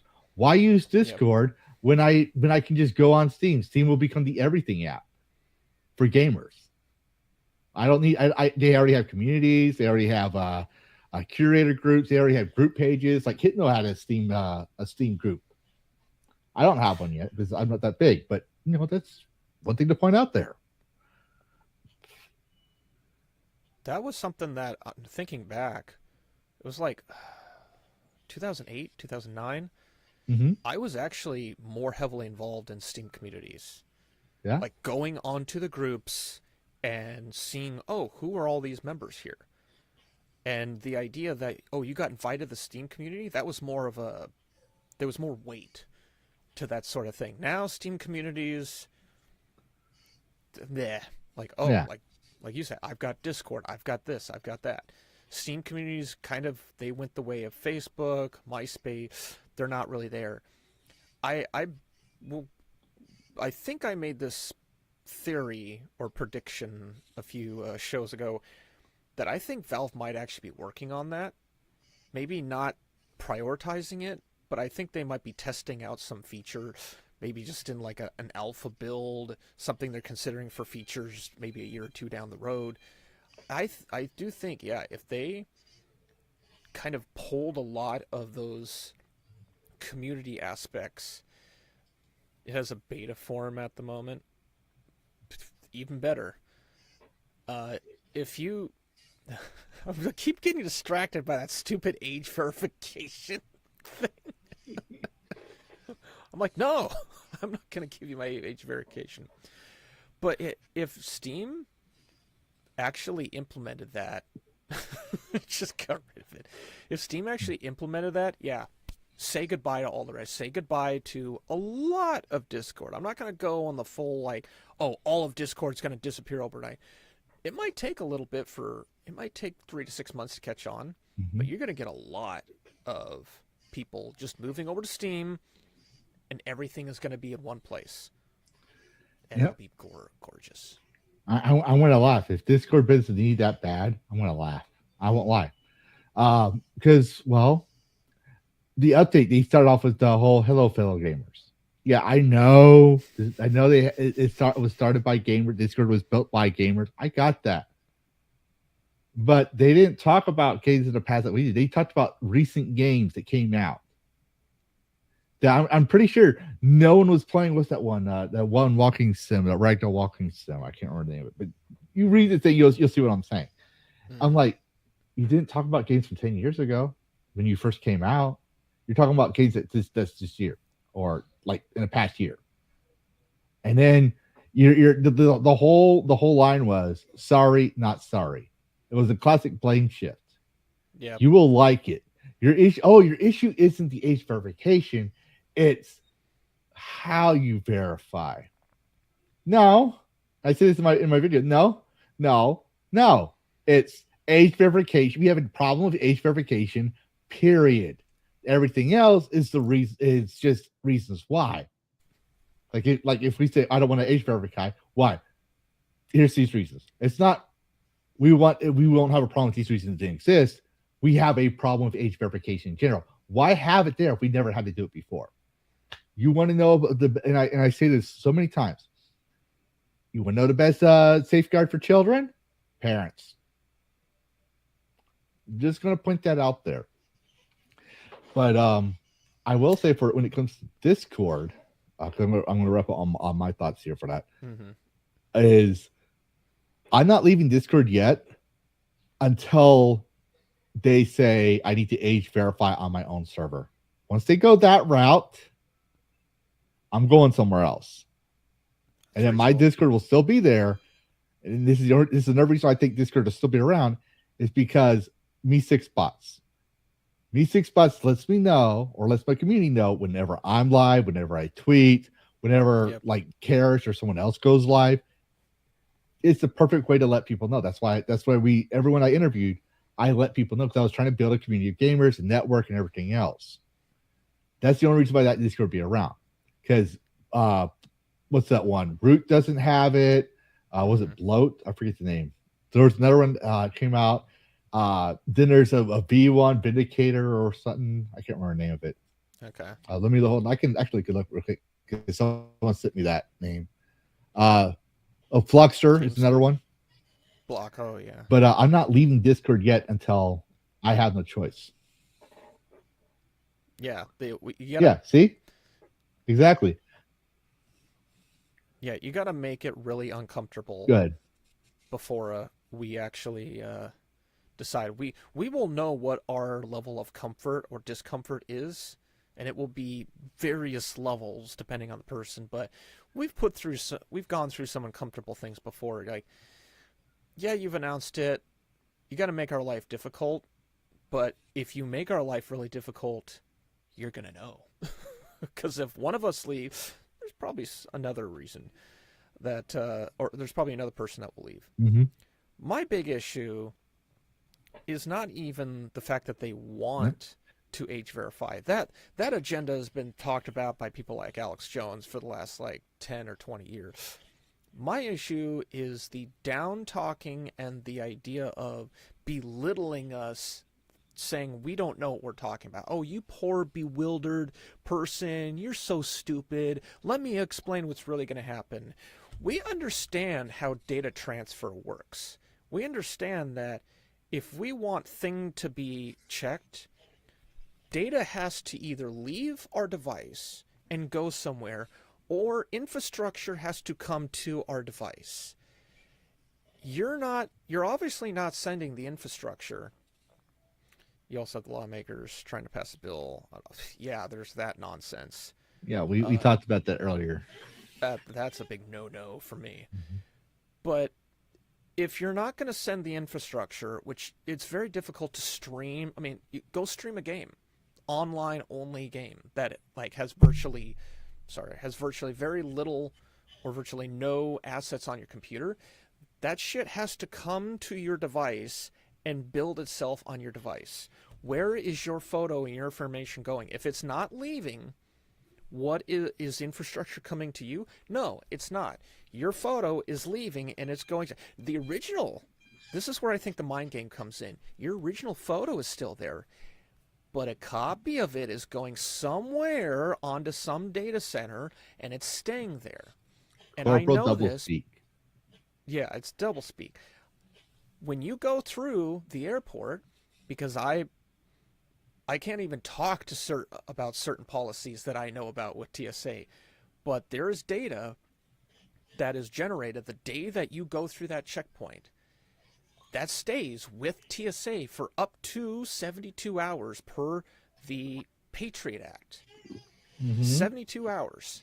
Because that is the maximum amount of time that any plane roughly can fly around in the world. And if something happens with that plane, they need to be able to pull that data up. After then, don't care. It can be gotten rid of. And many systems are designed to flush that data out for privacy reasons, because simply put, the airport doesn't need 10,000 petabytes of data of the people. That's hard drives that are massive to maintain. But when it comes to something like Discord, they would love to keep that shit for as long as humanly possible. Rent out all the data centers online if you need. It's not on site. We don't need to worry about it. That shit is what gets under my skin. Is I understand how data copying and how data transfer works. And for you to say, oh no, it's not happening that way. It's happening. You're talking about magic. And you think I'm stupid enough to believe your bullshit. That the talking down to us like we're a fucking 3-year-old. You're not? I am a 4-year-old, thank you, because I can only count to 4. That level of down talking is what really gets under my skin. That's what gives me the idea that and well, that's maybe the I thing. need to It's go like, elsewhere.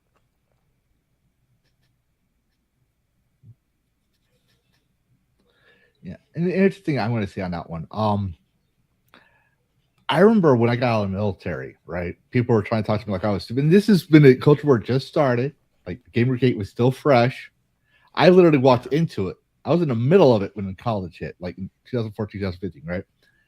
People were like, well, I have a degree in games journalism. You don't know what you're talking about. Like, fresh out of college for saying this to me. And I was fresh out of college too. I'm like, oh, look out, boys. He's got a bullshit degree in games journalism. Everyone has a bullshit degree.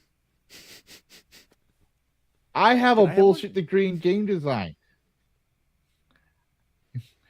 Yeah, but you get my point. It's like everyone has a degree, right? Like or close to it, you know.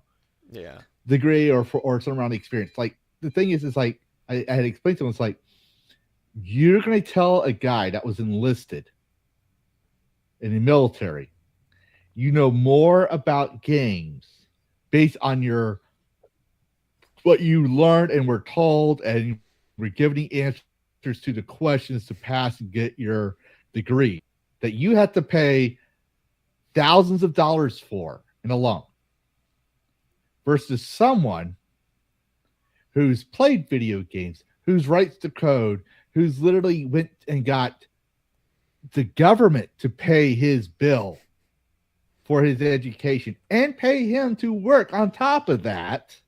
Mm-hmm. Let me put it in a different angle for you. This is what I told him. Like, let me put it in a different angle for you. It's like having, and I say, I understand you probably don't understand what I'm talking about here, but United States Army, it's like having a lieutenant who just got out of college, who got his rank lieutenant because he has a college degree, telling a staff sergeant with 5 to 10 years of experience how to lead a platoon or a squad. In this case, a staff sergeant squad, saying, because I outrank you, because I have this rank. No, that's not how that works, because that guy's the experience. He's seen it. He's done it. He's bought the t-shirt. He knows more about things. He's not had the West Point education you have, but he has the actual experience. He knows what works. You're dealing in theory. He's done and applied said theory. That's why he's training you. But my point is, honest, it's like but it's what Elon said. I can't remember his exact words, but the way I took it as, you're an idiot if you went to college and paid $1,000 for a piece of paper to say you do what you're told. I can't remember the exact nerve, but he said something around that thing that he said something about doing as you're told, degree, $1,000 that made it seem like he was saying you're an idiot. I don't remember the exact quote. I don't want to butcher that quote, but that's what I took it as. I'm like, no, that's a fair point. Yeah. Do I say education is worthless? No, but when you say I know things, well, so do we. We're the customer end of that angle. You've explained it to us in bits and pieces to where we picked it up and understood it based on what you explained to us, or what from our own experience and understanding of computers.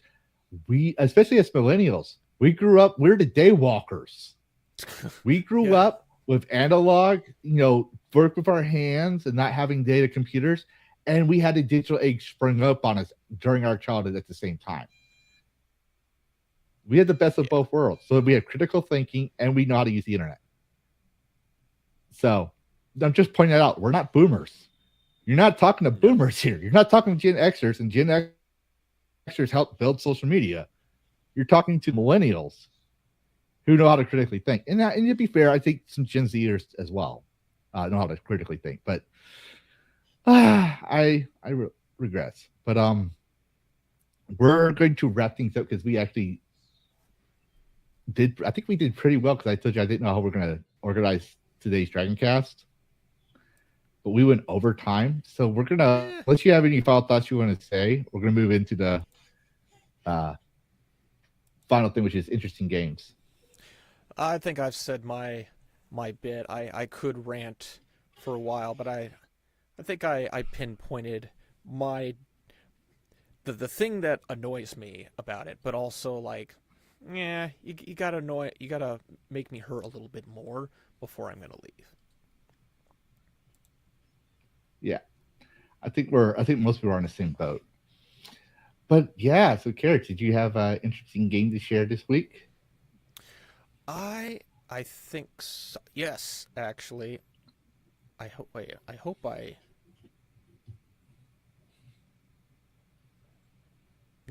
think I've shared this one before. I've got a bunch here that I'm always trying to remember, like, oh, did I share this one? Did I share that one? I don't think I shared this one. This one's actually out. Yeah, let's load it up here.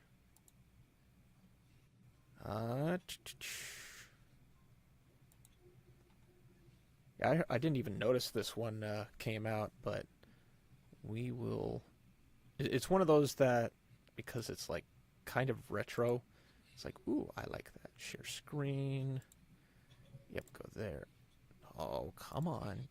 Don't be scared. It's okay. Window. Yes. Hopefully I have not shared this one before.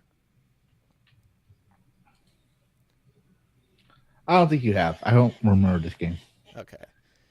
So this is one of those that really ties into the retro era, called Dead Format. And I'm very much not going to play the audio because I'm pretty sure there's like some fantastic 80s music.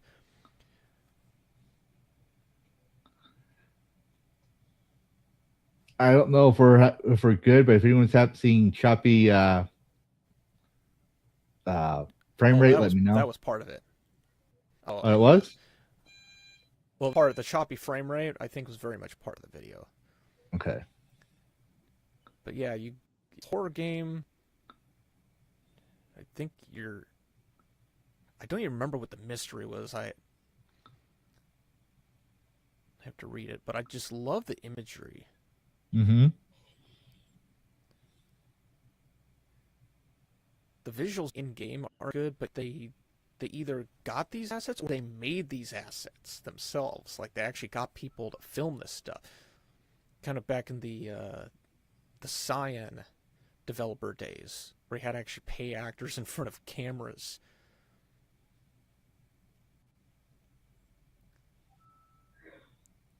Very reminiscent of, like, the Tales from Crux kind of vibe. It's pretty interesting. Just the choppy frame rate's like making me like, okay, is it my computer or is it not? Like, because part of it might be my computer, because there's like no graphics accelerator, and it's probably showing it at like the highest frame rate possible. Actually, be it, because I do know that since we're getting longer, I'm starting to see the issues showing up on the stream. I'm like, ooh, that's why I've been trying to keep it 4, but it's okay. Yeah, that's actually. Yeah.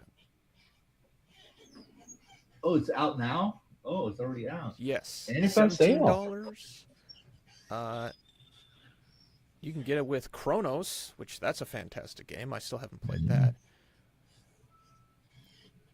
Yeah, you in 1990 Scotland, and your brother has gone missing after becoming obsessed with mysterious new VHS format. He became a video freak. Follow his trail through the tapes and uncover why the government wants to ban video ghastlies. That sounds wacky and exaggerated, but also fantastic. What people don't know, fun fact, Dead Format is the origin story for The Ring. Huh. Where's it, The Ring? The one with the girl inside the video? Yeah, it was Samara in The Ring. Yeah. But yeah, that's actually pretty interesting. I'm going to have to take a look at that game. Make sure you send that to me in Discord so I could add that to the description. Absolutely. But we talked about this game before earlier today, and it was still going to be my Mortal Crux. But I purposely did all these upcoming games because I knew the age verification system was going to be something we would have to talk about because it does affect gamers, even though it's very political aligned. It's something that's important, regardless if you're into politics or not. It's something that's important. It's your right to privacy, and I believe in human rights. So it's probably the only time I'll ever mention it if it's something I can spin off as nonpartisan when it comes to politics. But so I gave a lot of wish lists and upcoming games, but this one was mentioned, but it's still my interesting games because I found a wish list. It was made almost 10K on their wish list right now. But Oh wow. what I'm trying to get is how did you feel about ARPGs in the early 2000s? Oh, The combat. it was all right. Like, as long as things hit and did what they were and they weren't squishy, I thought they were fine.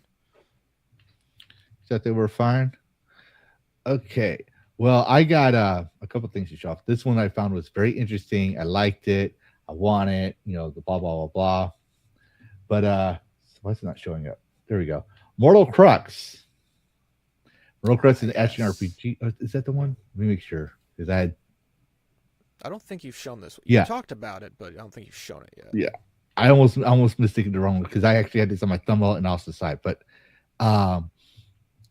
so basically, it's an action RPG with probably medieval world, along with the party and 4 to 4 players, so you have co-op, right? But basically, well, I'm gonna let it speak for itself. Let's just put it that way. You had the Dark Souls feel, you got the Dark Fantasy feel, so you got that if you want it, right? But it's mostly paying homage to the combat is mostly paying homage to the early 2000s. Nice. And I do like it. But yeah, it's got that that little bit of manipulation that the Souls games do, which you can break boxes and gates, and that's about it. But it's like more polished because some of the early 2000s ARPGs, like the visuals were limited given the platform because they just had to be. Like video memory was not a thing.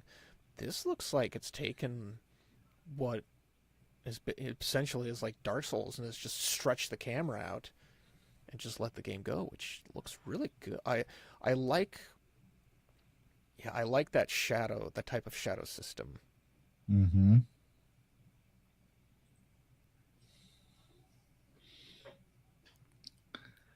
There's another reason why I like this game. I mean, yes, I do like Dark Fantasy, and I get really upset when Dark Fantasy has to be Souls-like. But I did like I feel when I'm seeing it from the gameplay trailer, it feels more polished than some games I've seen. So I'm hoping it'll be polished. But right there, you saw it. It was blurry, but you saw it. That was clearly a flying spider. Yeah, but it also gives that feeling of playing the early 2000s. Like, yeah, it gave me a mix of I'm glad they censored that. I didn't see that. What's his name? Dante's Inferno and Dark Souls.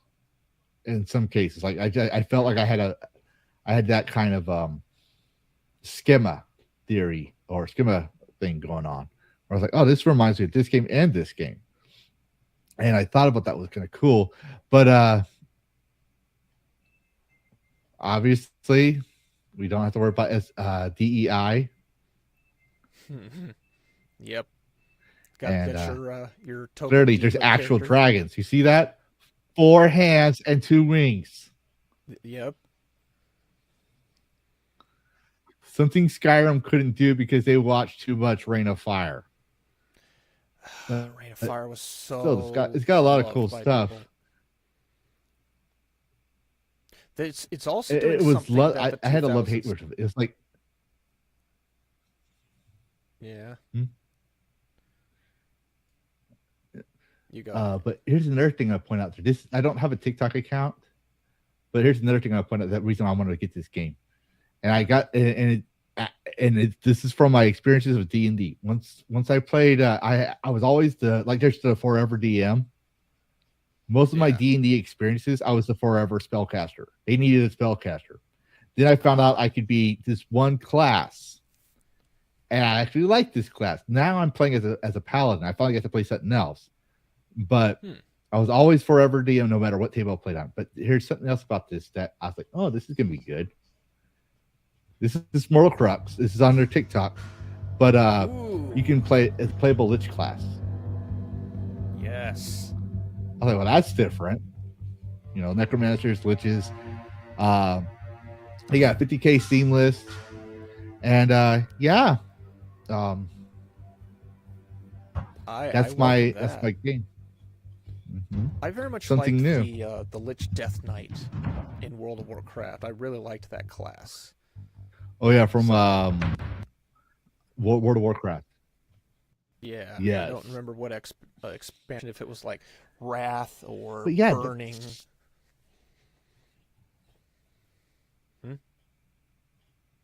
Mm-hmm. Yeah, we're starting to have the lag disconnect or latency issue. I'm just letting you know because I hope I'm not talking over you. But our timing's all right. we're pretty much anyways. Yeah, but we're gonna wrap it up here. So, Karrus, what you got going on this week? For those who don't know, or can't tell because of the lighting issue. You can see he has some decoration in the background. So we're gonna see Karrus's new studio. But what you got going on this week? Honestly, this week, in the last 2 to 3 weeks, I've just been moving. I also, unfortunately, lost Bonzi, which is why I haven't been doing anything. 17 years, my grand star, Bonzi, we had to put her down. So, been dealing with that, but also unpacking and trying to build stuff new in the Blanket Fort 9000. I have the video that I'm still working on. I need to get back into the swing of things. I have so many games that I need to demo and test out and play. I think one of the first things I'll probably do, probably tonight, is I'll see if the crew want to jump into Aviotic Factor, because it's just been so many weeks since I've even talked to many of them. So that's probably what I'll do tonight. And then as of next week, I might actually do that Battlefield 2042 burial stream that I never got to do because BF6 came out. So I've been itching to get back into that. But it's one day at a time. But this is not final. This is very much going to grow. There you see the one plant here. There's going to be another over here. This is going to be pretty well lit by the time I finally get things going. So it's little bits at a time. Well, if you need help lighting things and get things very well lit, I'm an expert at that, you know. Very nice. I will definitely bug you about that. Yeah. All you have to do is just I'll just come over there and let me know when you're live streaming. I'll get over there and light up that ficus or fern or whatever it's over there. That'll help really light things up. Nice. And last thing I heard is that blankets and curtains are flammable. So you get the drift now. But great for having you back. I'm sorry to hear about Bonzi. But no, we did, because I know someone sent me a DM about it. But no, we did not cancel Dragoncast last week because of Bonzi. Dash had some family things going on, so he had some spending time with family that he's doing with his cousin today. So he gave us a heads up on that. Carrot Bonzi died, and then for me, my son is going back to Taekwondo. Get back to that close. So we had a tournament that was out in another city, and I did the math and I realized there is no way on God's green earth I'd be able to set everything up. Nope. Like I was going to be too tired because I'm not going to try to mention it, but the city was about an hour and a half to 2 hours away, depending on traffic. So yeah, I was like, "There's no way on God's green earth we were going to go to that tournament and come back." So, but for me, I'm trying to get back to the swing of things. Hopefully, I don't get sick. I found out people like my video essays. I'm trying to keep it 15 minutes. That gets hard for me because I used to do it where I read the article online. And maybe give my thoughts on it, but I don't like doing that because it's just like it's not. It doesn't seem like it's in my own thoughts. Like I might give my thoughts on it, Yeah. but I kind of liked how Upper Echelon Games did his thing, where he did the video gameplay and he talked about the topics. That's what I'm trying to do. So there's some things coming out about that. I haven't talked about Windrose because I'm trying to figure out how I want to do a review piece on it. So that's coming up. Keep an eye out for that. Kind of got inspired from Karrus where he played a game and gave his thoughts on it. So, but for me, you see the gameplay, not me, and I just give my thoughts here and there.